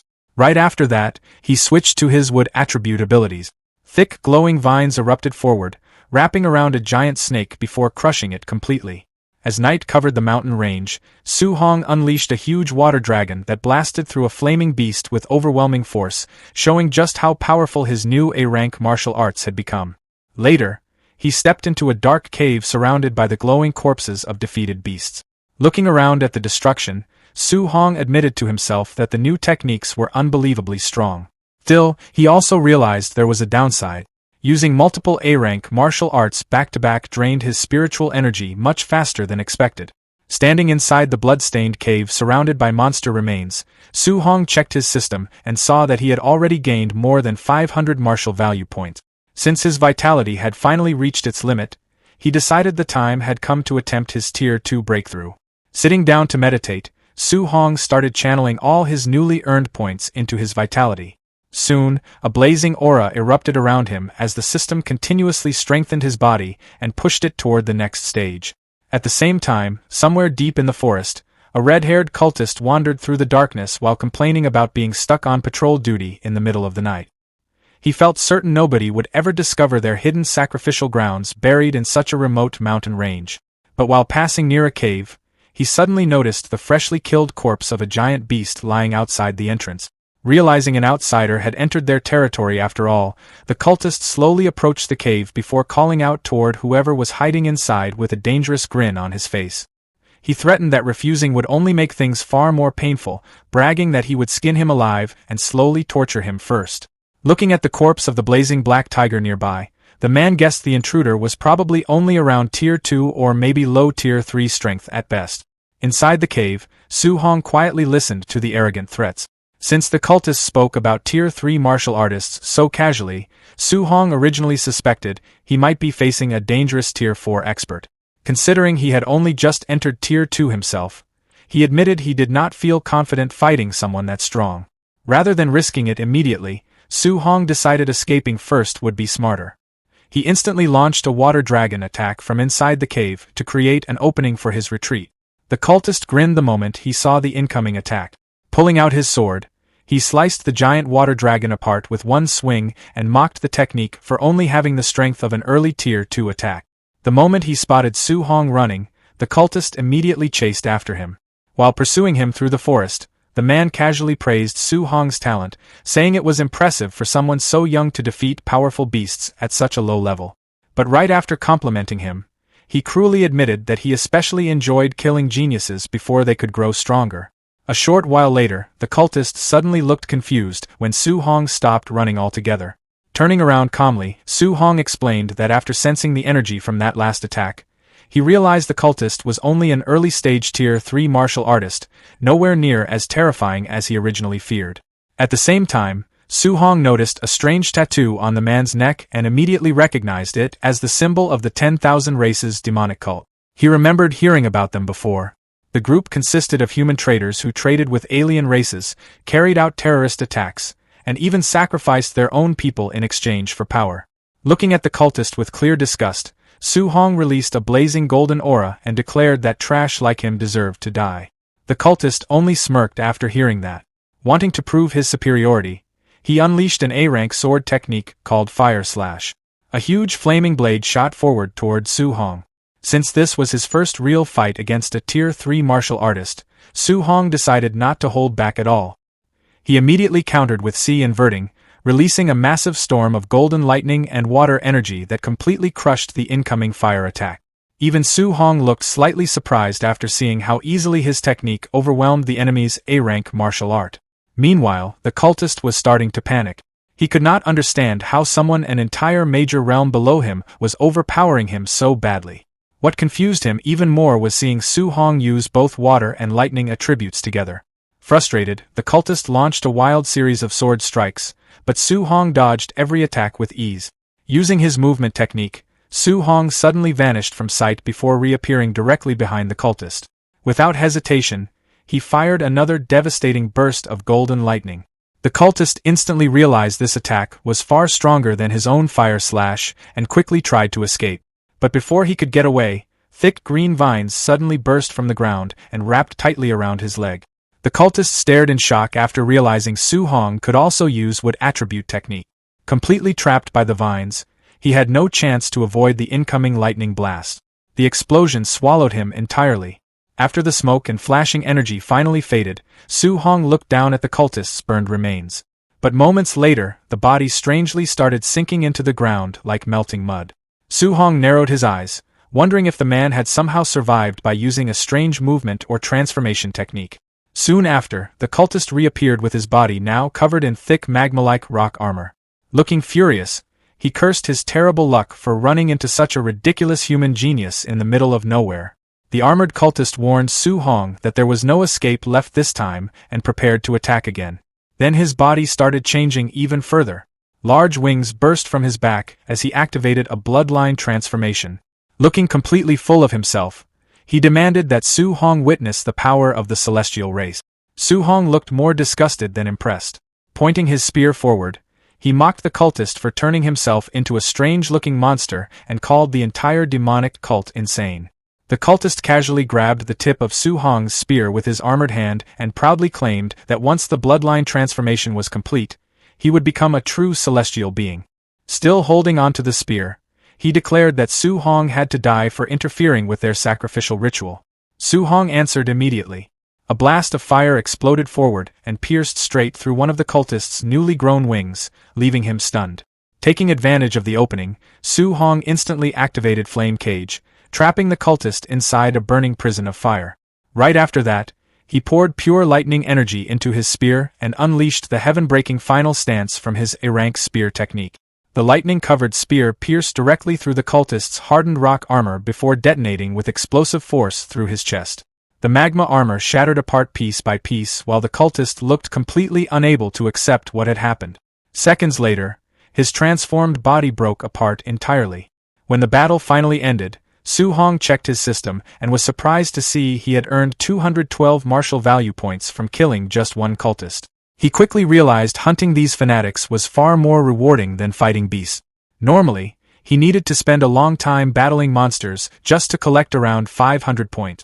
Then he remembered the cultist mentioning some kind of sacrificial ritual. After thinking it over, Su Hong guessed there were probably captives somewhere nearby. He immediately contacted Grandmaster Chen Tianli and requested backup. Back at the Hang City training camp, Chen Tianli checked the message before informing Grandmaster Wang Qingshan about the demonic cult's activities in the mountains and the ongoing sacrifice ritual. Wang Qingshan calmly drank his tea and did not seem particularly worried. Chen Tianli explained that the cult was apparently sacrificing its own brainwashed followers this time, meaning there were no innocent civilians involved. Hearing that, Wang Qingshan looked amused and asked why Chen Tianli was still sitting there drinking tea instead of rushing off to save his student. Chen Tianli casually replied that there was no reason to panic because Su Hong had already killed the early-stage Tier 3 cultist. Wang Qingshan immediately dismissed the idea, saying there was no way a Tier 1 trainee could defeat a Tier 3 cultist. He assumed Su Hong was simply exaggerating his accomplishments. Chen Tianli did not bother arguing and just told him to believe whatever he wanted. 3 days later, deep inside the wilderness, Su Hong stood beside the freshly severed head of a giant multi-eyed snake beast. Leaning against the corpse while checking his system stats, he looked slightly disappointed. Even after spending 3 full days hunting Tier 3 beasts non-stop, he had only managed to gather 832 martial value points. Comparing the results, he complained that killing just a few cultists had been far more profitable than all this exhausting monster hunting. Right then, his sharpened senses suddenly detected someone hiding nearby.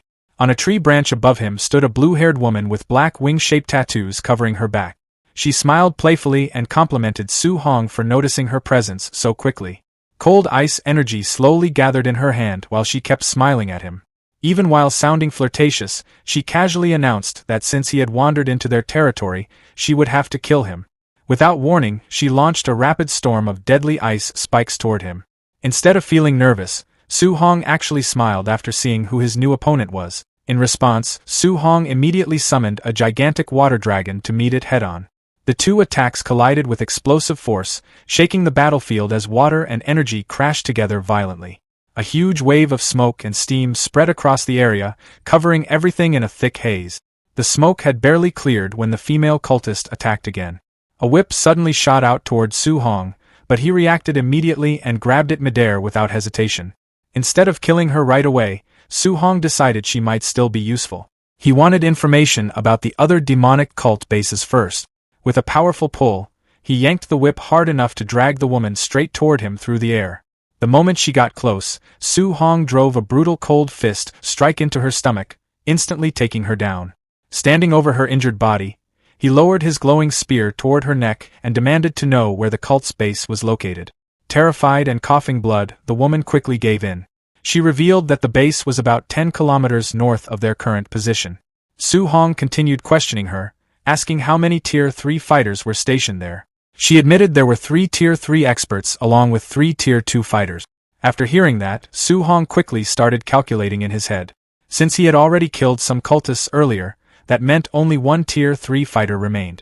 If he wiped out the rest, the rewards should easily push him past 1,000 martial value points, enough to upgrade his telekinesis to Tier 2. But the cultist suddenly attacked again. Refusing to stay defeated, she lashed her whip outward to create distance and angrily shouted that Su Hong had underestimated her. A moment later, she activated a bloodline transformation. Large wings burst from her back as her body changed into a heavenly god race form, allowing her to hover in the air confidently. She proudly claimed her strength had doubled and declared that killing Su Hong would now be effortless. Su Hong didn't even give her time to finish boasting. He immediately thrust his spear forward, releasing a gigantic pillar of golden lightning that pierced directly through her chest. As the transformed body slowly returned to normal, Su Hong pulled his spear free while coldly telling her to hand over her point. The system rewarded him with another 208 martial value points, leaving him extremely satisfied with how profitable these cultists had become. Meanwhile, deeper inside the cult's territory, a small squad of Hang City trainees found themselves trapped near a massive stone pyramid. The moment they realized they were surrounded, panic spread among them. Their information had been completely wrong. Instead of facing a few Tier 2 enemies, they had walked straight into a group filled with Tier 3 cultists. The cult's blood commander calmly ordered his followers to kill the intruders. The cultists rushed forward excitedly after noticing that several of the trainees were Tier 2 geniuses. Some even laughed while talking about using their bodies as sacrifices. The trapped students quickly grouped together, fully aware things were turning hopeless. Even so, they decided to fight until the end and trusted their Grandmaster would eventually avenge them. Far above the battlefield, Grandmasters Wang Qingshan and Chen Tianli silently watched everything unfold from a cliff. Wang Qingshan proudly pointed out Hang City's top 3 geniuses to his rival while praising their courage for standing against stronger Tier 3 enemies. He explained that he planned to let them struggle for a while to gain combat experience and would only interfere if they truly faced death. Chen Tianli simply smiled and casually replied that there was no need for either of them to step in. He confidently revealed that his own little monster, Su Hong, was already rushing toward the valley to rescue Wang Qingshan's students. Wang Qingshan immediately stared at him like he had gone crazy. He completely dismissed the idea that a Tier 1 trainee could save anyone from a squad full of Tier 3 experts. Down in the valley, one of Hang City's top students stepped forward to protect his teammates and declared they would fight and die together. A cultist charged toward them with glowing red claws, laughing that none of them were escaping alive. The trainee prepared himself for the final attack. But suddenly, a spear wrapped in crackling golden lightning shot across the battlefield and slammed the cultist into a tree instantly. The remaining cultists stopped moving and angrily demanded to know who had interfered. Then Su Hong appeared. He arrived in a burst of lightning directly in front of the stunned trainees. Without slowing down, he grabbed 2 cultists by their heads using his lightning-enhanced speed and smashed them together violently. Spinning around, he unleashed a rapid storm of lightning punches that instantly wiped out several more enemies nearby. After clearing the area, Su Hong calmly hid his aura and casually asked the shocked trainees whether they were hurt. The Hang City students stared at him in total amazement. They immediately recognized him as Su Hong from Star City and could hardly believe someone so young was casually killing Tier 3 experts like this. Watching from above, Wang Qingshan started sweating nervously. He demanded to know why Chen Tianli's student could suddenly use powerful lightning techniques when he supposedly still needed healing arts. Seeing Su Hong fight so freely without exhausting himself, Wang Qingshan started suspecting he had already broken through to Tier 2. Even Chen Tianli looked secretly stunned. He suddenly realized Su Hong had advanced from Tier 1 to Tier 2 in only a few days, which even he found completely ridiculous. Back in the valley, Su Hong told the Hang City trainees to retreat while he handled the remaining enemies himself. Still completely overwhelmed by what they had just witnessed, the students quickly warned him to stay alive before escaping the battlefield. The moment they disappeared, a greedy smile spread across Su Hong's face. The female cultist had lied earlier. There were not just a few Tier 3 enemies here, there were over a dozen of them. To Su Hong, that sounded perfect. At roughly 200 martial value points per kill, this battle was starting to look incredibly profitable. A giant cultist suddenly charged straight at him while roaring that he would crush him into pieces. Su Hong casually avoided the attack, slipped past the man's defense, and slammed a heavy punch into his stomach hard enough to send the massive cultist crashing to the ground. Golden lightning gathered around Su Hong's hands again as he calmly turned toward the remaining enemies and announced that it was now their turn. The surviving cultists immediately backed away in fear after seeing how overwhelming his strength was. At the same time, another man slowly climbed the stairs of the giant pyramid while the terrified cultists screamed that Su Hong was a monster and begged their commander to save them. Once the man reached the top, he inhaled deeply. Instead of caring about the dead cultists, he happily declared that their sacrifice had been worth it. Su Hong looked confused when the blood from every dead body suddenly began floating upward against gravity. Streams of blood gathered together and rushed toward the top of the pyramid, swirling around the commander's body. At that moment, Su Hong realized this had been the cult's real ritual all along. The blood suddenly exploded into brilliant golden light. When the glow faded, the commander had transformed into a blonde figure with massive white wings spread behind him. Hovering proudly above the altar, the winged man looked down at everyone and arrogantly demanded to know why these lowly humans were not kneeling before a noble member of the heavenly god race. Meanwhile, Su Hong tightened his grip on his spear and smiled excitedly. After all, if defeating a mutated cultist already gave him huge rewards, then killing a pure-blooded heavenly god race member might earn him an insane amount of martial value points. The heavenly god race member looked down at Su Hong with pure arrogance, acting as if humans were beneath him. He coldly demanded to know who gave a mere ant permission to even raise his head toward him. According to him, Su Hong would pay for that disrespect with his life. Before Su Hong could react, the winged man suddenly disappeared. A split second later, he reappeared right behind him. Even Su Hong got caught off guard by the terrifying speed. He barely managed to block the incoming strike, but the impact still smashed the ground beneath his feet and sent shockwaves across the valley. Floating in the air, the heavenly god smirked after realizing Su Hong was far stronger than the average young human fighter. Su Hong wiped blood from the corner of his mouth and immediately understood how dangerous the heavenly god race truly was. The possessed cultist admitted he originally came expecting to casually wipe out weak humans during the ritual, but after seeing Su Hong's strength, he decided this human genius needed to die immediately before becoming a future threat. Then, suddenly, cracks spread across the man's arm. Annoyed, he muttered that the human body he possessed had not even reached Tier 4 vitality yet and was already struggling to handle his divine power. Even so, he confidently claimed that peak Tier 3 strength was more than enough to crush Su Hong. Hearing that explanation, Su Hong finally realized the truth. This was not a real heavenly god in his true body. It was only a possessed human vessel that was slowly breaking apart under the pressure. Golden lightning gathered around Su Hong's fist as he activated Thunder Rush Fist. This time, he boldly declared that the outcome of the battle was no longer guaranteed. The two immediately charged at each other. Their fists collided over and over in a violent exchange of attacks that shook the entire valley. Every impact blasted apart the ground around them. Watching from the cliffs above, Chun Tianli casually commented that the heavenly god race really did deserve its reputation for physical strength if it could keep up with his student. Beside him, Wang Qingshan looked completely stunned. What shocked him most was not the heavenly god, it was Su Hong. He could not understand how a fighter from a lower realm was matching, and even overpowering, a possessed heavenly god using pure physical strength alone. Su Hong eventually landed a heavy lightning-covered punch that forced the winged enemy backward. Bruised and bleeding, the heavenly god stared at him in disbelief and demanded to know what kind of monstrous physique he possessed. He admitted that even while fighting the greatest geniuses across countless battlefields, he had never lost a direct clash of raw strength before. Yet now, a human was actually pushing him back.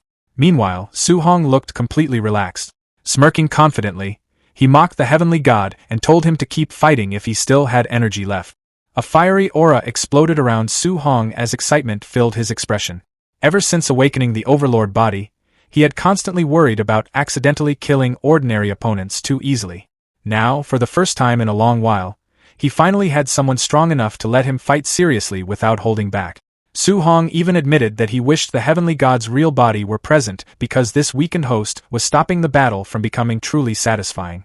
The heavenly god instantly became furious after hearing that. Feeling humiliated by being looked down on by a human, he roared in anger and activated his ultimate technique. A giant golden portal opened in the sky. From within the portal, countless glowing spears slowly emerged and floated above the battlefield. Hovering proudly in the air, the heavenly god announced that Su Hong was the very first person who had forced him to use divine arsenal. The moment Su Hong sensed the power radiating from those golden spears, his expression became serious. Every single weapon carried enough destructive force to kill a Tier 3 martial artist instantly. Then the system suddenly notified him that divine arsenal could not be copied or learned. That completely surprised him since he had never encountered an unlearnable martial art before. Watching from above, Wang Qingshan immediately recognized the technique. He explained that divine arsenal was an innate martial art exclusive to heavenly gods with extremely pure bloodlines. Hearing that, Chen Tianli realized the being possessing the cultist might actually be a high-ranking noble from the alien race. Wang Qingshan quickly urged him to interfere before Su Hong got killed.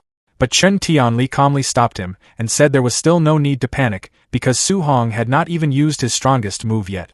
Then, with obvious pride, he revealed that Su Hong possessed perfect compatibility with all 7 elements. Wang Qingshan looked completely stunned after hearing that. He could hardly process the idea that Su Hong had already mastered combining thunder and fire elements while still only being a Tier 1 martial artist. Meanwhile, the heavenly god also acknowledged Su Hong's terrifying potential. He openly admitted that if this human were allowed to keep growing, he would become a huge threat to the heavenly god race. Because of that, he decided Su Hong absolutely had to die here. With a wave of his hand, the heavenly god unleashed divine arsenal. Thousands of glowing golden spears rained down toward Su Hong like a storm. But Su Hong simply smiled. He calmly replied that the heavenly god was also the first opponent who had forced him to fight seriously.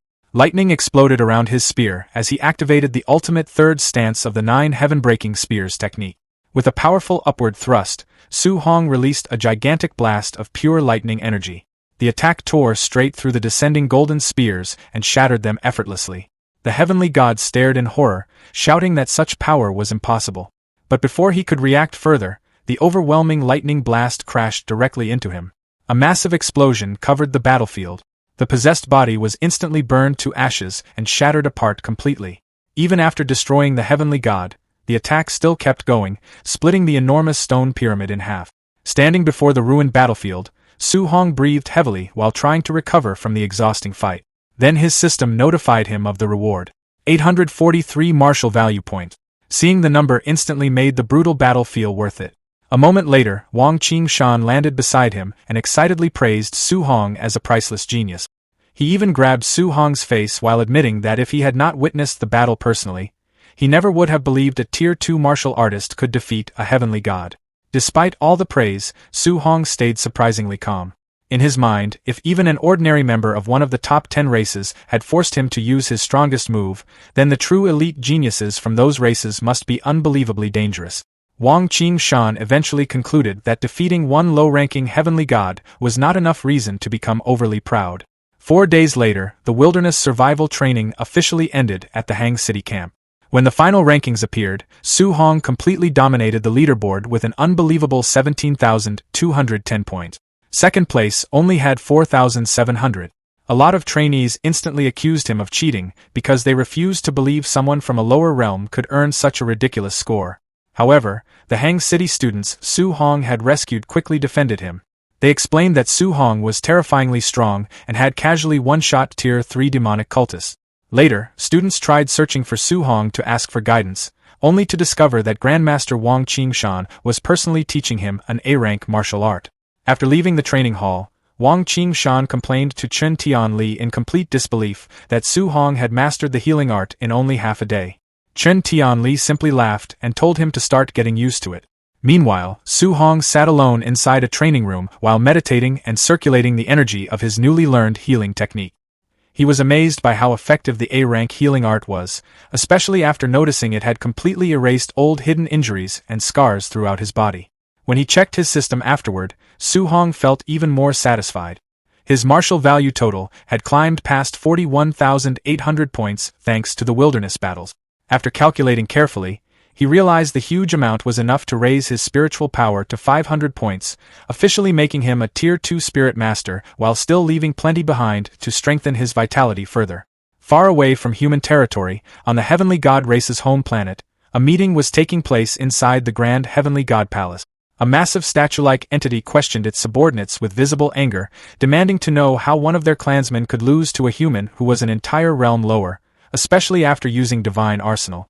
One subordinate respectfully confirmed the humiliating defeat and admitted that the human they faced was an unprecedented monster among geniuses. Soon, another clansman named Tian Shang stepped forward after being summoned. Recognizing Su Hong as a massive future threat, the statue immediately issued an official heavenly god race kill order and demanded the boy's elimination as quickly as possible. Tian Shang accepted the assassination mission with a confident and sinister smile. Afterward, the statue asked for updates regarding the divine object fragments hidden within human territory. The subordinate explained that they still had not secured any fragments yet, but they recently intercepted promising information. The statue ordered them to continue searching in secret no matter the cost, while making sure humanity remained completely unaware of their movements. Meanwhile, at the Star City training camp, trainees gathered around a live feed showing Wang Tianyuo decapitating a Tier 2 bear beast with his bone netherfire fist. The crowd commented that ever since Su Hong defeated Wang Tianyuo, Xian, and Lin Xingyi, the three elite trainees had completely changed. After losing, they started training like mad every single day, spending all their contribution points on strength pills and non-stop combat room sessions. Their hard work paid off fast. Within just 1 month, all three successfully broke through to Tier 2. Even Lin Xingyi dropped his usual flashy attitude and trained hard enough to build a heavily muscular body. The three elites waited confidently for Su Hong's return, eager for another fight. Later, outside the camp, instructor Lin Si welcomed Grandmaster Qin Tianli back. Noticing Su Hong wasn't with him, Lin Si asked where the boy had gone. Qin Tianli explained that Su Hong wanted to stay in the wilderness for a few extra days of solo training. When Lin Si worried the kid might miss the end of camp, the Grandmaster casually replied that Su Hong wasn't dumb enough to show up late. 2 days later, deep inside the wilderness, Su Hong sat meditating on top of a tall stone pillar while a giant snake beast coiled below. Golden energy surged around him as he absorbed the gains from his recent battles. Soon, his system confirmed that his spiritual power had finally crossed the 500-point threshold. Below him, the giant snake sensed prey and lunged upward with a roar. Su Hong casually raised a glowing hand and stopped the beast mid-attack using telekinesis. Then he activated weapon condensation art, forming a construct of golden energy around the immobilized snake.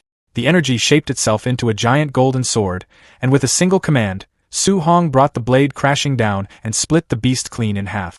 As the remains dropped away and the weapon dispersed, Su Hong admired the destructive power he now possessed as a Tier 2 Spirit Master.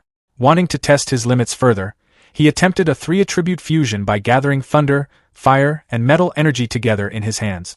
The second the three elements combined, the energy became unstable. Su Hong realized too late that he'd lost control. The resulting explosion shattered the entire stone pillar beneath him.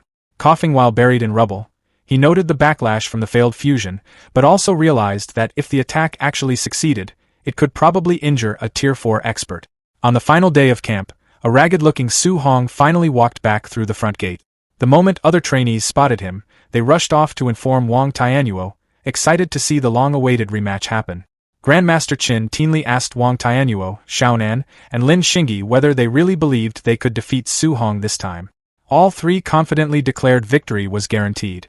Completely unfazed by the crowd or their confidence, Su Hong simply asked whether they were really sure about challenging him again. The three released their new Tier 2 auras. Wang Tianyuo warned Su Hong not to underestimate them anymore, while Xian confidently claimed she could beat him by herself. Su Hong gave an awkward little apology before suddenly erupting with fiery energy and revealing that he had also reached Tier 2 as a martial artist. Shocked but unwilling to back down, Xian activated her own power and declared that being a Tier 1 Spirit Master meant she wasn't afraid of him. She immediately used weapon condensation art, summoning a giant golden sword from the sky. Su Hong answered with the exact same technique. Another massive golden sword appeared above him. The moment the two weapons collided, Su Hong's sword completely crushed Xian's spiritual weapon before it could even descend. The backlash made her cough up blood instantly. Pointing his summoned sword toward the trio, Su Hong apologized again before revealing he was also a Spirit Master. The three elites stepped back in complete shock. They finally realized Su Hong was a dual Tier 2 martial artist and Spirit Master with a top-tier physique. During their previous sparring match, he hadn't even used his full strength. Finding the trio too weak to satisfy him, Su Hong smirked and invited the entire training camp to attack him together. Hoping to collect martial value points from everyone present, he released a powerful glare toward the surrounding trainees, crushing their fighting spirit almost instantly. The crowd immediately panicked, yelling out their surrender and begging him to stick to fighting the elite students instead. Watching from the side, instructors Baimu and Lin Si complained to Grandmaster Qin Tianli, feeling betrayed that he never mentioned Su Hong was also a spirit master. Meanwhile, a sweating and speechless Qin Tianli stood there in total surprise himself, clearly unaware his student had already reached Tier 2 as a spirit master too. Once the instructors realized even the Grandmaster didn't know, they watched Qin Tianli suddenly throw his head back and burst into loud laughter. He proudly declared Su Hong to be a once-in-a-thousand-years monster destined to save humanity. As Su Hong casually beat down waves of trainees, Baimu asked whether they should stop the fight. Lin Si laughed and brushed it off, calling the whole thing normal youthful energy. Then everything changed. Grandmaster Qin Tianli's expression suddenly hardened after sensing an overwhelming presence approaching. A fiery giant rock descended from the sky, ordering the humans to leave its territory now that their 30 days were over. Standing victoriously on top of a pile of unconscious trainees, Su Hong looked up and immediately recognized the massive beast. Annoyed by the rock's attitude, Qin Tianli exploded with his own overwhelming aura. He declared that he'd already tolerated the bird long enough and mocked its attempt to intimidate him. Before the giant rock could even react, Qin Tianli launched a barrage of punches straight into it. Watching from below, Su Hong stared in amazement at the blazing flames of a Tier 7 Grandmaster, comparing the battle to immortals clashing in the sky. Standing on top of the badly beaten rock's head, Qin Tianli completely ignored its desperate cries for mercy. When the beast warned that it had powerful backing, the Grandmaster casually told it to call its boss over too so he could beat that one up as well. That confidence disappeared the moment a booming voice echoed across the sky and ordered him to stop. Dark clouds spread overhead as a gigantic shadowy figure with glowing red eyes appeared behind them, staring down at the entire region. Lin Si and Baimu looked horrified as they realized the giant rock was connected to the legendary Lord of 10,000 Monsters. Nearby, Su Hong's hands tightened as cold sweat formed across his body. He immediately recognized the entity as one of the supreme rulers of the mountain range, a being guaranteed to be at least Tier 9, or possibly even a king-level existence. The massive shadowy figure known as the Lord of 10,000 Monsters, he could feel the terrifying pressure coming from its gaze alone. That brief encounter made one thing painfully clear to him: compared to true top-tier experts, his current strength meant almost nothing. Even though he had already reached Tier 2, it suddenly felt insignificant in front of a Tier 9 existence. For the first time in a while, genuine fear settled into his mind. He started thinking about his aunt and uncle back in Star City. If a monster on that level ever attacked the city, there would be nothing he could do to protect them. Looking up at the sky, Su Hong quietly made a decision. He would keep getting stronger no matter what it took. He swore to continue breaking through every limit until he eventually reached the legendary King Realm. Meanwhile, Qin Tianli finally released the heavily injured Great Rock Beast. Since the creature now had the backing of the Lord of 10,000 Monsters, even he chose not to push things further. The furious beast swore revenge before flying away into the distance. After it left, Qin Tianli felt relieved knowing the Lord of 10,000 Monsters was restricted by an ancient agreement with humanity and could not casually attack human territory. Thankfully, despite the frightening interruption, the training camp ended without any further incidents. As the students gathered near the buses preparing to return home, Su Hong slung his backpack over his shoulder, already looking forward to finally seeing his aunt and uncle after an entire month away. Right then, Lu and Chen Shan ran over to greet him. Lu happily told Su Hong that he was definitely going to become famous throughout Star City after this. Chen Shan looked much more awkward. Bringing up their earlier conflicts, he quietly asked Su Hong not to hold any grudges against him. Su Hong simply sighed and replied that he was not petty enough to care about something like that anymore. Once the group returned to Star City, an official welcomed the trainees back and congratulated everyone for surviving the brutal training. The official then announced a huge celebration banquet at the city lord's estate, promising rewards and gifts for all participants. While most of the trainees cheered excitedly, Su Hong honestly just wanted to skip the whole thing and go home to rest. Later that evening, guests slowly filled the enormous city lord estate. Inside the luxurious banquet hall, an attendant politely guided two nervous-looking guests to their seats. Su Hong's aunt and uncle sat awkwardly at one of the tables, clearly uncomfortable in such a wealthy environment. Some of the rich guests nearby noticed their simple clothing and quietly wondered why ordinary migrant workers had been invited to such an important gathering. Su Hong's aunt worried that their appearance might embarrass him in front of everyone. His uncle sighed and admitted they had already worn their best clothes, but still felt like they did not belong there. Before they could worry any further, Principal Lee from number 1 high school approached them warmly and greeted them as Su Hong's relatives. The couple looked completely caught off guard that someone so important was speaking to them personally. Principal Lee kindly told them to relax and enjoy themselves. Moments later, Wu Ling, the president of the Star City Martial Artists Association, hurried over enthusiastically and shook Su Hong's uncle's hand. She openly praised Su Hong as the greatest genius she had ever seen, leaving the poor man even more overwhelmed. Nearby wealthy guests watched the scene in total shock. None of them could understand why so many important figures were treating this ordinary-looking couple with such respect. Meanwhile, at the main table, several of Star City's most powerful leaders had gathered together. Lin Xinghui's father confidently praised the city lord while assuming his own son, Wang Tianyuo, had obviously taken first place in the competition. The city lord modestly brushed aside the compliment while praising the other family's children instead.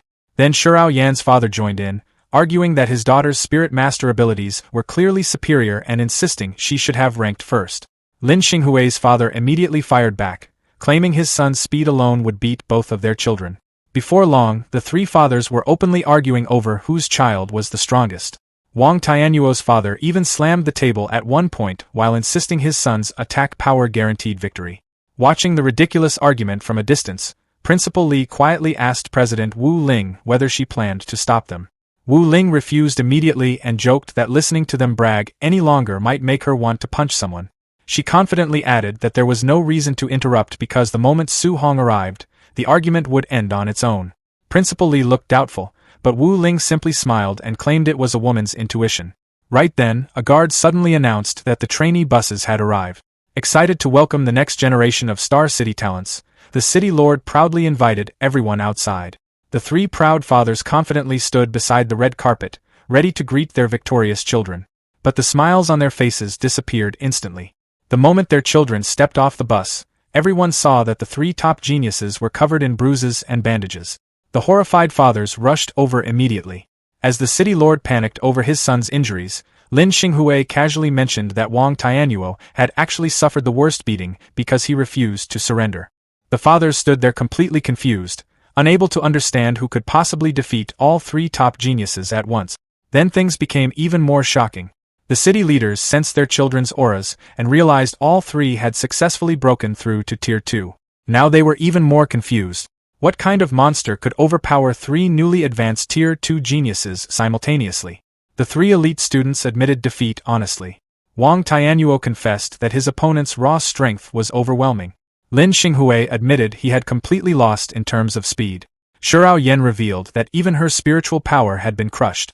The exhausted trio then warned their fathers that the winner was an absolute monster before telling everyone to look toward the bus. Soon, the rest of the trainees stepped out. Every single one looked beaten up. Then, almost like they had rehearsed it beforehand, the trainees quickly formed two neat rows beside the red carpet. Su Hong casually walked forward between them while carrying his spear and looking perfectly fine. Seeing the dramatic scene around him, Su Hong only felt awkward and wished he could quietly leave already. The moment he spotted his aunt and uncle in the crowd, though, his expression immediately brightened and he called out to them. The surrounding elites looked stunned after realizing this unbelievable genius actually came from an ordinary family background. As the crowd shifted, Su Hong's aunt suddenly lost her balance and almost fell. Before she could hit the ground, a gentle wave of spiritual power lifted her safely into the air. Su Hong quickly used his telekinesis to carefully lower her back down before asking if either of them had gotten hurt. His uncle looked amazed by the ability while his aunt quickly assured him she was fine. Relieved, his uncle admitted they had been worried about him the entire time.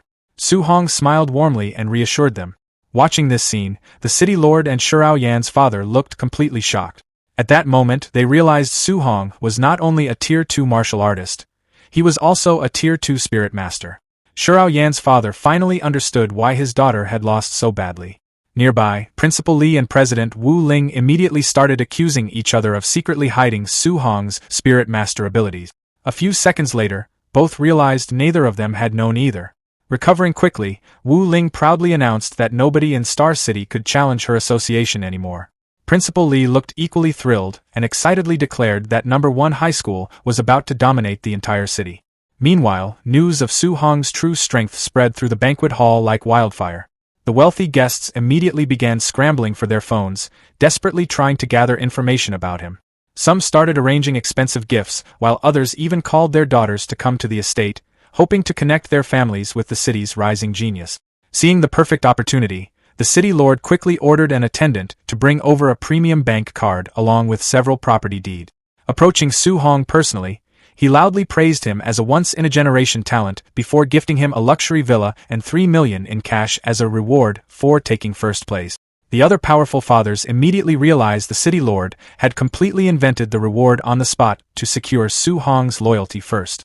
Smiling warmly, the city lord extended his hand and promised to support Su Hong fully in the future. Su Hong immediately understood the situation. Rejecting the gift publicly would offend one of the most powerful men in Star City.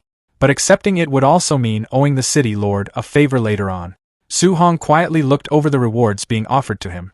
After thinking it through, he realized this arrangement actually benefited him a lot. With the city lord protecting his family, he would finally be able to focus on getting stronger without constantly worrying about his aunt and uncle back in Star City. At the same time, Su Hong also knew he wasn't alone. Grandmaster Qin Tianli, President Wu Ling, and Principal Li were all supporting him as well. Because of that, he wasn't worried the city lord would try forcing him into unreasonable obligations later. After making up his mind, Su Hong thanked the city lord sincerely and admitted that he truly did need the help. The city lord smiled warmly and shook his hand firmly, telling Su Hong not to hesitate if there was anything else he wanted. Su Hong immediately brought up the thing that mattered most to him, his aunt's rare illness. Behind him, his aunt and uncle instantly became emotional after hearing that. Even in front of so many powerful people, Su Hong's first concern was still their well-being. The city lord reacted without hesitation. He immediately turned toward Director Xiang and ordered him to gather the best medical resources available to help with the treatment. Then he looked back at Su Hong with clear approval, saying he liked straightforward young people, and asking what else he needed. This time, Su Hong admitted he wanted a better weapon. The city lord burst into laughter and generously told him to choose anything he liked from the Wang family armory. As Su Hong thanked him again, the city lord secretly felt more satisfied the more requests Su Hong made. In his mind, every favor tied the young genius a little closer to the Wang family. Before leaving, Su Hong asked his aunt and uncle to wait for him at the banquet. Meanwhile, the city lord instructed his son, Wang Tiantua, to continue hosting the event while he personally guided Su Hong away. The surrounding guests watched the scene with mixed emotions. Many quietly whispered among themselves, amazed at how Su Hong's entire family status had completely changed overnight. Soon, the two arrived at the city lord manor's armory. The enormous hall was filled with rows of weapons, armor, and specialized equipment made from various alloy materials. The city lord casually led Su Hong past the C-rank and B-rank sections, telling him not to waste time there and to head directly toward the A-rank weapon area instead. As Su Hong walked through the displays, he quickly realized just how valuable these items really were. Even a single A-rank alloy weapon could cost hundreds of millions. It became obvious that the city lord was being extremely generous in order to strengthen ties with him.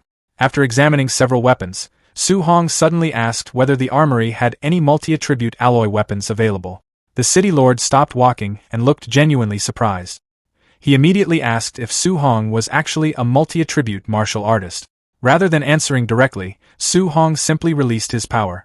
A moment later, 7 different elemental energies appeared around him, swirling through the air like living forces. The city lord stared at the scene in complete disbelief as the 7 attributes rotated around Su Hong one after another. For a second, he could barely even speak. Su Hong calmly watched the reaction.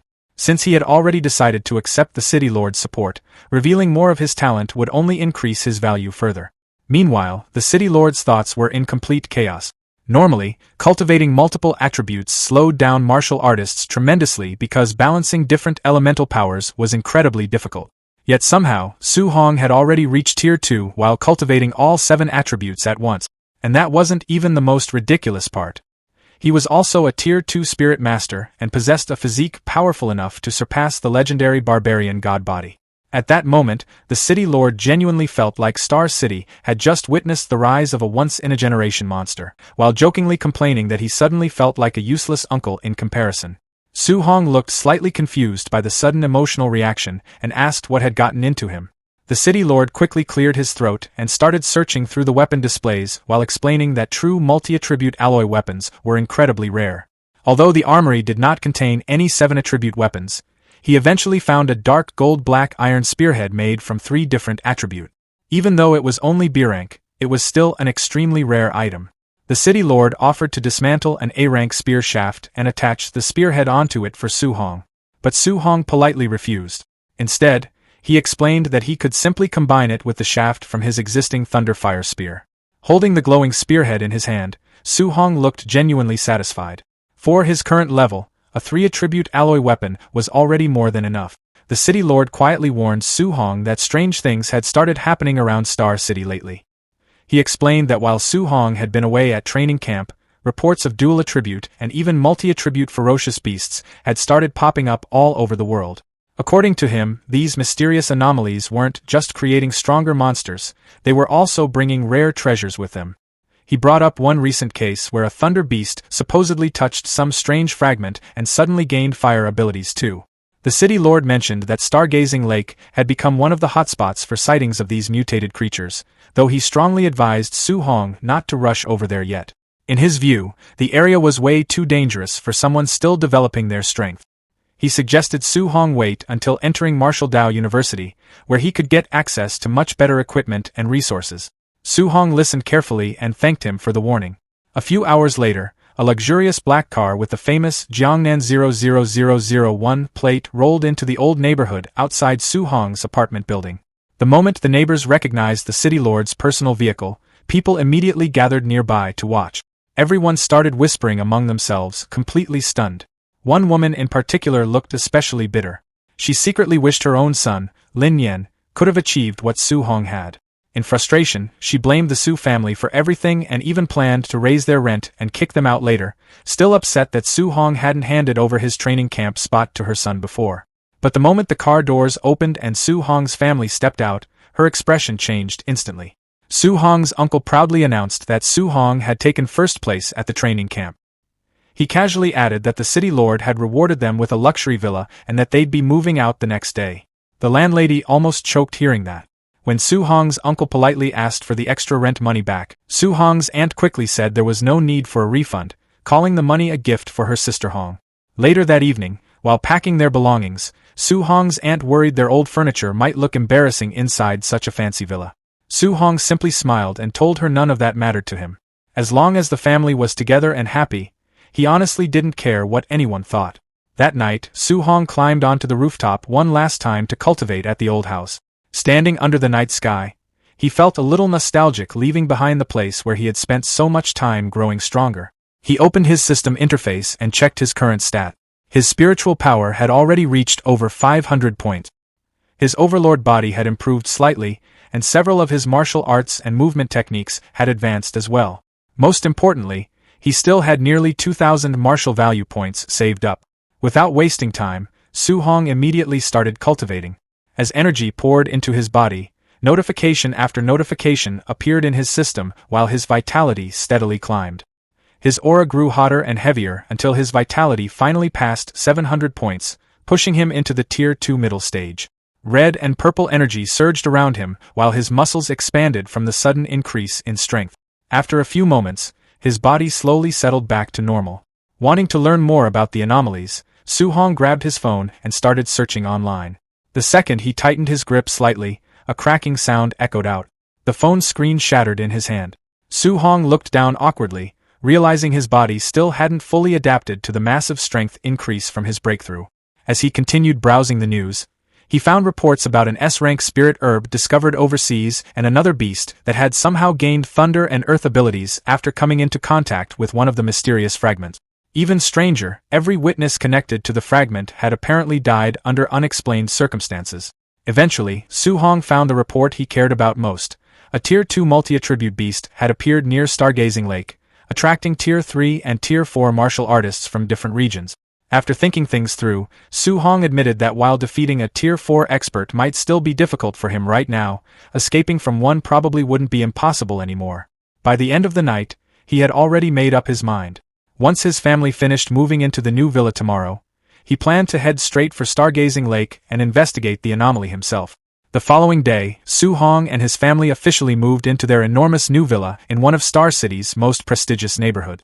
The moment they arrived, they found the house already packed with expensive gifts sent by wealthy families eager to build connections with Star City's newest rising star. The luxurious surroundings left Su Hong's aunt and uncle feeling a little overwhelmed. Su Guoming and his wife promised they would do their best not to cause any trouble or bring embarrassment to their talented nephew. Meanwhile, word of Su Hong's return spread quickly. Before long, influential families and wealthy socialites began showing up one after another. Many invited him to visit their homes, while others offered valuable gifts and rare treasures, all hoping to earn some goodwill from the young genius. Faced with the endless stream of visitors, Su Hong could only force a polite smile and repeatedly thank people while trying to decline their invitations. By the time the crowd finally thinned out, he dropped onto the couch and let out a long sigh. In his opinion, dealing with people was far more tiring than fighting monsters. Still, he didn't have much time to rest. He planned to visit Stargazing Lake that afternoon and needed to prepare. When Su Hong arrived at the local martial artist base later that day, he was surprised by the atmosphere. The courtyard was packed with martial artists, yet very few seemed interested in leaving. Curious, he listened to the conversations around him and quickly learned why. Many lower-tier fighters were nervously discussing the large number of Tier 3 and Tier 4 experts gathering near the anomaly. Most admitted they were too intimidated to head out themselves, worried they would be robbed or caught in conflicts between stronger cultivators. At the same time, on the second floor of the base, Yiku confronted a mysterious visitor. He demanded to know whether the rumors were true and whether Su Hong had really killed his cultist nephew. The guest calmly confirmed the news. Before Yiku could say anything else, the visitor stepped forward and released an overwhelming pressure throughout the room. The crushing force immediately drove Yiku to the floor. Surrounded by a terrifying crimson aura, the red-eyed noble warned him that he should show proper respect. Completely overwhelmed by the difference in strength, Yiku hurriedly apologized and begged for forgiveness. Later that afternoon, Su Hong finally arrived at Stargazing Lake. The shoreline was already crowded with martial artists from all over the region. Staying hidden behind a nearby tree, he quietly observed the various groups gathered around the water. After looking around, he noticed something interesting. There were no weak cultivators present. Everyone nearby was at least Tier 2 or Tier 3, and several powerful Tier 4 experts could be seen resting near the shore. Su Hong quickly realized how valuable these anomalies had become. If a single Tier 2 multi-attribute beast could attract so many experts, then the competition in larger regions must be even more intense. Suddenly, violent bubbles erupted across the lake. The entire shoreline immediately became alert. A moment later, a massive dragon-like creature burst from the depths with an enormous splash. Several hunters instantly recognized it as a Tier 3 star-spotted giant fish. The enormous beast let out a furious roar before gathering a huge sphere of dual-attribute energy inside its mouth. Panic spread through the crowd as many hunters rushed backward. One arrogant Tier 4 martial artist, however, refused to move.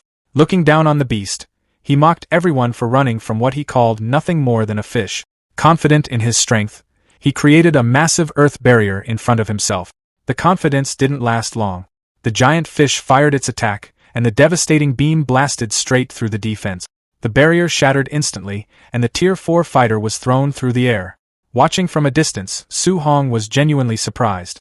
The beast's dual-attribute attack hadn't merely broken a Tier 4 defense, it had nearly taken the martial artist out of the fight in a single strike. Before anyone could recover from the shock, another powerful expert rushed forward. The man had apparently been waiting for an opportunity like this for weeks and looked thrilled to finally encounter a dual-attribute beast. With one powerful punch, he drove the giant fish onto the shore. The moment the creature hit land, the gathered hunters charged in. The scene turned into complete chaos. Everyone wanted a share of the prize. Less than a minute later, the once powerful Tier 3 beast had been carved apart piece by piece. Unfortunately for the hunters, their excitement quickly turned into frustration. After searching the beast's remains, they found no valuable treasure hidden inside. After watching the entire spectacle, Su Hong decided it was best to leave. Competing directly with so many Tier 4 experts seemed like a good way to waste time and gain nothing. As he moved deeper into the nearby forest, his enhanced senses suddenly picked up a dangerous signal. An instant later, a masked assassin dropped from the trees and launched a surprise attack. Fortunately, Su Hong reacted immediately. Using his telekinesis, he locked the attacker in place for a brief moment while the assassin was still in midair. The assassin quickly broke free and slashed forward with his sword. Su Hong jumped back and narrowly avoided the strike. At that point, the assassin realized he was facing a spirit master. Meanwhile, Su Hong recognized something just as alarming. His opponent was a Tier 4 martial artist, and a highly skilled one at that. Understanding the danger, Su Hong immediately retreated at full speed. He knew very well that without his telekinesis slowing the assassin down for that split second, the surprise attack might have ended the fight before it even began. Just as Su Hong thought he had escaped danger, more enemies appeared from the surrounding forest. 6 masked fighters emerged from the trees and quickly joined the assassin pursuing him. After a quick glance, Su Hong realized they were all experienced Tier 3 martial artists. Their leader immediately told them to stop talking and stay focused. He reminded them that their target wasn't an ordinary cultivator but a dangerous spirit master. Su Hong immediately understood how serious the situation had become. Sending that many skilled assassins after a single Tier 2 martial artist wasn't normal. Even the Star City Lord would have struggled to gather such a force on short notice. It made Su Hong wonder who exactly wanted him dead and when he had attracted the attention of such a powerful group. The assassins continued chasing him through the forest, but many of them were surprised by how fast he was moving. After observing him carefully, they eventually recognized the movement technique he was using and realized it was an A-rank skill. Their leader wasn't concerned. He ordered everyone to keep pursuing him, convinced that a Tier 2 martial artist would eventually run out of energy. Su Hong, however, had no intention of playing by their rules. While running, he quietly prepared his telekinetic abilities. Combining telekinesis with his movement technique, he suddenly launched himself high into the sky. The assassins could only watch as he soared above the forest and disappeared into the distance. Many of them stared upward in disbelief. None of them could understand how a Tier 2 martial artist was capable of actual flight. Dozens of kilometers away, Su Hong finally landed. His spiritual energy had been nearly exhausted by the escape. Knowing he couldn't keep relying on telekinesis, he switched to using the physical endurance of his overlord body and continued putting distance between himself and his pursuers. As he ran, he began piecing everything together. The most likely person behind the assassination attempt was Yi Ku, the relative of the cultist he had killed earlier. Although Yi Ku himself was only Tier 3, his family possessed enough wealth and influence to hire a large number of elite assassins. Su Hong carefully evaluated his options. He wasn't particularly worried about the Tier 3 fighters. Given the chance, he felt confident he could eliminate them. The real problem was their Tier 4 leader. If he focused on defeating the weaker assassins first, the leader could easily take advantage of the distraction and strike at him. On the other hand, if he targeted the leader first, the Tier 3 fighters could overwhelm him from every direction. After considering the situation, he reached a simple conclusion. The only realistic strategy was to eliminate the Tier 3 fighters as quickly as possible. Once they were out of the picture, he could focus entirely on the Tier 4 assassin. Meanwhile, the assassin leader was in a terrible mood. After losing Su Hong again, he vented his frustration by cutting a massive boulder in half. He cursed the intelligence reports that had failed to mention Su Hong's spirit master abilities. His subordinates warned him that if Su Hong managed to return to Star City, their mission would become much more difficult. Everyone understood that their employer wouldn't dare openly attack Su Hong inside the city. They were even more concerned about their mysterious backer. If they failed such an important mission, the consequences would be severe. The leader immediately shut down the complaint. He insisted that even if Su Hong returned to Star City, it would only delay the inevitable. Their discussion was interrupted when a group of robed elites arrived. The group's leader calmly explained that the intelligence failure wasn't entirely their fault.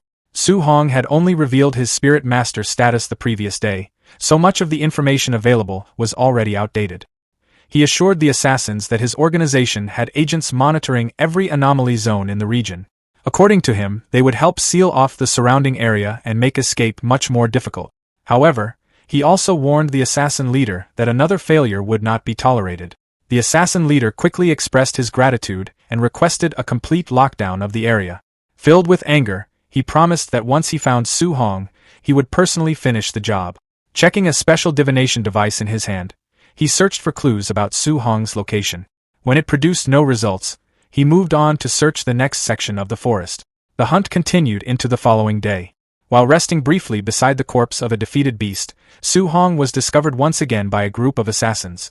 They rushed toward him and demanded that he stop running. Days passed. By the 4th day, the pursuit had become a non-stop battle of endurance. Su Hong constantly moved from one location to another while attacks blasted apart the terrain around him. By the 7th day, both sides were still locked in the deadly chase. At one point, a scout attempted to alert nearby assassins after spotting him. Already frustrated and exhausted, Su Hong immediately rushed forward and knocked the man unconscious with a powerful kick before he could finish the report. Standing beside the fallen scout, Su Hong struggled to catch his breath. 7 days of non-stop pursuit had drained nearly everything he had.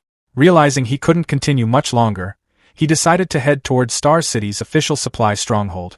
The location was heavily protected by government forces, and he believed the assassins would be reluctant to attack such an important facility openly. Unfortunately, the moment he stepped inside, he noticed something troubling. Several guards immediately looked at him with unusual hostility. The reactions were enough to tell him something had gone wrong. After connecting the pieces, Su Hong finally became certain. The person orchestrating the entire manhunt was indeed Yi Ku. Somehow, the man had already extended his influence into places Su Hong had assumed were safe. After days of escaping, he finally checked into a hotel inside the stronghold to rest and recover. While settling in, he reviewed his stats. His vitality had reached 705, but he calculated that he still needed around 900 to break into high-stage Tier 2. The martial value he'd spent the past week gathering wasn't enough to close that gap. Since a small vitality increase wouldn't make much difference right now, he decided on a different approach. Instead of investing elsewhere, he poured his points into his rare Overlord body, aiming for an immediate boost in combat ability and durability. The upgrade triggered a violent surge of red energy. Power rushed through his muscles as the system updated his rapidly increasing stat. Although his Overlord body progress only rose from 1.1% to 6.5%, the improvement still increased his overall strength by roughly 20%. Satisfied with the result, Su Hong began cultivating his guidance technique while resting in his room. At the same time, he kept an eye on the window in case his pursuers showed up. Several hours later, the quiet night came to an abrupt end. The hotel lobby downstairs suddenly turned noisy as guests started shouting and gathering around some local drama. Su Hong's appetite disappeared the moment a half-dressed man casually walked past his table. Even so, he forced himself to keep eating. His stalkers still hadn't found him. He guessed they didn't want to cause trouble inside the protected stronghold and were probably planning to attack once he left. While thinking about that, he overheard a nearby group of hunters talking. They complained about finding a rare 3-star patterned dark purple bamboo, only to have it stolen by a group of Tier 4 martial artists. The moment Su Hong heard the name, his attention shifted. He knew exactly what that treasure was. The legendary bamboo could store multiple elemental attributes of spiritual chi. Every star pattern added another attribute slot. A 3-star bamboo could hold 4 different attributes at once. For someone planning to master a future 4-element fusion, it was the perfect catalyst. Interested, Su Hong joined the conversation. He pointed out that obtaining natural treasures was never easy because they were often protected by unusual environmental effects. Impressed by his knowledge, one hunter explained that the bamboo was surrounded by a gravity field. The pressure increased depending on the intruder's cultivation level. The hunter happily added that the greedy Tier 4 thieves had been crushed into paste the moment they stepped inside.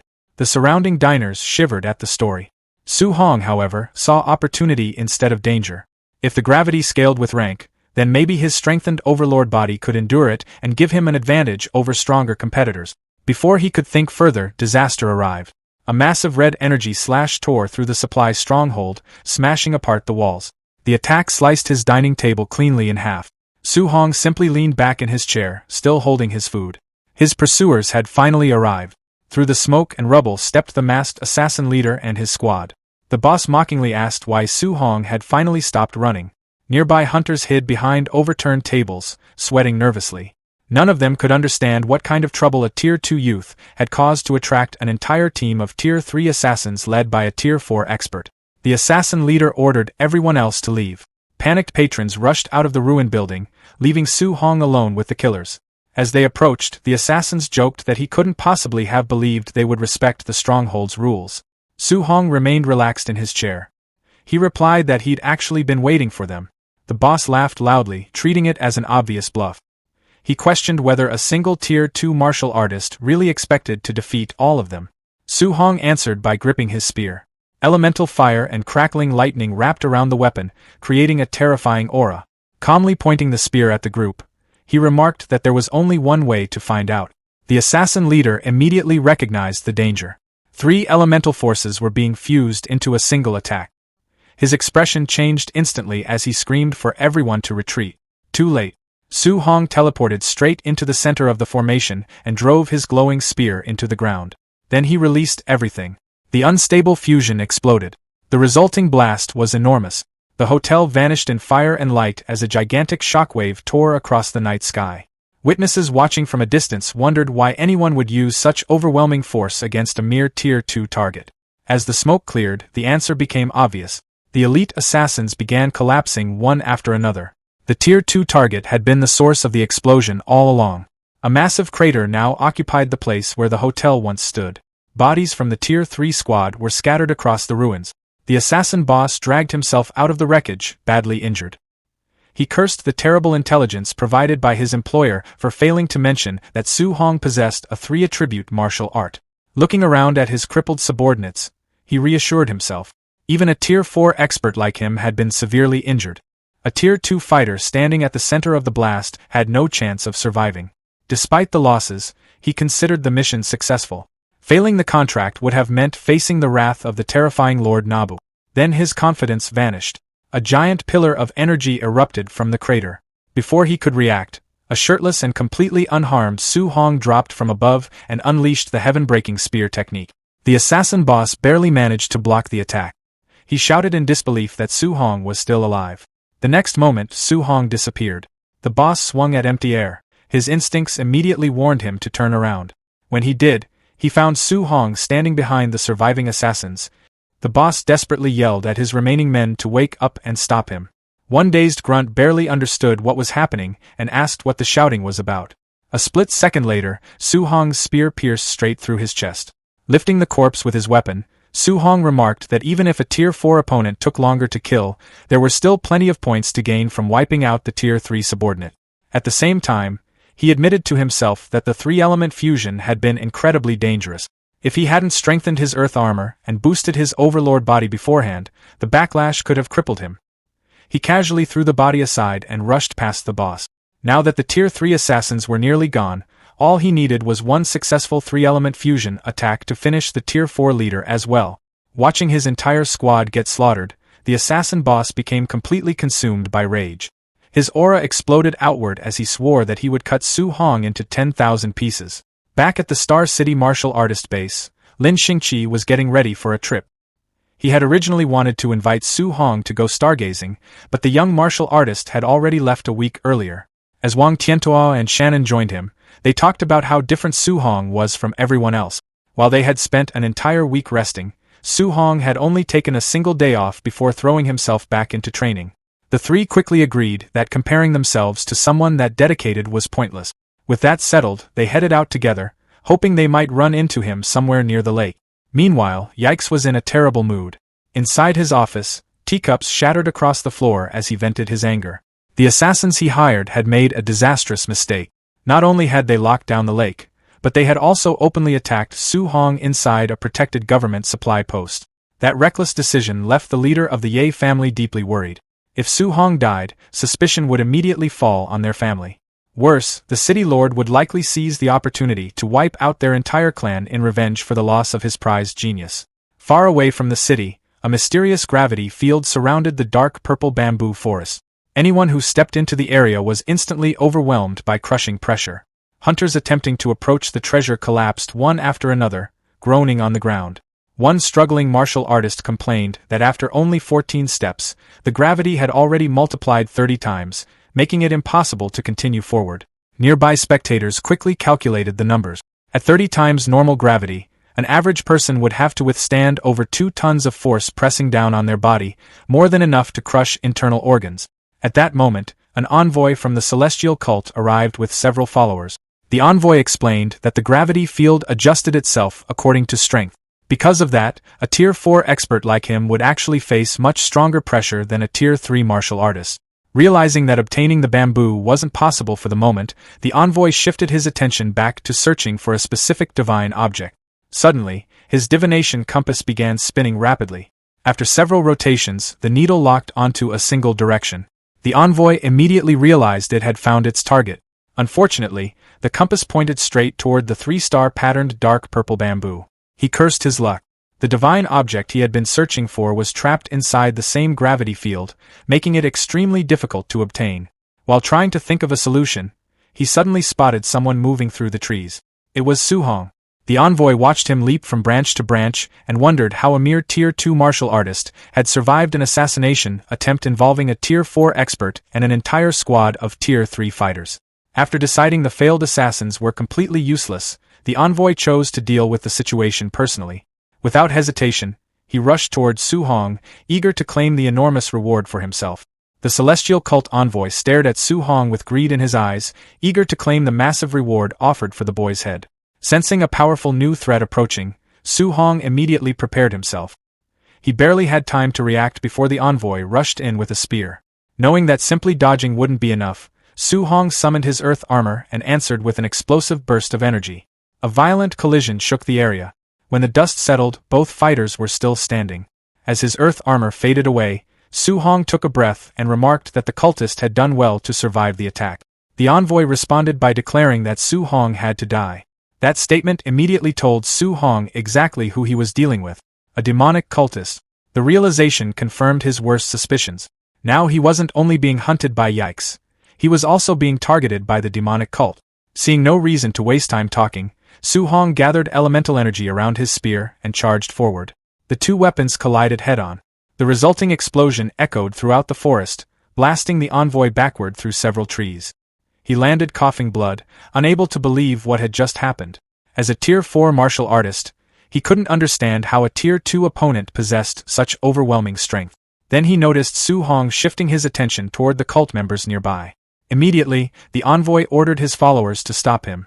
Su Hong soon found himself caught between two threats, demonic cult grunts in front and the recovering Tier 4 envoy behind him.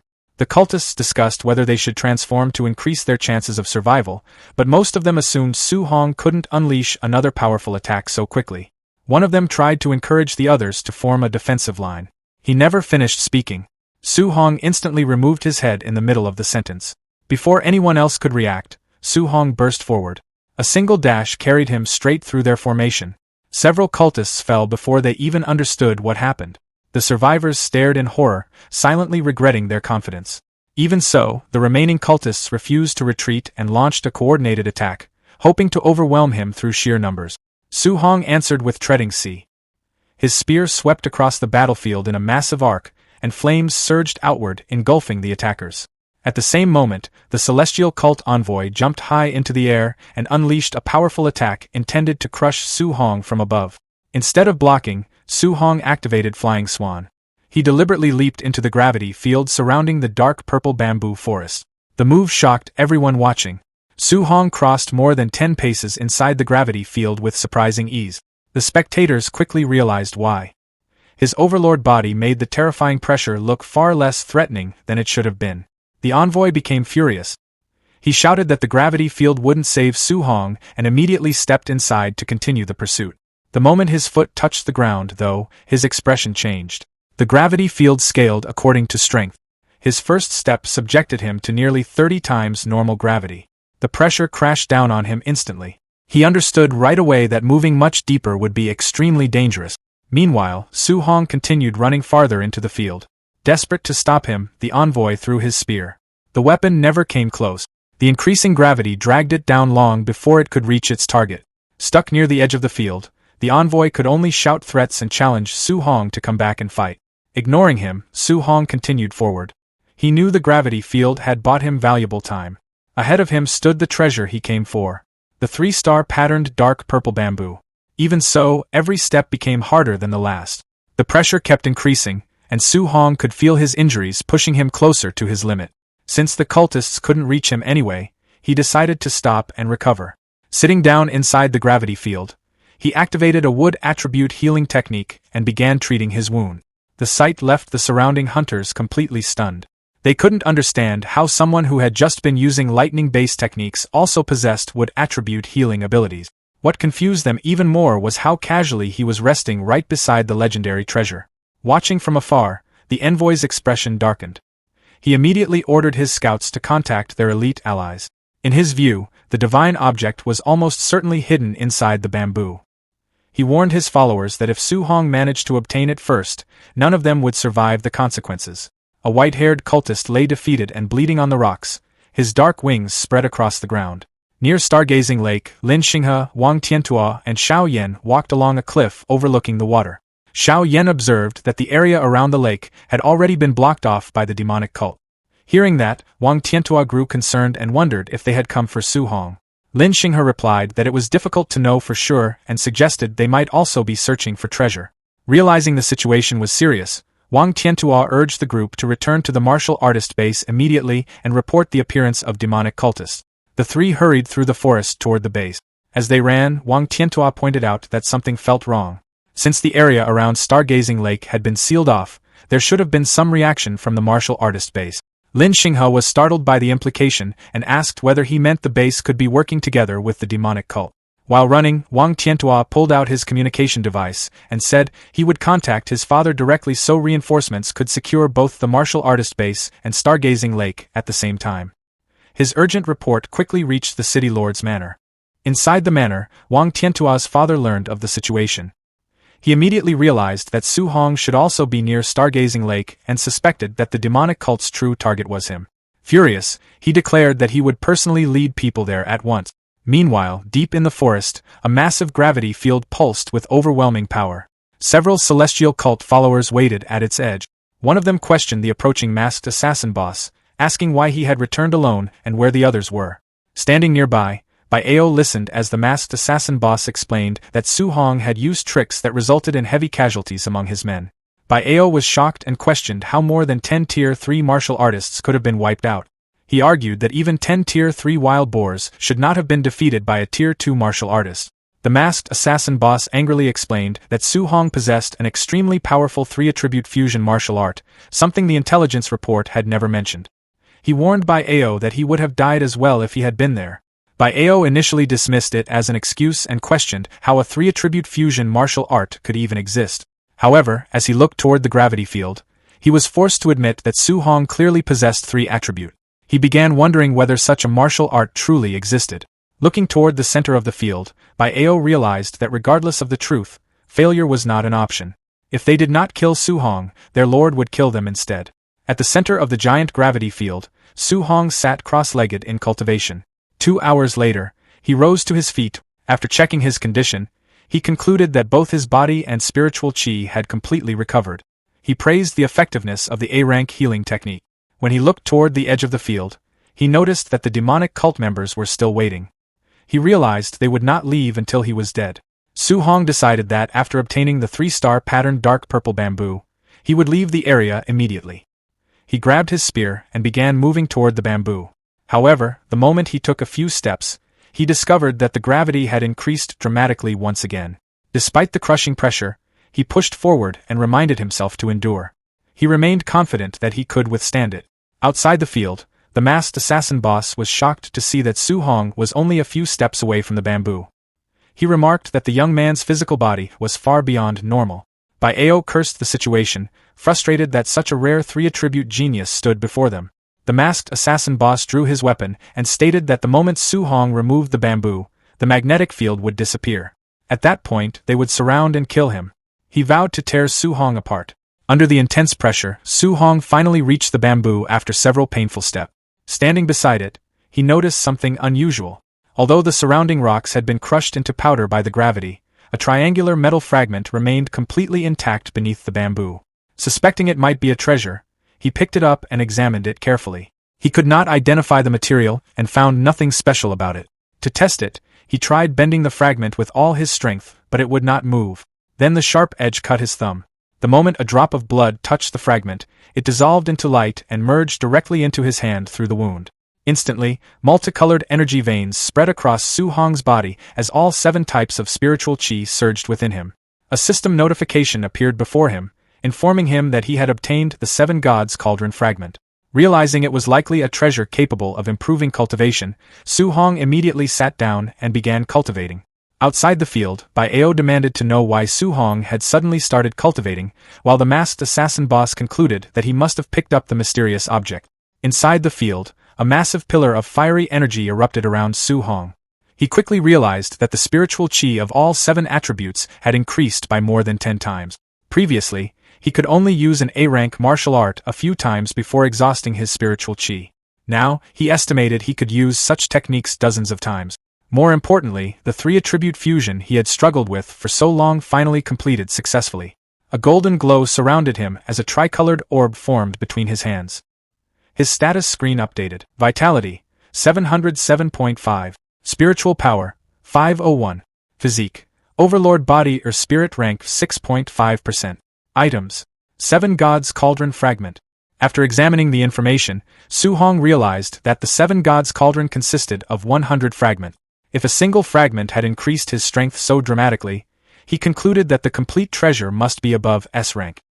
He began wondering how powerful he would become if he collected all 100 pieces. Rising to his feet, he felt completely confident.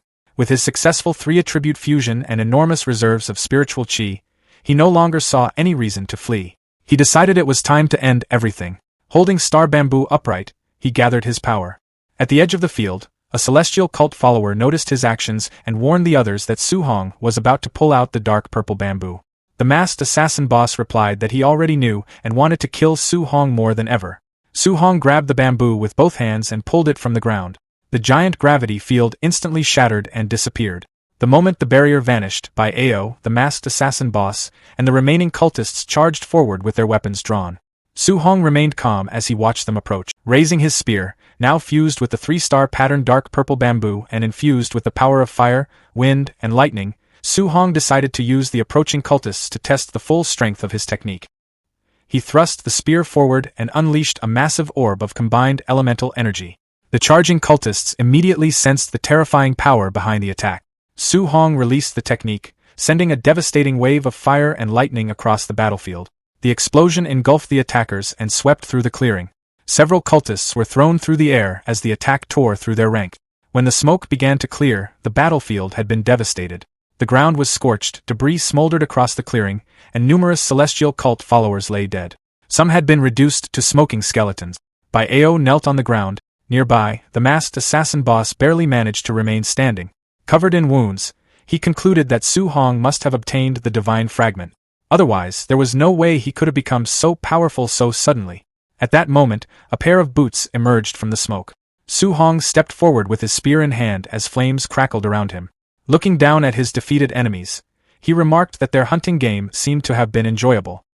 He then informed them that it was now his turn to do the hunting. After defeating the 2 cult leaders, Su-hong demanded answers before finishing them off. Standing over the injured pair, he offered a simple choice. They could reveal the demonic cult's hidden base in Star City, or they could die. Based on how quickly they had gathered so many people, Su-hong had already concluded that the cult had been secretly operating in the city for a long time. The masked assassin boss refused to cooperate. He declared that even if he died, he would take Su-hong down with him. Seeing the situation deteriorate, the envoy immediately threw a flash bomb and called for a retreat. The explosion created enough confusion for the 2 wounded leaders to escape. Once they were gone, Su-hong finally relaxed and dropped to the ground. The battle had pushed him to his limit. The 3-attribute attack he had unleashed had drained nearly all of his spiritual chi. He knew that if the 2 Tier 4 martial artists had continued fighting instead of retreating, the outcome could have been very different. Without wasting time, he activated his healing technique and began recovering his strength. His goal was to restore his spiritual chi as quickly as possible before settling accounts with Yi Chi. Meanwhile, the 2 escaping cult leaders raced through the forest. The masked assassin boss eventually realized that Su-hong's confidence at the end had been a bluff meant to scare them away. However, the envoy warned him not to underestimate someone capable of such feats. The assassin argued that they were still Tier 4 martial artists while Su-hong was only Tier 2. The envoy immediately shut down that argument. He reminded him that their elite forces had already been wiped out. No matter how they tried to justify it, a single Tier 2 martial artist had forced 2 Tier 4 experts to flee. Both men understood how ridiculous the situation sounded. If news of it spread, they would become a joke throughout the martial arts world. Elsewhere, at the martial artist base in Star City, Yi Chi waited anxiously in his office. He feared that the city lord would uncover the blockade before confirmation of Su-hong's death arrived. Soon, a message appeared on his communication device. The report delivered the worst possible outcome. The assassination operation had failed. Yi Chi immediately panicked. As long as Su-hong was alive, it was only a matter of time before his cooperation with the demonic cult was exposed. Realizing he could no longer stay in Star City, Yi Chi decided to flee before the city lord could reach him. He rushed toward his SUV while cursing Su-hong and blaming him for destroying his peaceful life. Before he could escape, a massive cage of flames suddenly surrounded the vehicle. Su-hong stepped forward and calmly asked where Yi Chi thought he was going. Cornered with no way out, Yi Chi unleashed the full power of a peak Tier 3 martial artist. He attacked while insisting that a Tier 2 martial artist had no right to look down on him. Su Hong avoided the attack with ease.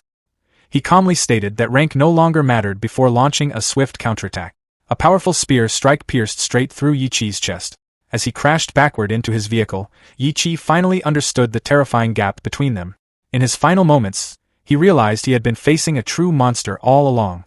Moments later, the SUV erupted into flames. Nearby martial artists watched the entire scene in stunned silence. They had just witnessed a Tier 2 martial artist kill a peak Tier 3 official in broad daylight.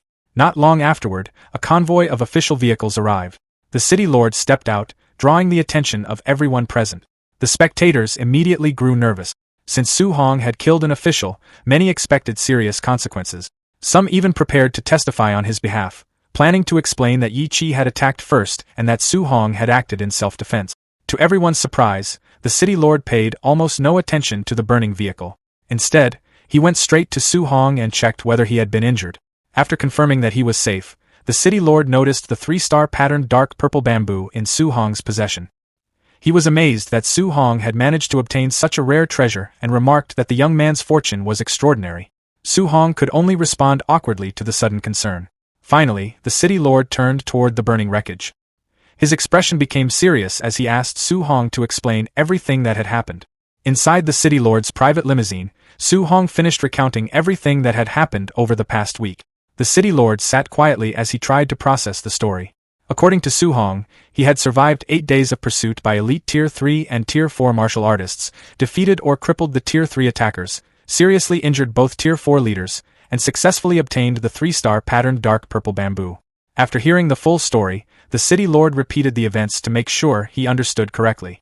Su Hong simply confirmed that it was more or less what had happened. Excited by the potential of such a rare genius, the city lord suddenly grabbed Su Hong's shoulders and suggested marrying all of his daughters to him in the hope of producing more talented warriors in the future. Caught off guard, Su Hong quickly asked him to stop joking and redirected the conversation to the more urgent matter. He pointed out that the mastermind behind the demonic cult's actions was likely still hiding somewhere in the city.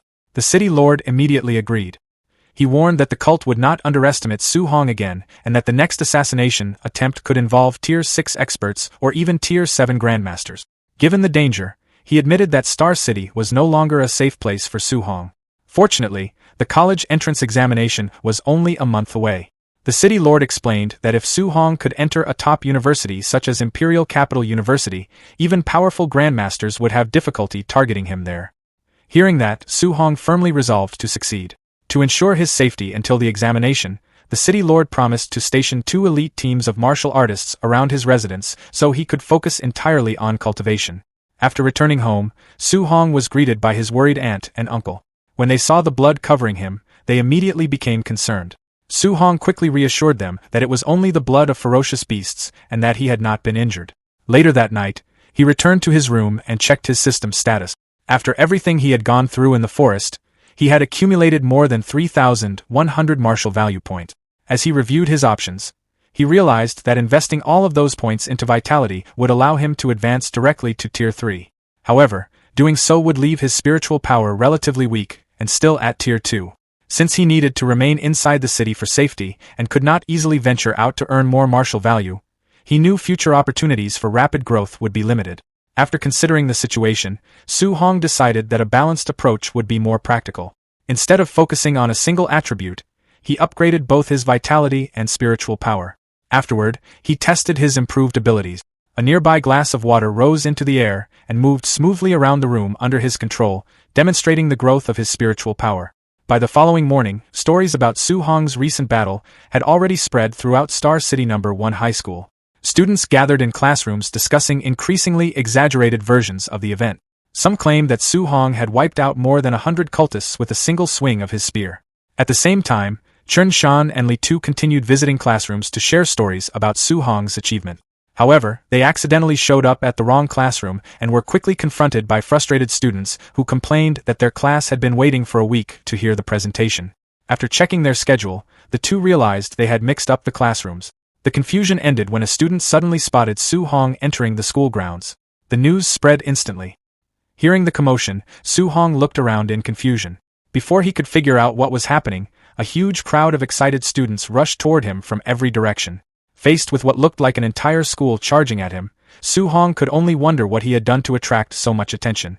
As soon as Su-hong arrived at school, a large crowd of students surrounded him. Everyone wanted to hear the details of his recent exploits firsthand. One spiky-haired student excitedly told Su-hong that he had become the biggest topic in the entire school. He even claimed that when Teacher Lee heard the news, he had been so shocked that he barely knew how to react. The student continued describing how everyone had laughed about it afterward. A cough suddenly came from Su-hong. The spiky-haired student paid no attention and continued bragging about Teacher Lee. A moment later, Su-hong coughed again, this time a little more deliberately. The student finally looked at him in confusion and asked why he kept coughing. He wondered if Su-hong had caught a cold. The moment he turned around, he found Teacher Lee standing directly behind him. The student's confidence disappeared instantly.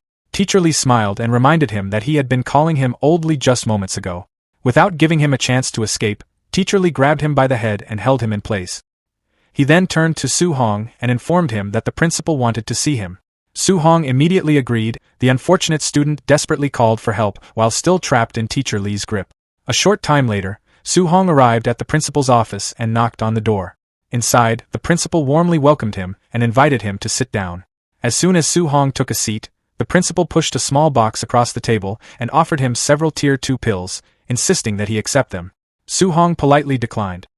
He explained that he had already reached Tier 2 high stage, making the pills far less useful to him. He suggested giving them to students who needed them more.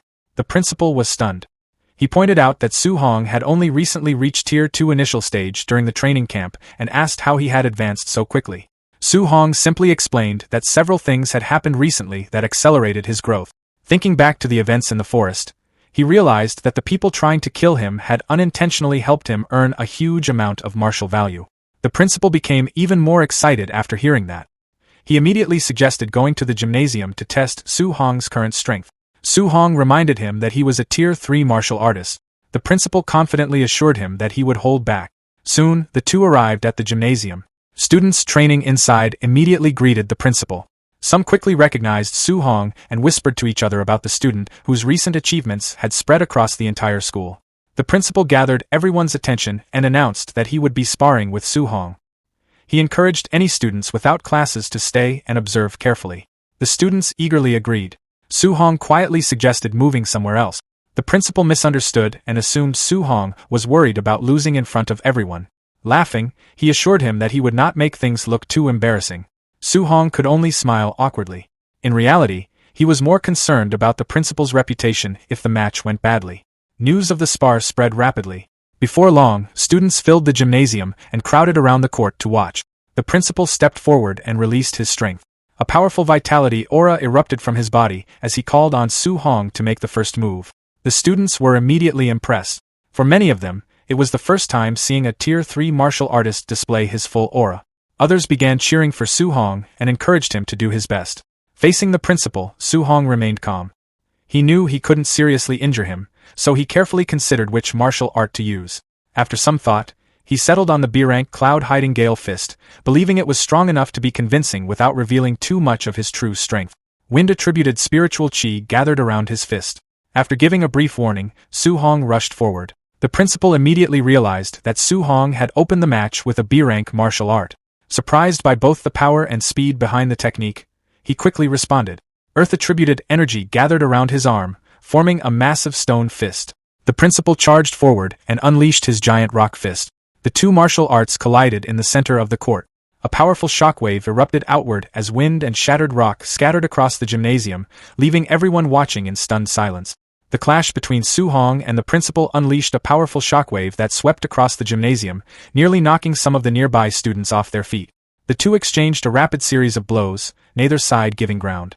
After several fierce collisions, the force of the impact pushed both fighters backward to opposite ends of the court.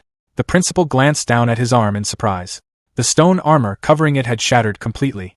He immediately realized that Su-hong had broken through a Tier 3 defense without even using his full strength. The surrounding students stared in disbelief. They couldn't understand how a Tier 2 martial artist had managed to force a Tier 3 expert back. Many quickly convinced themselves that the principal was simply holding back. After all, losing to a student seemed impossible. The principal, however, knew the truth. He had already used most of his strength and was beginning to worry about what would happen if he actually lost in front of the entire school. Noticing the situation, Su Hong suddenly dropped to one knee and announced that he had lost. At the same time, he discreetly gave the principal a wink. The students immediately accepted the result. They cheered and encouraged Su Hong, saying there was nothing embarrassing about losing to the principal. Only then did the principal understand what had happened. Su Hong had intentionally ended the match to save his reputation. Feeling grateful, the principal quickly played along. He praised Su Hong as an exceptionally rare genius and even admitted that he had needed to use everything he had to secure the victory. The gymnasium erupted with excitement. The students celebrated Su Hong's strength and began discussing how he might become the first student from Star City in years to enter a top university. While helping Su Hong to his feet, the principal quietly thanked him. Su Hong then took the opportunity to bring up the upcoming college entrance examination.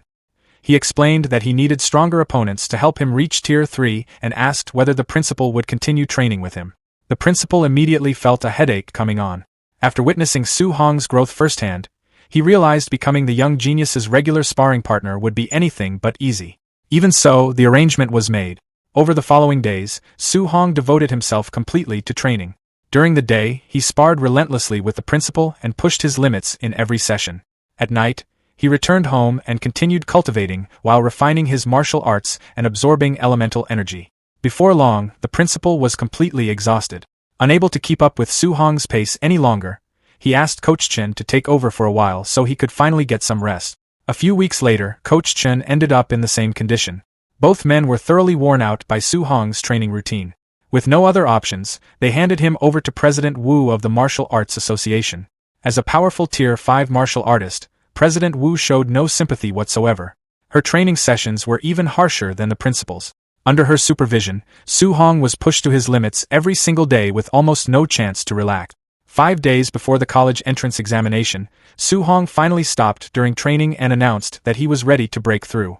At first, President Wu assumed he was looking for an excuse to rest. However, after sensing the powerful aura radiating from him, she realized he was serious. To her surprise, his vitality had already reached the threshold required for advancement. In less than a month, his vitality had risen from around 900 points to the peak of Tier 2. Recognizing that the breakthrough was imminent, President Wu immediately arranged for Tier 3 advancement pills to be delivered. After everything was prepared, she left Su Hong alone in the training room. Sitting cross-legged on the floor, Su Hong activated his cultivation technique. As his injuries gradually healed and energy flowed through his body, he focused entirely on the next step. He was finally ready to break through his limits and advance to Tier 3. At the first floor of the Martial Dao Association, a stunned silence filled the grand lobby. The staff could only stare in disbelief as President Wu walked cheerfully through the hallway, happily humming to herself. Sparkles seemed to surround her as she wore a bright, youthful smile, completely immersed in her thoughts. She was celebrating inwardly because Star City had never produced a Tier 3 initial stage examinee before. If Su Hong successfully broke through to Tier 3, he would secure a huge amount of cultivation resources from the province, allowing the Star City Martial Dao Association to rise to a whole new level. Unable to hold back her excitement, she threw her arms into the air and skipped joyfully through the lobby. The employees immediately began whispering among themselves. They wondered how their normally serious president could suddenly look so cheerful and cute. Some speculated that she had fallen in love, while others questioned what kind of person could possibly be dating the tomboy. Their gossip came to an abrupt stop when Principal Li and Coach Chen rushed into the lobby and asked if anyone had seen President Wu. One of the employees explained that she was not in her office and had last been seen heading toward the backyard through the first floor. Principal Li called out happily as he and Coach Chen hurried after her. Watching the two older men run past, the staff immediately jumped to an even wilder conclusion and whispered in horror that President Wu's dating partners were actually two old men. Meanwhile, inside a quiet training room, Su Hong sat cross-legged on the floor, fully focused on his breakthrough. 2 small flasks rested on a low table in front of him as a raging red aura erupted from his body. Sweat poured down his face while he endured the intense strain. The surging energy gradually became too chaotic to control before finally exploding outward in a violent shockwave. The force left him slumped over and gasping for air as steam rose from his skin. Frustrated, he realized that his first breakthrough attempt had failed. Refusing to give up, Su Hong straightened himself and reignited the fiery energy around his body. He reminded himself of everything the principal, his instructors, and President Wu had done for him and resolved that he could not let them down. Half an hour passed. Under tremendous pressure, Su Hong slowly compressed the berserk vitality back into his body. Veins bulged across his face as the energy vibrated violently within him. Finally, with a desperate shout telling the barrier to break, he opened his eyes. A brilliant flash of light erupted. A massive explosion of energy burst from his body, tearing his clothes apart and blasting them away in a cloud of dust. When the smoke cleared, Su Hong stood completely naked as he let out a deep breath. Looking down at his hands, he wondered if this was truly the power of Tier 3. He raised a fist, gathered his strength, and casually threw a punch. A huge fiery fist-shaped blast shot across the training room. Su Hong noted that martial artists below Tier 3 needed specific martial arts techniques to launch ranged attacks, while Tier 3 martial artists could freely externalize their vitality whenever they wished. At that moment, his system interface appeared before him and confirmed his new strength. Vitality, 1000. Su Hong stared at the number in amazement. He finally understood the enormous difference between a Tier 2 martial artist with 999 vitality and a Tier 3 martial artist with 1000 vitality. Satisfied, he stood up and decided it was time to share the good news with President Wu. The training room door opened, and President Wu entered alongside Principal Li and Coach Chen. President Wu immediately saw his naked body and demanded to know whether he intended to meet her looking like that or if he was deliberately acting like a hooligan. At the same time, Principal Li and Coach Chen pulled out their phones and began taking pictures with bright flashes, joking that Su Hong really had courage. Completely mortified, Su Hong curled up on the floor and desperately tried to cover himself. Ignoring the commotion, President Wu raised her phone and contacted the city lord. She informed him that Su Hong had successfully broken through to Tier 3 and told him to hurry to the association for a parent-teacher meeting. Elsewhere, at the luxurious city lord's manor, Wang Tianhua hurried excitedly through the halls. He pushed open a set of double doors and proudly announced to his father that he had successfully reached the Tier 2 middle stage. After hearing the announcement, he casually told his son to keep up the good work. Wang Tianhua froze in shock. At only 18 years old, he had already reached the Tier 2 middle stage, yet his father's reaction was unbelievably cold. Then a notification from President Wu appeared on the city lord's device. It informed him that Su Hong had officially broken through to Tier 3. The city lord was instantly shocked. He grabbed his coat from the butler and rushed out of the room to see the situation for himself, completely ignoring his son. Later, at the Martial Dao Association, a tense silence filled the room. Coach Chen, President Wu, City Lord Wang, and Principal Li sat side by side on a long couch with their arms crossed, staring intently ahead. Across from them sat Su Hong, looking completely out of place in a ridiculously tight white crop top decorated with frills and a cute cartoon face. Sweating under their intense gazes, Su Hong asked what they wanted to tell him.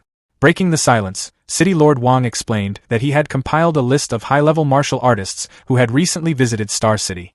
Handing over a confidential folder, he warned that although they did not know who was targeting Su Hong, it would be wise to pay closer attention to the names inside. Su Hong opened the documents and read through them. He found prominent names such as Grandmaster Chen Budu of the Imperial Capital Lin family and Wang Dao of the Magic City Wang family. After looking through the list, he noted with concern that although nearly 100 people were listed, he did not recognize a single one. City Lord Wang grimly explained that traitors existed even among the higher ranks of the human race. He warned that such people would never spare a human genius like Su Hong and would certainly look for opportunities to eliminate him. Hearing this, Su Hong slammed the folder. He admitted that he had long been mentally prepared to be hunted by the 10,000 races, but he had never expected to face assassination attempts from human traitors as well. Sitting cross-legged, President Wu gestured casually and told him not to worry too much. She explained that once he entered Magic City Martial Artist University, no matter how bold those traitors were, they would not dare target him there. Su Hong was surprised and asked whether Imperial Capital Martial Artist University was not safe. President Wu looked at him seriously and explained that the students at Imperial Capital Martial Artist University mostly came from wealthy and powerful backgrounds. She pointed out that throwing a brick at random there would likely hit a descendant of one of the top 100 families or the heir of a Tier 8 or Tier 9 powerhouse. Since Su Hong had no family background to support him, she believed the university would never truly value him. Principal Li nodded and admitted that his earlier decision to let Su Hong choose his university freely had been somewhat short-sighted. While playing with a small flame in her hand, President Wu added that Magic City Martial Artist University welcomed everyone equally. Status meant little there compared to talent and strength. As long as Su Hong was powerful enough, almost nobody would deliberately suppress him. After hearing their explanations, Su Hong decided that he would attend Magic City Martial Artist University. City Lord Wang smiled and warned him that the school's culture was extremely wild. He added that the principal was famously protective of students and would back them up regardless of how much trouble they caused. Su Hong rubbed the back of his head and nervously pointed out that he never took the initiative to cause trouble, so he did not understand why the city lord viewed him that way. His mentors responded with complete silence. In their minds, they all recalled different incidents. City Lord Wang thought about who had killed Yi Chi at the martial artist base. President Wu remembered who had wiped out dozens of demonic cult assassins. Principal Li recalled who had challenged the training camps of 6 different cities. Coach Chen remembered who had single-handedly defeated every student in the training camp. Faced with their silent stares, Su Hong could only laugh awkwardly while sweating heavily and wondering who could possibly have done all those things. After clearing his throat, City Lord Wang pointed out that Su Hong was now the #1 genius of Star City and represented the city's image. However, he felt that Su Hong's taste in clothing was a little unusual. President Wu immediately responded with pride and asked whether her taste was not excellent. She explained that Su Hong's clothes had been completely destroyed during his breakthrough, so she had generously lent him her own clothes. Seeing her sudden defensiveness, City Lord Wang quickly raised a thumbs up and praised her fashion sense, claiming the outfit suited Su Hong perfectly.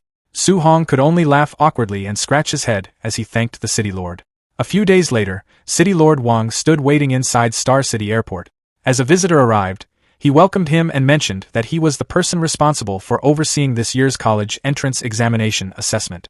Walking through the airport with a female assistant carrying a briefcase behind him, the stylish Wang Lindao lowered his sunglasses. He complained that his teacher had suddenly issued a strict order forcing him to come to Star City and oversee the examination. His teacher had even instructed him to lower his status and actively befriend talented students. Wang Lindao narrowed his eyes and grumbled that he was already a Tier 5 martial artist. In his view, taking the initiative to befriend students was damaging to his pride. He scoffed that Star City had not even produced a Tier 2 examinee in previous years and questioned whether there was anyone worth befriending. City Lord Wang smiled knowingly and asked whether an 18-year-old Tier 3 genius would be worth befriending. Wang Lindao froze on the spot as the revelation sank in and urgently demanded to know where the genius was, insisting on being taken to meet him immediately. At the Star City martial art exam venue, an aerial view reveals a large stadium prepared for the assessment. On the field, examiners inspect the combat testing machines, confirming that all parts are ready for the vitality test. Nearby, Wu Linxian looks at her phone, questioning where the examiner they were supposed to pick up is. In response, City Lord Wang Yanai points toward the crowd. There, Examiner Wang Lindao leans heavily on Su Hong's shoulder. Unfazed by Su Hong's confusion, Wang Lindao introduces himself, claiming he wants to be friends and enthusiastically asking Su Hong to smile and pose for a photo. Watching the display, City Lord Wang Yanai facebombs, criticizing Wang Lindao's shamelessness in front of all the students. An announcement then rings out to the massive crowd outside the building, declaring that priority will be given to the vitality test. The speaker explains that students at Tier 2 and above must travel to the provincial capital for centralized testing, while those below Tier 2 will continue their combat power tests locally. Hearing this, Su Hong looks forward calmly as the martial Dao assessment officially begins. However, he soon looks annoyed, realizing that not a single person had informed him about the provincial capital rule. Meanwhile, Lin Xinghe and Xiao Nan converse with Wang Tiantua, congratulating him on reaching the Tier 2 middle stage and asking if he has surpassed Su Hong. Wang Tiantua casually replies that they will find out shortly. The 3 students look toward the testing area, noting the massive crowd gathered specifically to watch Su Hong. As people speculated about whether Su Hong had already reached the high stage of Tier 2, he sat calmly inside the testing machine. A faint red aura was already radiating from his body. Moments later, that energy surged outward, and blazing red power surrounded him completely, filling the area with an intense martial aura. Witnessing the sheer power, Lin Xinghe and Xiao Nan look on in absolute shock. The testing machine's screen lights up, displaying a staggering vitality value of 1005. Realizing he is a Tier 3 martial artist, Xiao Nan points furiously in disbelief, demanding to know if Wang Tiantua had kept this a secret. Fully accepting the reality, Lin Xinghe, Wang Tiantua, and Xiao Nan stand together with resigned expressions, acknowledging that they will never surpass him in this lifetime. The surrounding crowd of students erupts into shock at the unprecedented sight of a Tier 3 examinee, comparing his power to that of their principal. Amidst the stunned crowd, one student stands with a smug expression, proudly boasting that Su Hong is his professional sparring partner. Inside a private room at the venue, Lin Xinghe's father and Xiao Nan's father converse. Frustrated, Lin Xinghe's father curses, questioning why Su Hong isn't his son or why Xinghe isn't a girl. Meanwhile, Xiao Nan's father plots to have his daughter dress up nicely to secure the genius as his son-in-law. Elsewhere, Wu Linxian, Wang Lindao, and City Lord Wang Yanai talk together. Wang Lindao congratulates both of them on cultivating such an outstanding student, predicting that Star City's development and its Martial Dao Association will advance brilliantly. Observing from above, Wang Lindao looks out of a window and remarks that he travels to various places every year for the exams. He notes that in a mid to lower ranked city like Star City, even Tier 2 examinees are incredibly rare. A bar chart then displays cultivation resources, showing the massive gap with Star City at a mere 10 compared to the 500 of Magic City and the Imperial Capital. Wang Lindao explains that the issue isn't poor talent, but this immense resource gap. Smiling confidently, he states that for Su Hong to reach Tier 3 in such a resource-scarce environment makes him a terrifying existence. He adds that with proper educational conditions, Su Hong might already be at Tier 4, calling him the most talented person he has ever met. Back on the ground, a crowd cheers enthusiastically for Su Hong, waving signs and screaming that they love him and want to have his babies. Sweating and sporting a chibi face, Su Hong looks overwhelmed and uncomfortable, admitting that being watched by so many people is too unsettling. Sometime later, Lin Xinghe, Wang Tiantua, and Xiao Nan stand together, revealed to be the only other students in Star City to reach Tier 2. Following the assessment, Su Hong, Lin Xinghe, Wang Tiantua, and Xiao Nan board a special train heading to the provincial capital for the martial art exam. Inside the train, Su Hong leads his companions down the aisle. He walks past the seated passengers in complete silence. Suddenly, a passenger erupts with a blazing red aura. Immediately after, another passenger releases a red aura. Within seconds, all the seated passengers release red auras, bathing the entire train car in intense energy. Su Hong and his companions face the red auras head-on. Unfazed, Lin Xinghe casually opens a fan and mocks their childish show of strength. Refusing to let Star City lose face, Wang Tiantua, Xiao Nan, and Lin Xinghe activate their auras to push back. However, Su Hong simply steps forward as his eyes glow blue. He instantly releases a massive blue aura that shocks the surrounding passengers, culminating as a giant blue energy dragon emerges from his power. The massive blue dragon then lunges forward, directly attacking the surrounding red auras. The overwhelming force of the blue aura aggressively pushes the passengers back, completely shattering their collective pressure. Pinned in place, two passengers look completely shocked and terrified, realizing they are facing a Tier 3 martial artist. They panic, wondering how a rural place like Star City could produce such a monster. Unfazed by the commotion, Su Hong simply stands with a calm expression. Watching from behind, Wang Tiantua, Lin Xinghe, and Xiao Nan stare in awe. Wang Tiantua realizes the coercion feels just as strong as a middle-stage Tier 3 expert, while Xiao Nan proudly praises Su Hong's awesomeness. With the entire car subdued, Su Hong casually walks past the intimidated passengers, noting aloud that this is the result of provoking them without a proper greeting. As Su Hong walks away, a deeply stressed passenger watches him from behind, mentally swearing to run without hesitation if they cross paths during the actual assessment. Sometime later, inside their seating area, Su Hong sits comfortably across from his three companions. Lin Xinghe breaks the silence, asking whether Su Hong plans to test for Magic City Martial University or Imperial Capital Martial University. Su Hong simply smiles back and asks what their own plans are. Looking incredibly determined, they reveal that the goal for all three of them is Magic City. Hearing this, Su Hong smiles confidently, announcing that he is also preparing to go there. He adds that when they eventually enter the All Heavens battlefield, they will fight together as comrades in arms.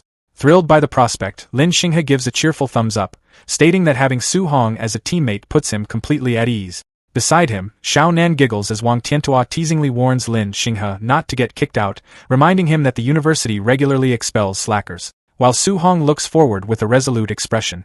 He recalls President Wu Linxian's previous advice, remembering that Magic City is all-embracing and values only talent and strength over status. Soon after, genius students from other cities begin boarding the train. A green-haired student quickly approaches Su Hong, declaring that he will definitely defeat him in the upcoming assessment. Su Hong simply replies with a deadpan acknowledgement. Curious, Lin Xinghe looks at Su Hong and asks if he knows people from Yang City. Su Hong explains his past sparring experience, stating that Grandmaster Qin had previously taken him there. Immediately after, another student points a finger at Su Hong, vowing to be the winner this time. Su Hong gives the same flat response, followed by a muscular red-haired student who excitedly flexes at Su Hong and claims his chance for revenge has finally arrived. Su Hong continues to give the exact same unenthusiastic reply. Nearby onlookers gossiped about Su Hong's identity, baffled by rumors that he had defeated every single genius across the major cities. Xian asked if Grandmaster Qin had taken him on a provincial tour just to beat everyone up, but Su Hong quickly downplayed the rumor. The bus soon arrived at the massive Hang City Plaza, where a giant celestial gate loomed over the crowd. Excited students discussed the secret realm, thrilled by the prospect of rare treasures waiting inside. The local Hang City trio that Su Hong had previously saved stood in the crowd. When one of them complained about waiting for out-of-towners, the axe-wielding giant told him to be quiet and show respect for their savior. Another bus pulled up, and Wenchang's top genius, Chen Tianan, stepped out. The crowd murmured in awe of his talent, recalling his arrogant promise to crush every student from Hang City. Flaunting his status, Chen Tianan led his elite squad straight toward the center of the plaza to make a grand entrance. To establish his dominance, he unleashed a massive flaming red aura and arrogantly demanded that Hang City's top 3 geniuses step forward so he could humiliate them. Feeling the terrifying pressure, the panicked crowd scrambled back, shocked to realize they were looking at a powerful Tier 3 martial artist. However, the axe-wielding student from Hang City released his own red aura, mocking Wenchang's genius for showing off when they were both Tier 3.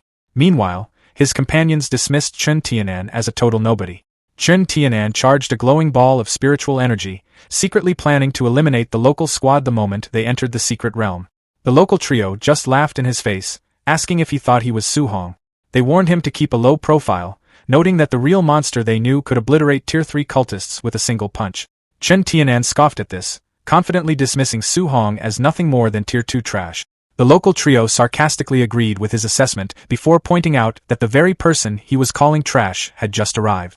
Su Hong calmly stepped off the bus holding his new spear, with his Star City companions following close behind. Wang Tiantua noticed the intense glare and warned Su Hong that Wenchang's top genius was already staring him down. Standing in front of his disciplined followers, Chen Tianan gave the Star City prodigy a smug, challenging smirk. Confused by the hostility, Wang Tiantua and Lin Ning asked Su Hong if he had beaten this guy up too, but a clueless Su Hong admitted he had no memory of him. Watching from high above, Lin Beixing, the Tier 7 Grandmaster and Chief Exam Supervisor, peered down at Su Hong and noted that the boy looked completely average. Lin Beixing complained to Qin Tianli that after all the insane hype, he had expected the kid to look like a legendary multi-limbed demigod. Qin Tianli smugly fired back, bragging that while Su Hong lacked extra limbs, his 7-element compatibility was real, leaving the supervisor eager to see if the kid could deliver. As Lin Beixing and Qin Tianli descended from the sky, the crowd murmured in anticipation, with some complaining about Chen Tianan's arrogance, while others simply complained about being hungry. Demanding absolute silence, Lin Beixing unleashed a suffocating wave of Grandmaster-level pressure. The immense spiritual weight instantly crushed the crowd's energy, and even Su Hong struggled to stand. Lin Beixing announced that the assessment would last 7 days inside the Tianing secret realm, where students had to hunt beasts to earn points.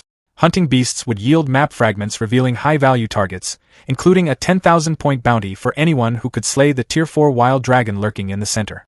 While Su Hong's eyes lit up at the massive prize, Wang Tiantua warned that a beast with a dragon bloodline would fight far above its actual rank.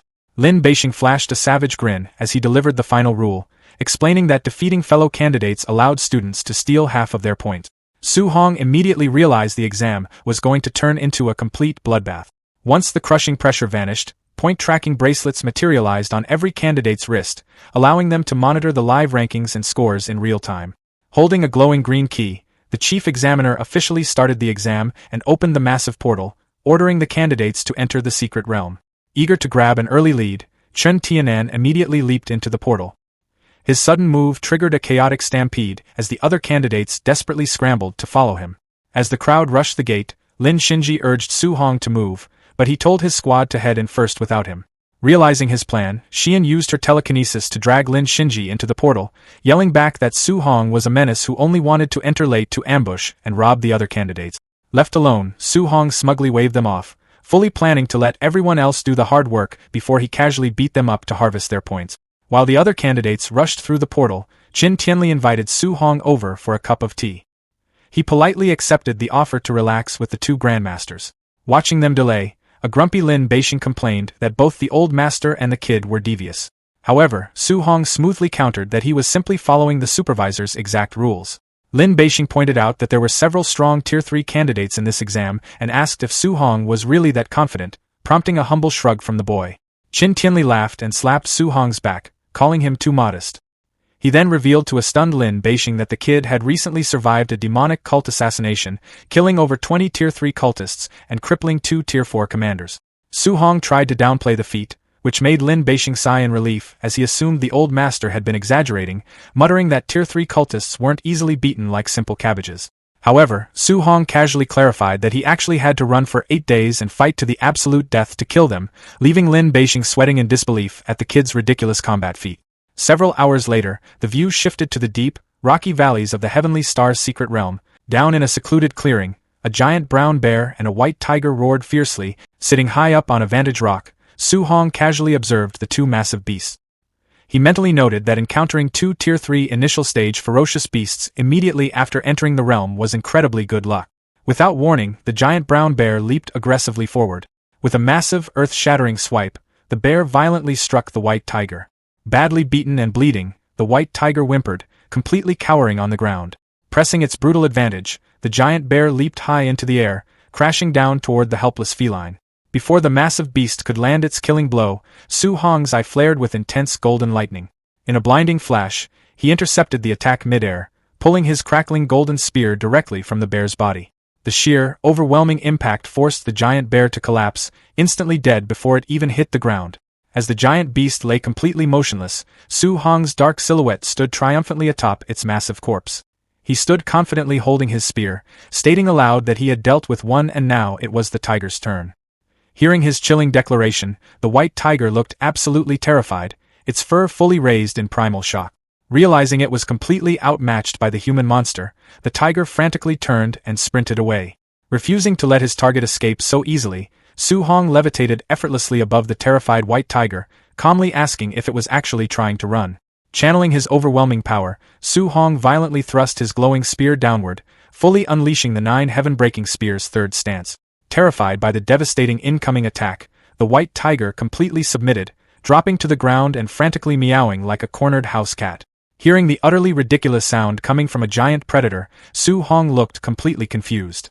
At the last possible second, he shifted his trajectory. The redirected impact completely obliterated the surrounding terrain, carving a massive, smoking trench deep into the earth. Fully submitting to its savior, the white tiger rolled onto its back and acted aggressively cute, continuously meowing. Staring down at the massive apex predator, Su Hong looked completely bewildered, deeply questioning how a wild, ferocious beast actually knew how to beg for mercy and act cute. Seeing a unique opportunity, Su Hong negotiated with the white tiger, promising to spare its life if it served as his guide to find other humans and high-level ferocious beasts. The tiger excitedly meowed in agreement. Soon after, the white tiger sprinted rapidly through the secret realm with Su Hong riding comfortably on its broad back. Pointing forward, Su Hong commanded his new mount to go find a big guy with a high tier. Following his exact orders, they soon arrived in a dense, ancient forest where a giant ape forcefully snorted plumes of air from its massive nose. Standing amidst the towering trees, the massive black ape effortlessly wielded a giant wooden log as a weapon. Crouching silently on a high cliff, Su Hong and the white tiger carefully observed the giant ape from behind. Looking down at the colossal beast, Su Hong evaluated its threat level, wondering if it was a Tier 3 high-stage monster. He noted that its imposing 30-meter height made it more than twice the size of normal giant apes found outside the secret realm. Suddenly sensing their presence, the giant ape spun around, glaring up at the cliff with violently glowing red eyes. Reacting to the sudden, explosive hostility, Su Hong's eye widened in surprise. Without a moment's hesitation, the giant ape roared and violently swung its massive log directly at them, aiming to crush the entire cliff to dust. Despite the devastating incoming attack, Su Hong simply stood completely calmly as the massive weapon approached. With an earth-shattering explosion, the giant log violently smashed into the cliffside. Narrowly avoiding the crushing impact, the white tiger rapidly leaped away from the collapsing rock. Falling smoothly through the air, Su Hong commanded the tiger to retreat, ordering it to run far away and find a safe place to wait for him. Su Hong glared back and threatened the retreating tiger, warning that if it dared to run away entirely, it was dead once he found it. Hearing the genuine death threat, the terrified tiger landed clumsily in the distant bushes, whimpering obediently like a beaten dog. Without a second's hesitation, Su Hong turned and sprinted directly up the massive, descending log, noting that despite being more than twice the size of normal apes, it was still ultimately just a Tier 3 ferocious beast. Furious at the tiny human daring to charge up its weapon, the giant ape roared in pure, unadulterated anger. It lunged forward with its massive open mouth, fully intending to devour him whole. However, instead of showing even a sliver of fear, Su Hong covered his nose in extreme disgust, complaining aloud that the beast was far too smelly. Refusing to let the creature breathe on him, Su Hong raised his crackling, glowing spear. Shouting the name of his heaven-breaking attack, he violently struck the ape's jaw. Instantly, a massive explosion of brilliant golden energy erupted from the point of impact. The sheer, overwhelming force of the blow knocked a giant tooth completely out of the ape's mouth, sending the boulder-sized fragment crashing heavily into the ground below. Immediately after, a blinding beam of light pierced straight through the top of the ape's head. Roaring in absolute agony, the giant ape fell backward, spraying a geyser of blood across the forest as it crashed to the ground. Amidst the swirling dust and the deafening crash of the massive log, Su Hong simply stood completely calmly, entirely unfazed by the immense destruction he had just caused. With the giant beast momentarily downed, Su Hong casually walked up to the massive log left behind in the dirt. Mentally evaluating the colossal weapon, he noted that it was over 40 meters long and likely weighed around 70 tons. Utterly undeterred by its sheer mass, Su Hong firmly gripped the giant log with his bare hand. Channeling his immense physical strength, he began to lift the massive log, boasting that for someone who had already broken through to Tier 3, this was completely not a problem. Proving his bold claim, Su Hong lifted the massive log completely off the ground. He then flooded the massive weapon with his glowing spiritual power, reinforcing its structure. With the colossal weapon secured, Su Hong leaped high into the air, hauling the massive log in tow. High above the ruined battlefield, Su Hong swung the massive log downward toward the slowly recovering giant ape. Diving aggressively toward his target, Su Hong screamed out, calling the beast a stinky monkey and telling it to eat his cudgel. The log swung down with incredible, terrifying speed, generating a massive shockwave that tore through the air. Realizing the fatal danger a second too late, the giant ape looked up completely terrified, its eyes bulging in sheer shock. Without giving the beast a single chance to react, the log brutally smashed directly into the ape's face, instantly shattering its remaining teeth. The sheer, unmitigated force of the impact caused the giant ape to be thrown backward violently. Meanwhile, far outside the secret realm, a massive crowd of students and instructors watched the brutal, one-sided fight unfold on a giant broadcast screen. Completely stunned into silence, they questioned if what they had just seen was actually real, openly wondering what kind of absolute monster this kid named Su Hong actually was. Watching the exact same screen in a private viewing area, Grandmaster Qin pointed and laughed uproariously, noting that Su Hong was beating a terrifying elite monster like he was beating a stray dog. Completely caught off guard by the sheer, overwhelming absurdity of the attack, Lin Beixing violently spat out his drink. Recovering his composure, the chief examiner wiped his mouth thoughtfully, finally admitting that it seemed there was absolutely no suspense left for this year's assessment. Standing triumphantly on top of his massive log, Su Hong checks his wrist device. He's pleasantly surprised to find that the Grandmaster's map fragments dropped just from defeating the giant ape. A notification then pops up, and he stares in shock as his score skyrockets to 2,100 points. The leaderboard screen confirms he is now sitting dead first in the rankings. He realizes the black bear from earlier only gave him a measly 100 points, while the giant ape was a massive jackpot. Seeing that the second-place student only has 800 points, Su Hong calculates that hunting players just isn't worth his time. Deciding to focus on hunting more ferocious beasts instead, he strolls casually down the forest path. Meanwhile, 3 armed students stare at their wrist device in absolute disbelief. They stress out over Su Hong's massive point jump, realizing he must have soloed a high-tier special beast all by himself. But not everyone is intimidated. Sitting arrogantly on top of a dead bear, Chen Tianyan scoffs at the news. Smiling confidently, he figures that if a weakling like Su Hong can solo a special beast, then the monsters in this realm must be completely pathetic. Eager to take one down himself, he checks his map and locks onto a nearby red dot. Tracking the signal, he soon comes face to face with a massive, terrifying purple snake resting on a rocky cliff. Staring up at the towering monster, Chen Tianyan immediately starts sweating nervously. He realizes this creature is actually a high-stage Tier 3 beast, and the terrifying truth about Su Hong's actual strength begins to set in. Refusing to accept that he's weaker than Su Hong, Chen Tianyan clenches his fist as it ignites with fiery red energy. Powering up and declaring that he won't lose to anyone, he holds his ground as the giant snake violently lunges forward. A few minutes later, reality hits Chen Tianyan hard as the snake ruthlessly blasts him backward. He crashes heavily into a giant tree, coughing up blood from the devastating impact. Realizing this python is practically a Tier 4 monster, he abandons all his pride and desperately scrambles away. Running frantically through the forest, he curses his terrible luck and his decision to flee. He decides that if he can't beat the boss monsters, he'll just steal points from the other candidates instead. Spotting a group of unsuspecting students ahead, he ignites his hand and flashes an evil grin, ready to take what's theirs. But before he can make his move, Su Hong suddenly leaps out of nowhere, swinging his massive wooden club. With his eyes glowing a menacing red, Su Hong smiles, shocked by the sudden ambush, Chen Tianyan ignites his flames and frantically turns around. Su Hong brings his giant weapon down with terrifying force, brutally flattening Chen Tianyan's face. The devastating impact sends the arrogant student flying violently backward through the forest. As Chen Tianyan flies backward through the forest, the unsuspecting students scramble and dodge in absolute panic. Completely knocked out, the remaining students stare in shock at the unconscious top-tier fighter, terrified of whoever possessed the formidable power to take him down in a single strike. Walking casually out of the dust, Su Hong checks his wrist device, pleasantly surprised that he picked up 400 points just from swatting Chen Tianyan. He then points his massive log at the 5 shivering students. With a menacing tiger shadow looming behind him, Su Hong approaches intimidatingly and demands to know how many points they have. Terrified, the 5 students immediately bow and beg for mercy, pleading that they don't even have 100 points between them and aren't worth the beating. Su Hong looks genuinely disappointed by their pathetic score. However, an idea strikes him, and he casually suggests that they go beat up the unconscious Chen Tianyan to see if they can steal half of his remaining points. Surprised by the ruthless suggestion, the students cautiously agree to give it a try. 2 minutes later, Chen Tianyan's face is left heavily bruised and beaten beyond recognition.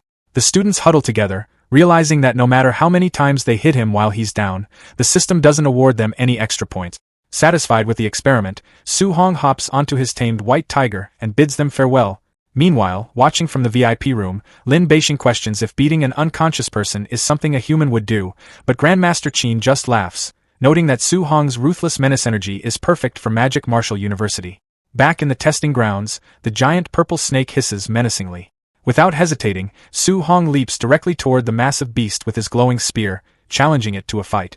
The giant snake lunges forward with its jaws wide open, but Su Hong simply powers up his spear with intense, crackling energy. Using his 9 heaven-breaking spears technique, he blasts the devastating energy directly into the snake's mouth. An hour later, the massive snake lies completely dead on the ruined ground. A heavily bruised Chen Tianyan stumbles into the clearing and stares at the massive corpse in disbelief. Checking the leaderboard, he reels in shock as he sees Su Hong's score sitting at a staggering 4,500 points, proving he actually killed the Tier 3 high-stage python. Terrified and confused, Chen Tianyan sweats nervously, unable to understand how a Tier 2 martial artist could possess such monstrous strength. Desperate to protect his own fragile ego, he rationalizes that Su Hong must be hiding his true strength as a Tier 4 martial artist, otherwise there's no way he could defeat a monster that completely overpowered Chen Tianyan. Elsewhere, 3 students stand exhausted near the massive corpse of another dead beast. They discuss Su Hong's monstrous strength, wondering how a human could possibly solo monsters that nearly wiped out their entire squad. A female student checks her wrist device and gasps in shock, realizing Su Hong just killed another elite monster and hit 4,500 points on the leaderboard. One of the students collapses to his knees in pure despair, stating that Su Hong is simply a pure monster and no normal person should ever compare themselves to him. The others agree, encouraging themselves to just aim for second place by surpassing Chen Tianyan instead. Meanwhile, back in the viewing room, Grandmaster Qin praises Su Hong's outrageous talent, amazed at how easily he wields the power of thunder and fire. Fascinated by the display, Lin Beixing asks Grandmaster Qin to introduce him so he can seek guidance from the young student, since he also possesses dual attributes. Grandmaster Qin sips his tea and mockingly asks if it isn't a bit embarrassing for a generation's grandmaster to ask a greenhorn for advice. But Lin Beixing looks completely serious and determined, declaring that losing face is worth it if he can master such a killer move. Pointing directly at the live broadcast, he notes that even initial stage Tier 3 fighters can't handle a single punch from the boy. On the screen, Su Hong stands confidently over a massive pile of defeated students, proving that this entire martial arts exam has simply become his personal show. Back in the viewing room, Lin Beixing stands up and tries to pull Grandmaster Qin away, stating there's no need to watch the rest of the exam. However, as he glances back at the screen, he stops in absolute disbelief, realizing that Su Hong has gone toward the barbarian dragon all by himself. Crossing his arms seriously, Grandmaster Qin scoffs, explaining that he caught the barbarian dragon personally. He notes that the beast is almost at the Tier 4 middle stage, and thanks to its dragon bloodline, its combat power is practically on par with a high-stage Tier 4 monster. Sweating nervously, Qin admits that even with Su Hong's incredible thunder and fire attributes, it's impossible for him to injure the dragon. He figures a severe beating will finally teach the arrogant kid his place. Meanwhile, at the entrance to a massive canyon, Su Hong's tamed white tiger whimpers in absolute terror. Sitting on the trembling beast's back, Su Hong calls it a coward and tells it to just lead the way, promising he won't make it fight the barbarian dragon. Looking down into the massive, dark chasm cutting through the mountains, Su Hong confirms his target is right inside. He casually leaps off the tiger's back and dives straight into the abyss, telling his mount to wait for him outside. Falling rapidly through the dark chasm, Su Hong drags his spear violently against the rocky wall to slow his descent. He lands safely at the very bottom, immediately narrowing his eyes as he senses a massive presence. Looming before him is a colossal red barbarian dragon, heavily chained and fast asleep. Staring up at the terrifying creature, Su Hong wonders why a Tier 4 beast is chained up like this. As the massive dragon sleeps heavily, Su Hong feels its oppressive aura, realizing it's far beyond the initial stage and infinitely close to the Tier 4 middle stage. Standing before the sleeping giant, Su Hong analyzes the situation, admitting that with his current strength, he has zero confidence in winning a head-on confrontation. However, a devious smile creeps across his face. He figures that since the boss is completely asleep and chained down, it has absolutely no right to complain about a sneak attack. Focusing intently on the dragon's most vulnerable spot, its massive backside, Su Hong calculates that no matter how strong a creature's defenses are, a direct hit there will guarantee massive damage. Standing ready, Su Hong grips his spear tightly as he powers it up with intense, crackling energy. Fusing the devastating powers of thunder, fire, and metal into one ultimate attack, he leaps forward and violently thrusts his glowing spear directly into the dragon's weak point. With a powerful shout, Su Hong violently thrusts his glowing spear directly into the dragon's vulnerable backside. A massive, blinding explosion of light erupts from the devastating impact, followed by dark blood spurting violently out from the fresh wound. Waking up in pure agony, the massive beast screams out a terrifying roar of extreme pain. Enraged, the dragon exhales a massive, blinding pillar of fire as it thrashes violently against its heavy chains. Seeing his attack worked perfectly, Su Hong sprints away from the thrashing monster, noting that since the beast is bound down, it won't actually be that hard to kill. Hearing the arrogant comment, the furious dragon snaps its head back to glare at the tiny human. Opening its massive jaws, the dragon unleashes a terrifying, overwhelming wave of fire that completely engulfs Su Hong in a blazing inferno. As the massive flames finally die down, a completely charred, statue-like figure is left standing in the scorched earth. But suddenly, the charred shell completely shatters. Staring down at the boy, the massive dragon looks visibly confused as to how he survived the deadly blast. Wasting no time, Su Hong positions himself directly underneath the dragon's bleeding wound. Gathering his energy once again, he prepares to strike for a second time. He violently thrusts his spear upward, causing another massive explosion that leaves the dragon roaring in pure agony. Meanwhile, back in the safe zone, a large crowd of exam spectators watch the live broadcast on the giant screen, absolutely speechless at the sheer brutality of the fight. Watching from the VIP room, Lin Beixing stares at the screen in disturbed disbelief. He admits that he thought Su Hong's combat power wouldn't even be enough to scratch the locked-up beast, completely unprepared for this utterly ruthless tactic. Beside him, Grandmaster Qin scratches his cheek awkwardly as Lin Beixing looks highly uncomfortable, questioning if any normal person would actually think to specifically stab a monster right in the butt. As Grandmaster Qin stands in the background desperately suppressing his laughter, Lin Beixing asks him what he's waiting for, warning that if they don't release the chains, the savage dragon is literally going to be played to death by Su Hong. Looking completely serious and determined, he declares that this is the absolute perfect opportunity to see exactly how high Su Hong's absolute combat limits truly go. Suddenly, the massive central lock holding the dragon's restraints completely shatters. As the heavy chains are violently blown apart, Su Hong looks back in surprise, realizing that the Grandmasters must have intentionally unbound the savage dragon. Finally freed from its heavy restraints, the colossal beast lets out a terrifying roar as the broken chains crash heavily against the rocky ground. Fully enraged, the dragon unleashes its fury by breathing a massive, devastating pillar of concentrated fire that shoots straight up into the sky, tearing through the canyon. Standing firmly on the ground, Su Hong calmly observes the beast's overwhelming aura. He admits that the true might of a Tier 4 savage dragon is genuinely impressive.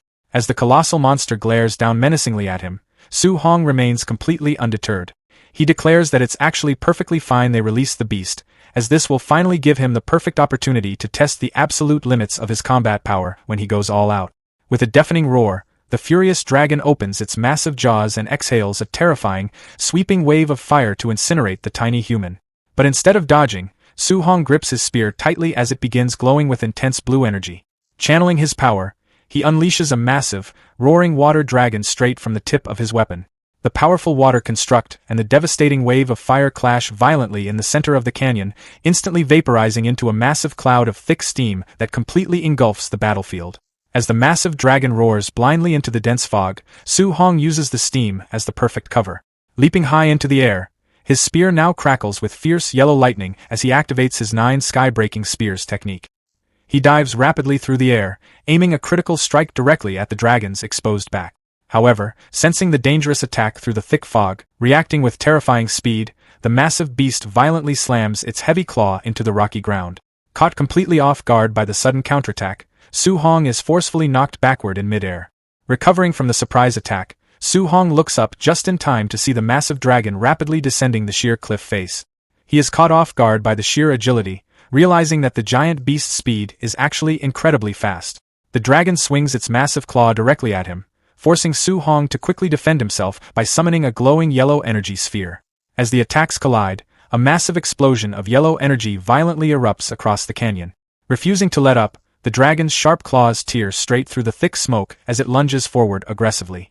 Su Hong desperately blocks the heavy attack with his spear, creating a defensive barrier, but the overwhelming force sends him flying violently backward against the rocky canyon wall. Wiping his mouth thoughtfully, Su Hong admits that he completely underestimated his opponent, realizing the fat dragon is much faster than it looks. However, a confident smirk returns to his face as an intense red aura begins to glow around his body. He declares that if they are talking purely about raw physical strength, he won't lose. Seeing him power up, the furious dragon roars loudly and charges forward for another devastating attack.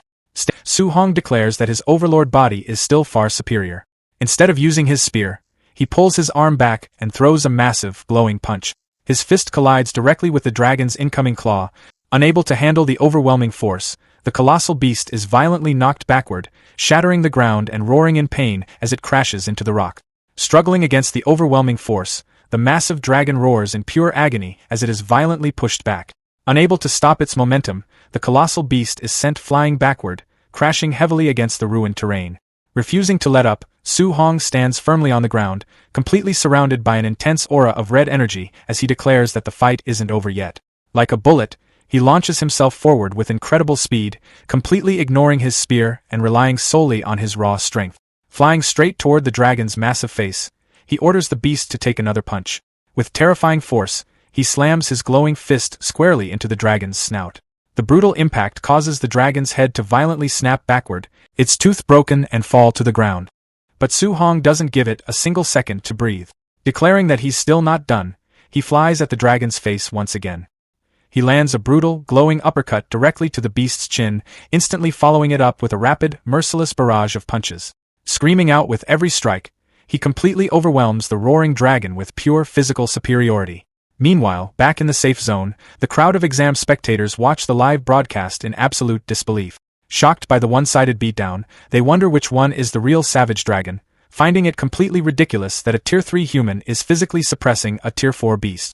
Watching from the VIP room, Lin Beixing turns to Grandmaster Qin, noting that while fusing 3 attributes is impressive, Su Hong's physical strength is simply way too high.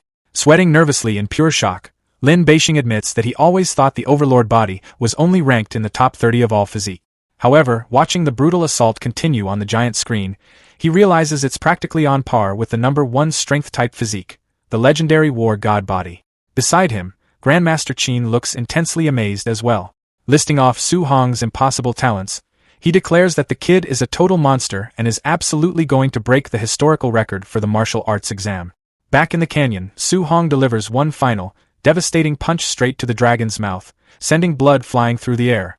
The massive beast's eyes roll back as it is completely knocked out, its colossal body crashing heavily to the ground. Standing victorious amidst a massive cloud of settling dust, as the dust finally settles, a system notification pops up above Su Hong, awarding him 1400 martial Dao value points for the kill. Sitting exhausted in the crater, he admits that the savage dragon could really take a beating, noting that his spiritual energy is almost completely depleted. Su Hong looks up in sheer annoyance, thinking about how completely wicked the Grandmasters are for throwing a boss like this into a student exam. However, his annoyance fades into a slight smile as he checks his wrist device, happy that he finally secured the massive 10,000-point bounty. Elsewhere in the testing grounds, Chun Tianyan checks his own wrist device and stares in absolute shock. Seeing Su Hong sitting comfortably in first place with 14,500 points, he begins sweating profusely in pure terror. He realizes that Su Hong must have actually killed the Tier 4 Savage Dragon, completely unable to process how he managed to take down a monster with a dragon bloodline. Across the mountainous landscape, the sheer despair of the point gap begins to shatter the other candidates. Two students collapse to the ground in tears, sobbing apologies to their parents as they realize they aren't geniuses at all, but complete trash compared to Su Hong. Watching the broadcast from the viewing room, Lin Beixing notes that the mental state of the young geniuses seems to have completely collapsed. Grandmaster Qin simply shrugs, admitting that if he had run into a monster like Su Hong back in his day, his mentality would have collapsed too. Suddenly, the crowd of spectators erupts into a massive uproar as the screen shows Su Hong casually barbecuing the massive dragon's meat, completely mind-blown by how badass and wild he is. Hearing the sizzle of the meat, his tamed white tiger creeps out of hiding, drooling heavily at the mouth. Su Hong jokingly scolds the cowardly beast, noting that it was nowhere to be found during the fight but came running out the moment there was food. Despite the scolding, he generously tells the tiger to eat up, letting it happily jump onto the roasted carcass. Half an hour later, both Su Hong and the tiger lie completely stuffed and bloated on the ground. Su Hong notes that the meat is actually pretty tasty, deciding he should bring some back for his aunt and uncle to try. However, the peaceful moment is interrupted when the white tiger suddenly glows red and whines in pain. Su Hong sits up in concern, wondering if it just ate too much. But suddenly, he starts sweating as he feels his own blood qi rapidly surging. An intense red energy violently erupts from his body, rapidly increasing his stats. As the energy finally dissipates, Su Hong exhales heavily. He smiles as he opens his system interface, amazed to see that his blood qi increased by over 20 points and his overlord body improved from 6.5 to a full 9%. Looking over at the completely stripped dragon skeleton, he calculates that since every single % increase costs 1,000 points, eating just a few pieces of the meat was equivalent to gaining several thousand martial Dao value points. Smiling confidently, he declares that the savage dragon was literally a treasure trove from head to toe. Meanwhile, two figures walking steadily through the mountainous terrain, the spectators are in absolute disbelief, wondering if Su Hong is a pig to have eaten the entire beast. Meanwhile, Su Hong is already back on the move, riding his white tiger through the forest. Still hungry, he scolds the beast for eating so much, warning the whimpering tiger to hurry up and find more high-level monsters or else he'll eat it next. Over the following days, Su Hong basically snatches away all the high-level beasts in the realm. On day 4, he effortlessly defeats a giant 9-lived white ape with a massive lightning strike. On day 5, he violently crushes a giant death worm. On day 6, he completely decimates a giant heavenly wind mad bull. On the 7th and final day, Su Hong leaps out of the bushes and violently smacks a familiar student directly in the face with his log. The student crashes to the ground, cursing the sneak attack before passing out heavily bruised. Checking his wrist device, Su Hong is completely confused as to why his score of 35,500 points didn't increase at all. Thoughtfully observing the unconscious student, he finally recognizes the guy as Chen Tianyan. Realizing he already robbed him a few days ago, he figures that's why the system didn't award him any extra points this time. Suddenly, a massive red energy pulse resonates across the sky, accompanied by an announcement that the exam has officially ended and the exit is now open. Looking up at the sky, Su Hong sighs in disappointment, noting that the secret realm is a great place and it's a pity they can only stay for 7 days. Before leaving, he turns to his tamed white tiger and gently pats its nose. As the massive beast cries at his departure, Su Hong tells it to train hard and not get beaten to death by someone else next year. Glancing back down, he points at the unconscious Chen Tianyan, wondering how the fainted student is supposed to leave the realm on his own. Moments later, a massive green portal opens in the real world, and Su Hong flies out. He lands confidently on the ground, casually carrying the unconscious Chen Tianyan over his shoulder. Instantly, the massive crowd, including Grandmaster Qin and Lin Beixing, erupts into enthusiastic cheers, chanting his name and officially declaring Su Hong as Jiangnan Province's true martial arts champion. The news of Su Hong shattering the provincial exam record goes viral, transforming him into an overnight sensation. Outside his high school, Chen Shan eagerly milks the spotlight, loudly bragging to swarming reporters that the champion is his best friend. Su Hong's aunt and uncle find themselves cornered by the press, proudly boasting about his sensible and hardworking nature. The media even tracks down a battered Chen Tian, ruthlessly asking how it feels to be saved by his rival, which triggers a complete live television meltdown from the defeated boy. Gossip notifications flood phones everywhere, detailing Su Hong's past, his sudden escape from poverty, and female celebrities publicly confessing their love for him. Overwhelmed by the endless media frenzy, Su Hong turns to the Grandmasters, asking them to use their influence to drive the reporters away. They reconvene the next day at the Martial Arts Association headquarters to escape the chaos and plan their next step. Lin Beijing promises to clear out the media so Su Hong's family can get some peace, then redirects Qinten Li to focus on their real business. Catching Su Hong completely off guard, the Grandmaster suddenly blushes and begs the teenager to teach him the element fusion technique. Remembering the old master's constant support, Su-hong realizes he cannot refuse. He bows respectfully, agreeing to share his experience while asking the elders to correct any mistakes he might make. Half an hour later, Su-hong demonstrates the fusion process, leaving the two Tier 7 Grandmasters furiously taking notes like excited students. Lin Beijing is deeply moved by the boy's selflessness, recognizing that this historic technique could forever alter human civilization. Peeking into the room, Wu Qing watches in shock as legendary grandmasters take lessons from a high schooler, inspiring her to test her own wind compatibility. By 3 in the morning, Qinten Li successfully triggers his own multi-element fusion. He celebrates wildly, claiming he now possesses the power to defeat a Tier 8 martial artist, while Lin Beijing praises his colleague's incredible talent and rapid mastery. When Su-hong questions how Qinten Li obtained dual attributes, the Grandmaster reveals that a mysterious fragment unlocked his second element. Hearing this, Su-hong immediately asks if the artifact is a piece of the legendary 7 Divine Cauldrons. The two Grandmasters reel in shock, demanding to know how Su-hong learned a secret strictly guarded by the High Command. Su-hong explains that the cultists near the lake had been actively hunting for them, suggesting he should hide his own fragment's existence to avoid confiscation. Lin Beijing agrees, explaining that the cauldrons were once a single supreme weapon that shattered and scattered globally. He warns Su-hong that enemy races have deployed massive armies to recover the pieces, and many have already fallen into hostile hands. Su-hong remains confused as to why foreign races would target him over this artifact. Qinten Li clarifies that the teenager's unprecedented 7-element mastery will convince everyone he is hoarding multiple fragments, turning him into a massive target. Su-hong tries to argue that his talent is completely natural, but Lin Beijing flatly notes that absolutely no one would ever believe him. To deceive potential assassins, Lin Beijing proposes a cover story claiming Su-hong's multiple elements came from fragments he had already handed over to the Grandmasters. Qinten Li warns the boy to stay highly vigilant against hidden human traitors, and Su-hong readily agrees to the ruse. Lin Beijing then reassures him that Magic Capital University will be a safe haven, bragging that Principal Li would utterly obliterate anyone who dared attack the campus. Curious, Su-hong wonders if this renowned Principal Li is a powerful Tier 9 martial artist. Lin Beijing confirms his immense strength, revealing that Principal Li once shattered the leg of the Imperial Capital's principal.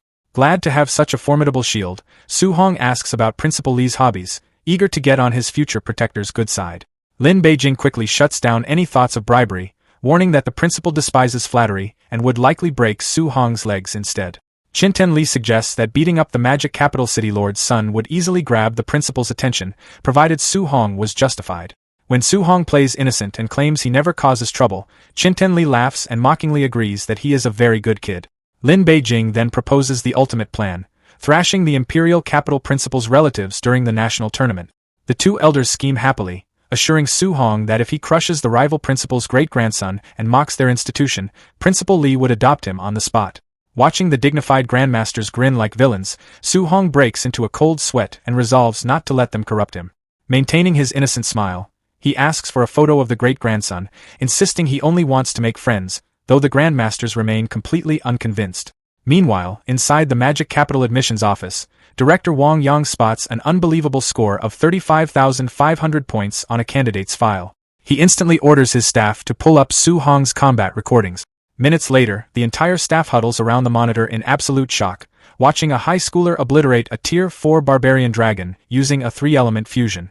An assistant reads the file aloud, revealing Su-hong's perfect 100% compatibility across 7 different elements, leaving Wang Yang completely stunned. Terrified of losing the ultimate genius, the director rushes out to secure a private jet. Suddenly, Principal Li Chengdao steps forward, declaring he will meet the recruit personally. When Director Wang Yang learned that Principal Li Chengdao already knew everything about the school's extraordinary new prospect, Su-hong, he was completely caught off guard. Chengda handed him a thick file filled with unbelievable information. As Wang Yang flipped through it, he discovered that more than 10 legendary grandmasters had personally recommended Su-hong to their university. That level of support was almost unheard of, making it clear that this young talent was far more special than anyone had imagined. With the decision already settled, Principal Li calmly explained that there was one important task to deal with before heading to Star City. They first needed to eliminate a few dangerous targets. Hearing that, Wang Yang immediately tried to convince him otherwise. He urged the principal to leave anything involving personal conflicts to the school's staff, hoping to stop his unpredictable boss from causing another catastrophe. Li Chengdao quickly cleared up the misunderstanding. He explained that the targets weren't ordinary people. They were members of a demonic cult that had secretly established a nearby base and were preparing an attack on Su Hong. Realizing the mission was about protecting their future student rather than settling personal matters, Wang Yang finally relaxed and agreed to come along. His relief didn't last long. Without giving him any warning, and shot into the sky at terrifying speed. Wang Yang could do nothing except scream as they streaked across the heavens like a blazing meteor. Roughly 50 kilometers east of the city, hidden deep inside the dark Tanfong forest, an enormous cave system remained concealed beneath the mountains. It served as the headquarters of the local demonic cult. Around a massive stone table, the cult's leaders gathered to finalize their plan for assassinating Su Hong before he ever reached the university. Their leader confidently revealed that the heavenly god race had made them an irresistible promise. If they succeeded in killing the gifted young martial artist, they would each receive divine blood capable of transforming them into gods. The room immediately erupted in excitement as the cultists celebrated the opportunity. The leader then reminded everyone of the importance of the mission. He declared that if several Tier 7 Grandmasters failed to eliminate a single student, they would have no reason to keep living. His harsh words instantly silenced the room before every cult member swore they would wipe Su Hong out no matter the cost. Far above the endless forest, Principal Li suddenly announced that they had finally arrived. Wang Yang looked down at the countless mountains below and couldn't help wondering how they were supposed to locate one hidden base among so many identical peaks. When he asked, the principal casually admitted that he actually had no idea where it was. Trying to solve the problem, Wang Yang volunteered to search the area himself. Instead, Li Chengdao stopped him. He simply asked Wang Yang to start recording with his phone because he intended to turn whatever happened next into a promotional advertisement for the university. Before Wang Yang could even react, the principal slowly raised one hand toward the sky. An overwhelming Tier 9 aura burst outward, making the heavens tremble. Thick clouds twisted overhead before a gigantic crimson hand of pure energy descended from the sky like divine judgment itself. The colossal palm smashed straight into the mountain range. The impact erased everything. Hidden caves, rocky peaks, and every cultist inside were crushed beneath unimaginable force. Panic screams echoed only for a brief moment before the mountains collapsed completely, leaving behind nothing except an enormous smoking crater where the entire base had once existed. Still holding his phone, Wang Yang stared silently at the recording. Watching someone with that level of power fight made every ordinary martial artist seem insignificant. Against strength like that, resistance felt completely meaningless. Meanwhile, back at Su Hong's villa, the atmosphere couldn't have been more different. The living room had become crowded with expensive gift boxes sent by influential local families, hoping to build a relationship with the city's newest champion. His aunt happily sorted through the mountain of presents before pulling out several photographs of wealthy young women. Smiling brightly, she wondered if any of them caught Su Hong's interest. Su Hong's face instantly turned red. He quickly explained that dating wasn't something he wanted to think about. In his opinion, he was still too young and needed to devote all of his attention to cultivation. His uncle immediately voiced his support. For one brief moment, Su Hong thought someone finally understood him. Then his uncle leaned closer and jokingly remarked that marrying a wealthy girl from the magic capital would be an even smarter decision. Su Hong could only sigh in helpless disbelief. Not wanting to remain trapped in the embarrassing conversation any longer, he politely excused himself and headed upstairs to continue training. His aunt turned toward her husband and scolded him for filling the boy's head with ridiculous ideas. Finally alone, Su Hong summoned his system interface. After checking his remaining 580 points, he decided to invest them in strengthening his spiritual power. He repeatedly pressed the upgrade button until his spiritual cultivation successfully advanced to Tier 3. As the upgrades took effect, invisible energy surged throughout the room. Heavy objects slowly lifted from the floor, floating effortlessly under the influence of his newly enhanced mental power. Curious about his progress, Su Hong activated his defensive skill. A brilliant white barrier materialized before him, forming a solid shield of condensed spiritual energy. Wanting to measure its durability, he didn't hesitate. He clenched his fist and struck the shield with his full strength. The barrier cracked the instant his punch landed before exploding into countless fragments of light. Rather than feeling disappointed, Su Hong smiled with satisfaction. Even though the shield had shattered, it had successfully absorbed nearly 30% of the attack's power. Considering that his punch was already strong enough to kill an ordinary Tier 3 beast, the result was far better than he had expected. After thinking it through, he concluded that the shield would dramatically improve his chances of survival. Even if numerous Tier 3 martial artists attacked together, his new defense would give him valuable protection. Satisfied with that achievement, he spent every remaining system point enhancing his physical attribute. A violent burst of crimson energy erupted from his body. Pain spread through every muscle as his overlord body underwent another transformation. The process only ended after the red aura gradually faded away. When everything finally settled, the technique had advanced to 36% completion. Testing his body again, Su Hong immediately sensed the enormous improvement. His raw physical strength had reached a level where defeating an ordinary Tier 4 martial artist would no longer be difficult. Just as he was preparing to continue experimenting with his newfound power, his aunt called everyone downstairs for dinner. The following morning, he was still fast asleep when the loud vibration of his phone suddenly dragged him out of bed. The moment he answered, a frantic voice exploded through the speaker. His former principal was desperately calling for help, while deafening explosions echoed in the background as the school appeared to be under attack. Several hours passed before Principal Lee brought in two rather disheveled guests. He presented Chun Lin, the head of admissions for Imperial Capital Martial Arts University, who appeared surprisingly roughed up. Then came Wang Yang, her counterpart from Magic Capital Martial Arts University, looking equally bruised. Standing amidst the absolute ruins of his once tidy office, the principal officially introduced the pair to Su Hong. Taking in the chaotic scene, Su Hong deduced that the infamous feud between the two prestigious academies was no joke. These high-ranking officials had clearly just brawled over his enrollment. Wasting no time, Chun Lin launched into her pitch. She promised him unrestricted access to all resources ranked below A tier, steep 50% discounts on everything above that, and one-on-one mentorship from a grandmaster. On top of that, she threw in 3 complimentary A-rank martial arts manuals every year and a cool 30 million in upfront cash. The sheer scale of the proposal nearly made Principal Lee choke on his own spit. Doing the math in his head, he realized the Imperial Capital team was prepared to drop more than $1 billion annually just to secure this one student. Looking thoroughly pleased with herself, Chun Lin turned her attention to Wang Yang, daring him to try and top that astronomical figure. Unfazed, Wang Yang held his ground.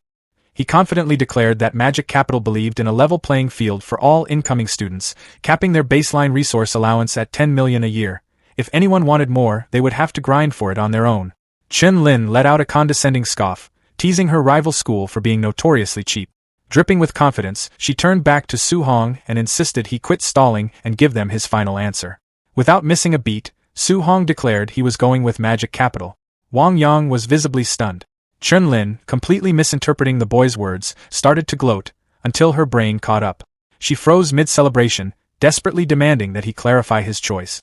Holding firm, Su Hong reiterated his commitment to Magic Capital. He reasoned that despite the incredible financial incentives Imperial Capital brought to the table, their strict regulations just didn't appeal to him compared to the total autonomy promised by their rival. A booming laugh escaped Wang Yang as he happily rubbed it in, proclaiming that only his institution was a fitting home for a prodigy of Su Hong's caliber. Chun Lin was too livid to speak. Making one final, desperate play, she cautioned the teenager about the staggering difference in funding he was walking away from. Unmoved, Su Hong countered that a smooth sea never made a skilled sailor. Out of options, Chun Lin could do nothing but grind her teeth in bitter frustration.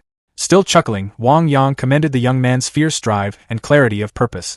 Then, he casually mentioned that Su Hong needed to show up on campus the very next day. This threw the teenager for a loop, considering it was the middle of summer vacation and the official semester wasn't set to begin until September. Throwing a buddy-like arm around the boy's shoulders, Wang Yang clarified that downtime simply didn't exist at their academy. He rattled off an exhausting schedule packed with rookie tournaments, club tryouts, survival trials, leaderboard climbs, and digital arena battles. With the prestige of the National University League hanging in the balance, the entire student body was possessed by an obsessive need to grind so they wouldn't get left in the dust. Far from being scared off, Su Hong just flashed a grin. He was finally getting a read on the intensely cutthroat environment he was about to dive into.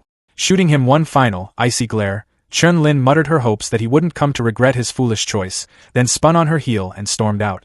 Once outside, Chun Lin whipped out her phone, barking orders at her staff to immediately secure Star City's remaining trio of elite prodigies in order to salvage the disastrous trip. She soon found herself inside the city lord's mansion, sitting down with the city's other heavy hitters, Lin Xinghai, Wang Tinuo, and Shirao Nan. But her optimism was swiftly shattered when all three seamlessly announced they were also heading to Magic Capital. Irritated, she brushed off their abilities as nothing special anyway and pivoted her strategy, ordering her crew to go after Hang City's top 3 prospects instead. However, her trip to Hang City ended in an identical disaster when those candidates enthusiastically pledged their loyalty to Magic Capital as well. Chun Lin practically lost her grip on reality, fuming and utterly bewildered as to why every single top-tier prospect was flocking to her rival. Grasping at straws, she banked everything on snagging Chen Anyun, the runner-up for the entire province. Later on, sitting in his opulent estate in Wang, Chen Anyun didn't even let her finish talking before bluntly cutting in to say he was also choosing magic capital. Completely baffled, Chen Lin demanded to know why he would pass up imperial capital when his older siblings were already enrolled there. The boy reasoned that he had to go to the rival school to take down Su Hong and secure his rightful spot as Jiangnan's undisputed number one. Getting hyped up on his own ambition, he vowed to annihilate his older brother and sister at the national championships just to prove who the true star of the family was. Covered in nervous sweat, Chen Lin sat there in disbelief, absolutely certain that the water in Jiangnan province was making everyone lose their minds this recruitment cycle. Back on Su Hong's end, he had just pulled into the sprawling Magic Capital railway station. Hauling his luggage off the train and stepping foot in the global hub for the first time, a wave of nervous energy hit him. He scanned the bustling terminal, looking out for the upperclassmen assigned to greet the incoming freshmen. It didn't take long for him to spot the university's welcoming placards bobbing in the crowd, although he immediately noticed that the penmanship on them was comically awful. The younger students tasked with holding the signs were grumbling about how humiliating the whole setup was. They quietly swore they were never signing up for volunteer duty again if Bai was running the show. Catching wind of their complaints, the white-haired upperclassman, Bai Kong, quickly defended his artistic integrity, arguing that the campus calligraphy club had given his work glowing reviews. The underclassmen weren't buying it though. They smoothly countered that the only reason the calligraphy nerds said nice things was because they were too physically weak to survive telling him the truth. Brushing off their logic, Bai Kong cheerfully decided they just didn't understand true art. The younger kids just sweated quietly, fully aware that no one in their right mind was going to risk a beatdown from an elite fighter over some messy handwriting. Eventually, Su Hong approached the lively group and politely introduced himself as a new admit. Bai Kang's face lit up instantly. He pumped the freshman's hand with aggressive enthusiasm, absolutely stoked to meet the mythical top scorer from Jiangnan. The rest of the welcome committee just stared with their jaws on the floor. They frantically whispered among themselves, struggling to process that this completely ordinary-looking teenager was the same savage who had soloed a Tier 4 dragon and completely emptied out the exam dimension. Tuning out the gossip, Bai Kong warmly offered to walk the new kid through registration and give him the grand tour, an offer Su Hong gladly took him up on. It wasn't long before they stood before the main gates of Magic Capital Martial Arts University. The sheer scale and majesty of the entrance left Su Hong completely awestruck. Noticing his reaction, Bai Kong offered a friendly warning not to get any funny ideas about the university's shiny nameplate, even if it was forged from incredibly valuable A-tier metal.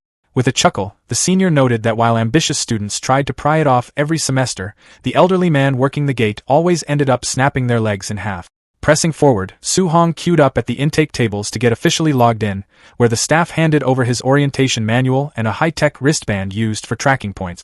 The mundane process was abruptly derailed by a chorus of shrieking, starstruck girls as Bai Kong threw a lazy wave to his massive following. While the upperclassmen soaked in the adoration, Su Hong tuned it out and concentrated on booting up his new hardware. Getting back to business, Bai Kong broke down the campus economy, explaining that points were the lifeblood of the school, required for buying everything from elite training gear down to a simple meal. He added that newbies were handed a meager 100 points to start and were expected to hustle for every point after that. Powering up his band, Su Hong watched a slick hologram pop up, showing his name next to his starter balance. Staring at the digital numbers, he silently pondered whether crushing people in the simulated ladder matches would translate to actual martial Dao points, a hack that could permanently cure his anxiety about farming stat. The tour wrapped up as Bai Kong guided him toward an absolutely massive, high-end villa, slapping him on the back for lucking into the finest housing in the premier zone. But the senior's smile turned sly as he casually mentioned that housing assignments weren't permanent, anyone could violently hijack his room whenever they felt like it. Frustrated, Su Hong snapped that the administration was basically running a glorified, government-backed extortion racket. Sure enough, those jealous upperclassmen tried to jump Su Hong for his luxury dorm, and it ended exactly how you'd expect.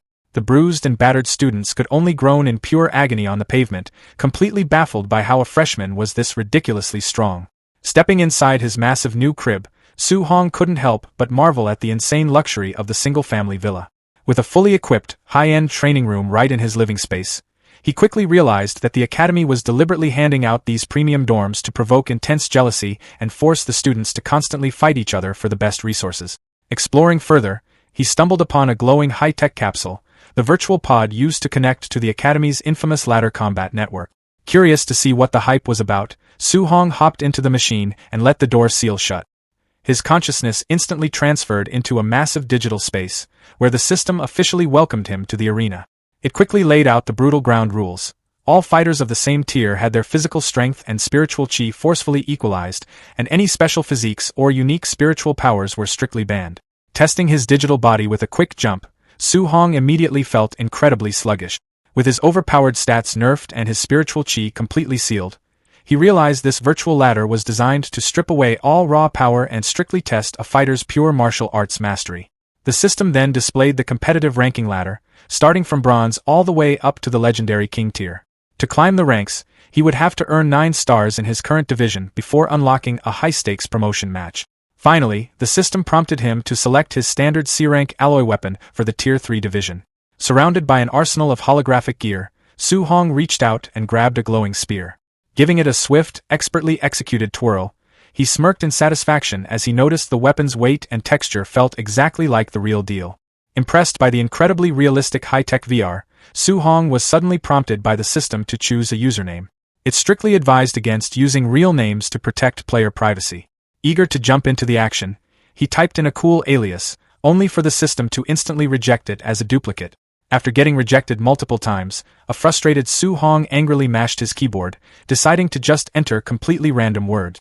He blindly clicked confirm, but his soul nearly left his body when he saw the result. His official username was now permanently set as, "I love black silk long legs." Panicking, he desperately tried to undo the mistake, but the ruthless system coldly informed him that usernames could never be changed. Utterly doomed to wear the deeply embarrassing title, Su Hong was then forced to customize his avatar's appearance to ensure it looked nothing like his real face. Annoyed by all the extra steps, he sloppily adjusted the sliders and accidentally turned his avatar into a rugged, middle-aged uncle. With his setup finally complete, the matchmaking system instantly paired him up for his first match. Seeing the VS screen, Su Hong was left completely speechless. His opponent's username was literally, "I like big-breasted girls."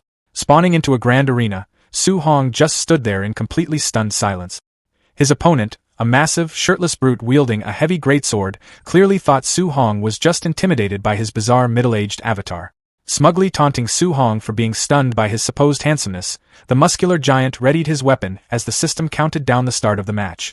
The moment the timer hit 0, the brute instantly lunged forward with a sadistic grin, bringing his massive greatsword crashing down in a devastating overhead strike. Unfazed, Su Hong casually raised his spear to block the heavy blow, triggering a massive shockwave of energy that violently exploded across the arena. The hulking brute was instantly sweating bullets, completely baffled by how he was already losing momentum in his very first battle. Seizing the opening, Su Hong dashed forward with blinding speed, leaving the giant completely shocked by his elite movement technique. The two clashed weapons in a rapid blur of sparks, but Su Hong completely dictated the pace of the fight. Thrusting his spear forward with absolute precision, he forced the desperate giant onto the defensive. Barely dodging the lethal strikes, the brute couldn't comprehend how he was getting absolutely suppressed and beaten down despite their physical stats being completely equal. Panicking, he let out a desperate curse, but it was already over. With one final, devastating thrust, Su Hong cleanly cleaved the giant in half, causing his avatar to shatter into digital pixels as the system proudly announced his victory. Awarded a single point for defeating a bronze 1-star opponent, Su Hong realized that even without his usual overpowered perks, his pure spear technique was more than enough to secure an easy win. Checking his progress bar, he noted that just one victory boosted his rank by 15%, meaning he only needed 6 more wins to hit 2-star status.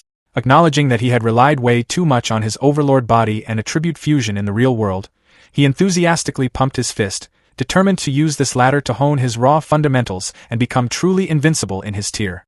Meanwhile, in the neighboring dorm, an energetic girl loudly kicked open a door to recruit her older sister. Excitedly revealing that someone had just moved into the coveted Villa No. 1, the younger sister eagerly proposed that they go beat him up and steal it for themselves. However, the older sister, Qinghuan, wasn't interested in meaningless squabbles, casually telling her sibling to stop wasting time and get back to cultivating. Pouting in frustration, the younger sister complained that it was totally unfair for Qinghuan, the legendary top scorer of Jiangdong province, to be stuck in Villa No. 2, while she was relegated all the way down to small Villa No. 7. But before Qinghuan could respond, her matchmaking screen suddenly popped up, locking her in for a match against the infamous, "I love black silk long legs." Her glasses glaring with intense hostility, the elegant top scorer clenched her jaw in utter disgust, muttering about how much she despised stinky men with filthy usernames. Materializing in the arena, Qinghwan draws her sword. Across from her, Su Hong's rugged, middle-aged avatar calmly stands ready with his spear. Qinghwan notes that confident leaderboard climbers always use proper names and avatars to avoid embarrassment. Imagining her opponent as some goofy degenerate, she assumes people like him just use whatever absurd name they want because they know they'll never reach the rankings anyway. The massive arena lights up as the system counts down the match between Qinghwan and I Love Black Silk Long Legs, before officially declaring the start of the battle. Qinghwan instantly dashes forward, determined to finish the fight quickly. She swings her sword, unleashing a massive golden crescent energy strike that she confidently believes is enough to insta-kill him. However, Su Hong effortlessly blocks the massive energy wave with his spear, creating a blinding flash of light. Qinghwan's eyes widen in pure shock.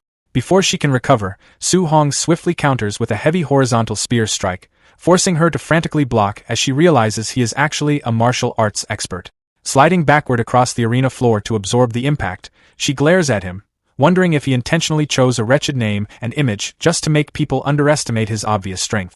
Seeing Su Hong confidently dash forward again, Qinghwan realizes she was too arrogant and resolves to stop looking down on him just because of his ridiculous profile. Channeling her full strength, she prepares a heavy attack and unleashes a devastating barrage of fiery projectiles. Su Hong smoothly evades, immediately recognizing her attack as a mastered B-rank fire attribute martial art. Activating his flying swan startling cloud step technique, he gracefully weaves through the remaining fireballs. Qinghwan attempts to follow up with a lethal thrust to his face, but Su Hong effortlessly leans back to dodge it, leaving her stunned that he completely saw through her footwork. He immediately retaliates with a heavy strike of his own, and the two launch into a rapid, high-speed clash, trading a flurry of blows and sparking impacts across the battlefield.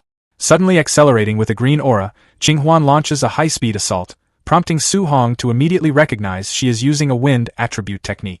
As she lunges forward with a fierce wind-infused thrust, he smoothly evades the attack, smiling in genuine amusement at having already encountered a dual attribute genius in Magic City. Stunned that he actually managed to dodge her strike, Qinghwan spins gracefully through the air, finally realizing that his profound spear mastery far exceeds her own sword technique and acknowledging him as a true top-tier genius. She unleashes a massive, sweeping wave of fiery energy straight at him. Refusing to hold back, Su Hong announces his 9 heaven-breaking spears technique, charging his weapon with intense, crackling golden lightning.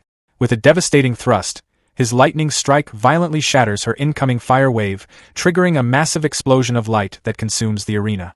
Desperate to turn the tide, Qinghwan screams that she will absolutely not lose, unleashing a gigantic, spiraling fire tornado that violently erupts across the battlefield.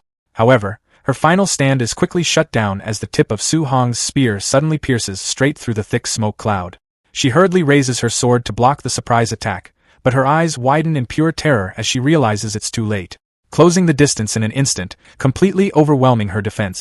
Overpowered by the devastating lightning strike, Qinghwan cries out in pain. Her avatar violently shatters into pieces. Back in the real world, she emerges from her combat pod in a beam of light. Clutching her arm, she curses in frustration. Fuming with anger, Qinghwan bitterly curses his trashy name. Fiercely ripping off her black stocking and throwing it aside, she vows to defeat him in the future and force him to change it to something proper. Meanwhile, resting inside his own pod, Su Hong praises the hardy and fierce battle. A system message suddenly pops up notifying him of a friend request, leaving him confused as he asks who Qinghwan is. Opening the chat, he asks for her identity, and when she claims to be the beauty he just met, he instantly assumes it is a classic network scam and messages back that her seduction trap won't work on someone so poor. In her own room, a deeply offended Qinghwan screams at her screen, furious that he would accuse her of trying to seduce him. However, before she can even reply, a system notification appears stating she has been blacklisted, leaving her completely stunned. Trembling with sheer rage, she furiously shouts at him, calling him a bastard. Ignorant of her anger, Su Hong stretches happily in his room, proudly praising himself for being cautious enough to dodge a university network scammer. He decides to head to the cafeteria to check out the school's food. Stepping out of his front gate, he wonders if the city food will taste good. He is immediately confronted by a massive, angry mob of sinister students demanding to fight him for the right to live in his luxury villa. Unfazed, Su Hong just listens to his stomach loudly grumble again. Smirking confidently, he casually tells the entire mob to attack him all at once because he's in a hurry. The confused crowd immediately started whispering among themselves, trying to figure out where this insanely arrogant freshman had crawled out of. Breaking from the pack, Wang Teng stepped up to the plate. Flaring a brilliant red aura, he mocked Su Hong, calling his bluff and pointing out that no one on campus even knew who he was. Without warning, Wang Tang lunged forward with a blazing punch, only for Su Hong to effortlessly catch the flaming fist with his bare hand. A split second later, Su Hong snapped a lightning-fast counterhook directly into his opponent's jaw. The sheer kinetic force of the blow launched Wang Tang completely off his feet, sending him sailing through the air before slamming hard against a nearby pole. Witnessing the brutal knockout, the rest of the mob instantly panicked, deeply rattled that one of their premier Tier 3 fighters had been folded in a matter of seconds. But Su Hong was just getting warmed up. Flaring his own terrifying aura, he casually asked if anyone else was feeling brave enough to step up. Absolutely paralyzed by the sheer magnitude of his power, the entire crowd spun on their heels and scattered, screaming for their lives. Noticing the mass exodus, Su Hong tapped into his telekinesis, instantly barricading their only escape routes. Glowing telekinetic tethers lashed out, wrapping tightly around the fleeing students and forcing them to realize their target was actually a highly advanced spirit master. The trapped kids immediately began begging for mercy and admitting defeat, but Su Hong completely ignored their cries. He simply stepped up and blasted one of them with a punch, launching the poor student through the air like a ragdoll.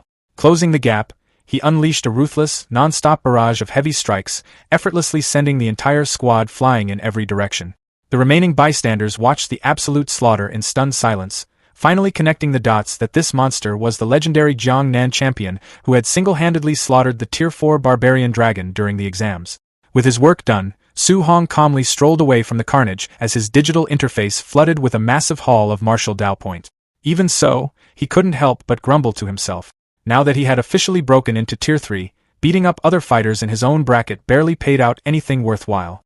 Scanning the perimeter for better options, his cold gaze locked onto a massive cluster of Tier 2 students huddled nearby. Feeling the predator's eyes on them, the terrified lower tiers instantly threw their hands up, desperately pleading that they were just innocent spectators. Su Hong just flashed a wicked grin. He figured that even if the Tier 2 kids barely handed out any points, a little bit of something was still better than nothing. Horrified by the raw violence they were about to endure, the students started screaming bloody murder, begging any passing upperclassmen to save them from the deranged Tier 3 bully. Less than a minute later, the pavement was entirely littered with groaning, battered students, all of them sobbing about his unnecessary cruelty and swearing they were going to report him to the administration. Leaving the wreckage behind, Su Hong finally made his way into the campus cafeteria to grab lunch, though he immediately started complaining that the outrageously inflated campus prices meant his current balance would only cover about 20 meals. While scanning the massive dining hall for an open seat, he was genuinely surprised to spot his hometown crew, Wang Tianyuo, Shirao Nan, and Lin Xinghai, huddled around a table. Almost immediately, Wang Tianyuo leaned in and asked if the rumors were true about Su Hong securing a high-end, private luxury villa. Su Hong dodged the question, asking if the standard housing was really that awful. Looking absolutely miserable, Wang Tianyuo whined that he had been crammed into a claustrophobic 8-person suite. Su Hong wondered out loud if the entire crew had suffered the same fate, but Shirao Nan chimed in, admitting that she and Lin Xinghai had at least managed to score 4-person dorms. Trying to play peacekeeper, Su Hong casually brushed off their misery, joking that a 4-man setup was perfectly fine and teasing them for acting like spoiled rich kids. That comment instantly struck a nerve.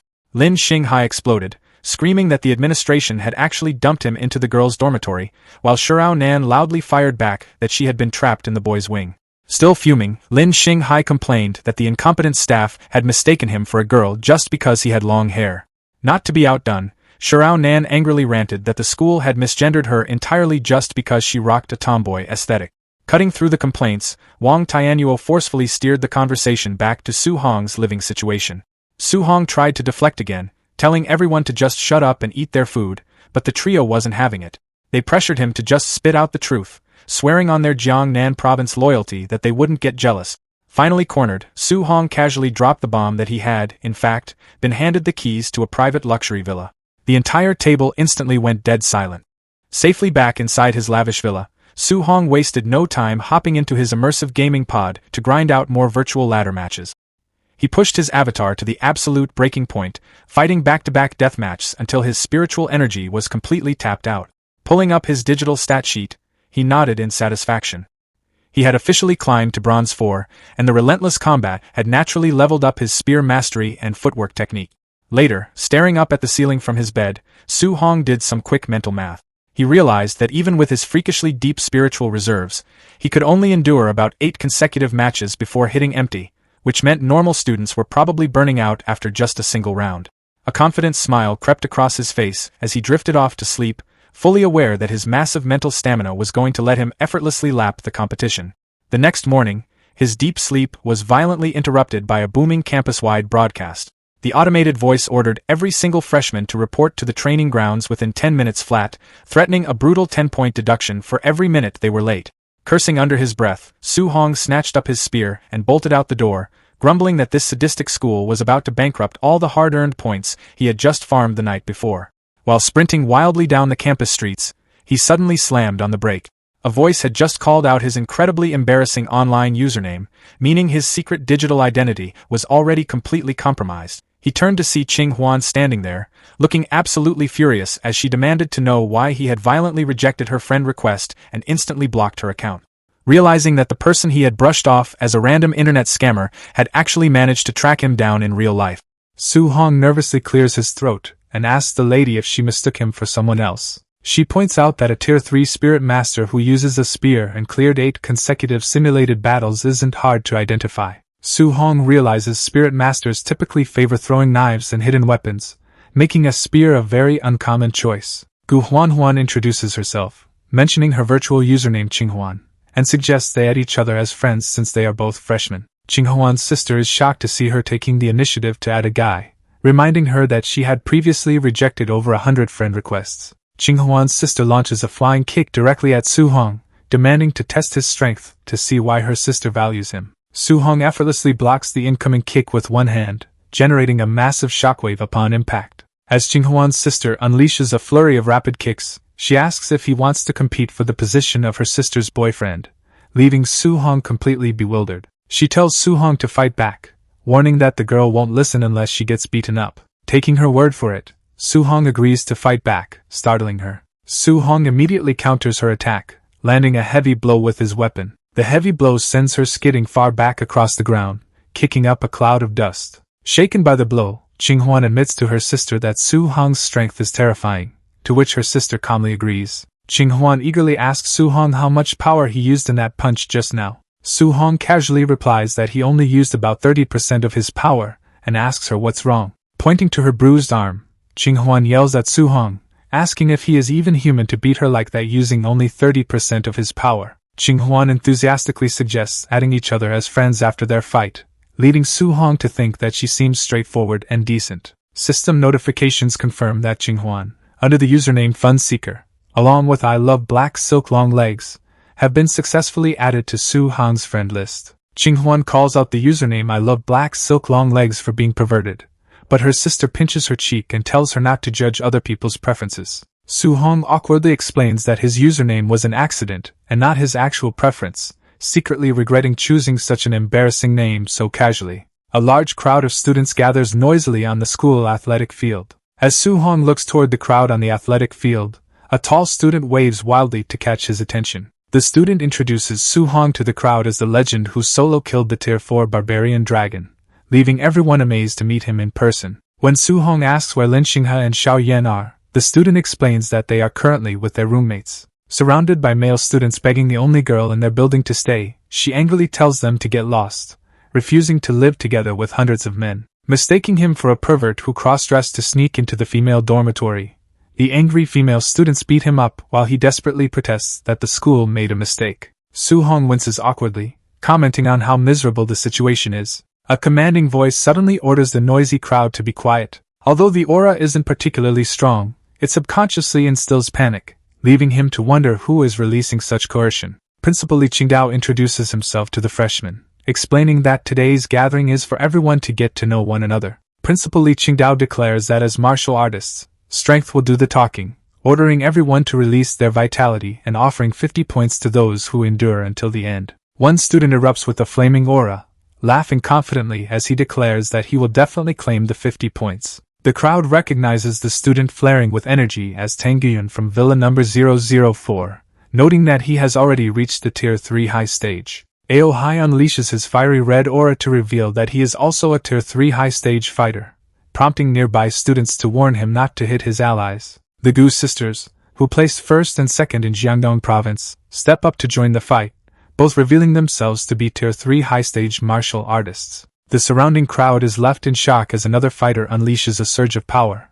revealing that he too is at the Tier 3 high stage. An onlooker marvels at the massive power display, shocked that other provinces have so many Tier 3 high stage geniuses when Jiangnan province's top fighter is only at the initial stage. A fellow martial artist is stunned to see Su Hong effortlessly withstanding the intense pressure without even needing to release his vitality. Su Hong casually decides to release some of his vitality as well, prompting his opponent to desperately beg him to wait until he backs away first. Holding his spear, the fighter warns Su Hong and his friend to retreat as he prepares to get serious. Powering up with a loud yell, the fighter unleashes his red vitality aura. Su Hong's eyes flash with an intense red glare as his power flares up. Su Hong unleashes a devastating strike, causing his opponent to spit up blood from the overwhelming impact. Spitting blood under the intense pressure, the defeated opponent screams in disbelief, questioning if Su Hong is truly just a freshman. Overwhelmed by Su Hong's suffocating pressure, the opponents panic, struggling to breathe and fleeing from someone who feels even stronger than a Tier 3 high-stage fighter. Observing Su Hong from the side, a student recalls his family's intel labeling Su Hong as merely an initial Tier 3 fighter, leaving him baffled by the sheer intensity of Su Hong's overwhelming aura. Recognizing Su Hong as the one rumored to have killed a Tier 4 barbarian dragon, another student decides to see if the rumors are true. The angry students confront Su Hong, demanding to know how a mere Tier 3 initial stage martial artist has the right to live in Villa number 001. Astonished by what the Tier 3 students are attempting, Su Hong watches as they combine their vitality into a massive red dragon. Red aura flares up like a final boss cutscene, manifesting a massive fiery beast in the air. The energy condenses into a giant roaring dragon that threatens to crush everything below. Su Hong locks in through the heavy pressure, realizing a dozen Tier 3 high-stage fighters only amount to this much. He plants his foot into the floor, cracking the ground beneath him as his energy explodes outward. Reaching forward, Su Hong unleashes his power and commands the surrounding force to completely shatter. Su Hong doesn't just flex his energy, he releases a colossal, roaring flame aura that floods the entire arena. Then, with zero effort, he instantly shuts it down, letting the massive aura completely vanish into thin air. The spectators can only stare in deadpan shock, questioning if a high-tier aura clash really just ended in a split second. The surrounding fighters are left sweating profusely, completely stunned and asking if this guy is even real. The crowd is losing their minds. A dozen Tier 3 high-stage martial artists threw their aura at him together, and he ate it head-on without flinching. Suddenly, him securing Dormitory 001 makes terrifying sense. Even the Goose sisters are caught off guard. Huan can't fathom how someone officially ranked at Tier 3 initial stage is flexing this kind of insane output. Meanwhile, Su Hong just keeps strolling forward, hands in his pockets, completely unbothered by the mental breakdown he just caused. He lets out a simple breath, looking like he just finished a light morning warm-up instead of surviving an entire courtyard's jump attempt. Su Hong stands tall right in the middle of the arena, officially putting everyone on notice that he is keeping receipts on every single person who tried to jump him. He lets them know it is strictly on sight from here on out, promising to hand out beatdowns with zero mercy whenever he catches them in the wild. Hearing the open threat, the Goose sisters instantly throw their hands up in panic, clarifying that they literally didn't even lay a finger on him. Su Hong gives them a quick nod of approval, confirming that they get a pass off his hit list. Meanwhile, the blue-haired competitor flares up his aura in frustration, pissed that he accidentally paved the clout path for Su Hong, though he copes by reminding himself his king of strength body will still dominate in a close-quarters fight.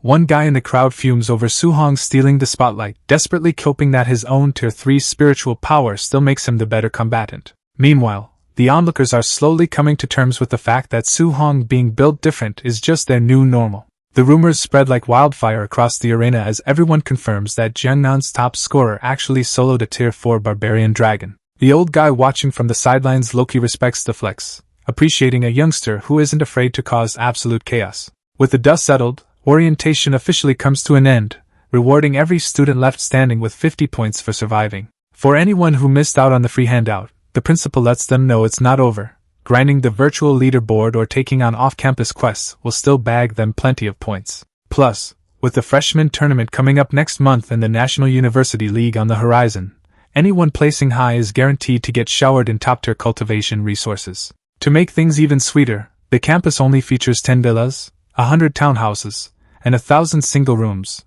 all fully equipped with free virtual pods. Since public virtual pods drain a hefty 5 points an hour, snagging a private room is basically a cheat code to save hundreds of points every month. So if anyone is salty about their current housing arrangement, the rule is simple: go beat up the current resident and claim their spot. The deal gets even sweeter: form a squad, jump any single one of the top rankers standing on the field, and everyone on the team gets a upgraded single room with a free pod. Realizing a 1v1 against these monsters is straight suicide, the crowd decides strength in numbers is the play and agrees to jump them for free rent. Principal Li Qingdao officially calls the start of the dormitory battle royal, laughing maniacally as he releases the horde. With the green light given, the students immediately lose their minds and charge straight into combat. Hundreds of desperate freshmen swarm the top rankers from every direction, turning the field into an absolute war zone. The students immediately start panicking, realizing the principal's insane setup is basically designed to work them to death. Seeing the chaos unfold, a few guys agree to temporarily team up just to survive, even if there aren't enough villas for everyone. Gu Huanhuan and the others quickly jump on board with the idea, turning to check if Su Hong wants to join their squad. But Su Hong isn't interested in holding hands. He just cracks his knuckles and flat out turns them down. To him, this whole free-for-all is just a golden opportunity to farm massive amounts of martial value, and he rockets headfirst into the brawl. Hyped to farm some free points, Su Hong fires up his aura and enthusiastically invites the entire battlefield to catch these hands. But nobody is taking the bait, as the students instantly warn each other to dodge quickly and completely ignore the monster. Left in the dust, Su Hong stands there thoroughly confused as everyone actively steers clear of his lane. Desperate for a fight, he chases down the fleeing horde, but they just panic harder and tell each other not to provoke the freak. Even as he begs for just one opponent, the entire crowd treats him like a raid boss and begs him to stay as far away as possible. Su Hong stands there thoroughly confused as the entire crowd scrambles away like he's an endgame raid boss, genuinely wondering if anyone is actually going to fight him. Instead of poking the bear, the students start beating the absolute brakes out of each other, pointing out that challenging a guy who soloed a tier 4 barbarian dragon is just speedrunning natural selection. Meanwhile, the Gu sisters find themselves swarmed, prompting an opponent to try and convince Gu Lele to take a dive so they can grab the single-room dorms. Gu Lele thinks moving into her sister's villa sounds like a solid backup plan anyway, but Gu Huanhuan threatens to disown her on the spot if she forfeits. Before their sibling drama can escalate any further, Gu Lele catches sight of Su Hong strolling over and freezes in absolute horror. The crowd catches one glimpse of Su Hong and instantly loses their collective minds, shouting his name like an endgame raid boss just spawned. Su Hong dives headfirst into the air, absolutely offended that everyone is running away instead of giving him a proper fight. Seeing the walking threat heading straight for them, the mob scatters in pure panic, leaving the Gu sisters stranded amidst the chaotic retreat. Su Hong slams straight into the dirt right in front of them, leading a bewildered Gu Huanhuan to assume he actually swooped in to rescue them. The crowd hits the panic button as Su Hong comes crashing down like a human missile, leaving everyone wondering what insane move he is pulling now. As the mob scrambles for their lives, Chen Miao turns around just in time to realize something is horribly wrong. He mistakes Su Hong's grand entry for a heroic rescue and tries to offer his thanks as the owner of Villa 005, entirely ignoring Su Hong sliding toward him with absolute menace. Su Hong instantly clears up the miscommunication mid-charge. He didn't save anyone. He just pulled up because no one else was willing to catch these hands. Qin Miao frantically casts Water Shield, but Su Hong's flaming fist is already crashing through his defense with zero chill. Su Hong's initial strike fails to instantly break through the tier 3 defensive skill, giving his opponent a rare moment of survival. Deciding to add some spice, Su Hong imbues his fist with lightning, leaving the guy utterly stunned that he possesses the thunder attribute. The lightning-infused fist triggers a massive elemental explosion directly against the water barrier. Reeling from the blast, the guy realizes he's cooked since thunder directly hard counters his water attribute. Su Hong drops a full-voltage thunder palm right on top of his opponent's head before the guy can even process how cooked he really is.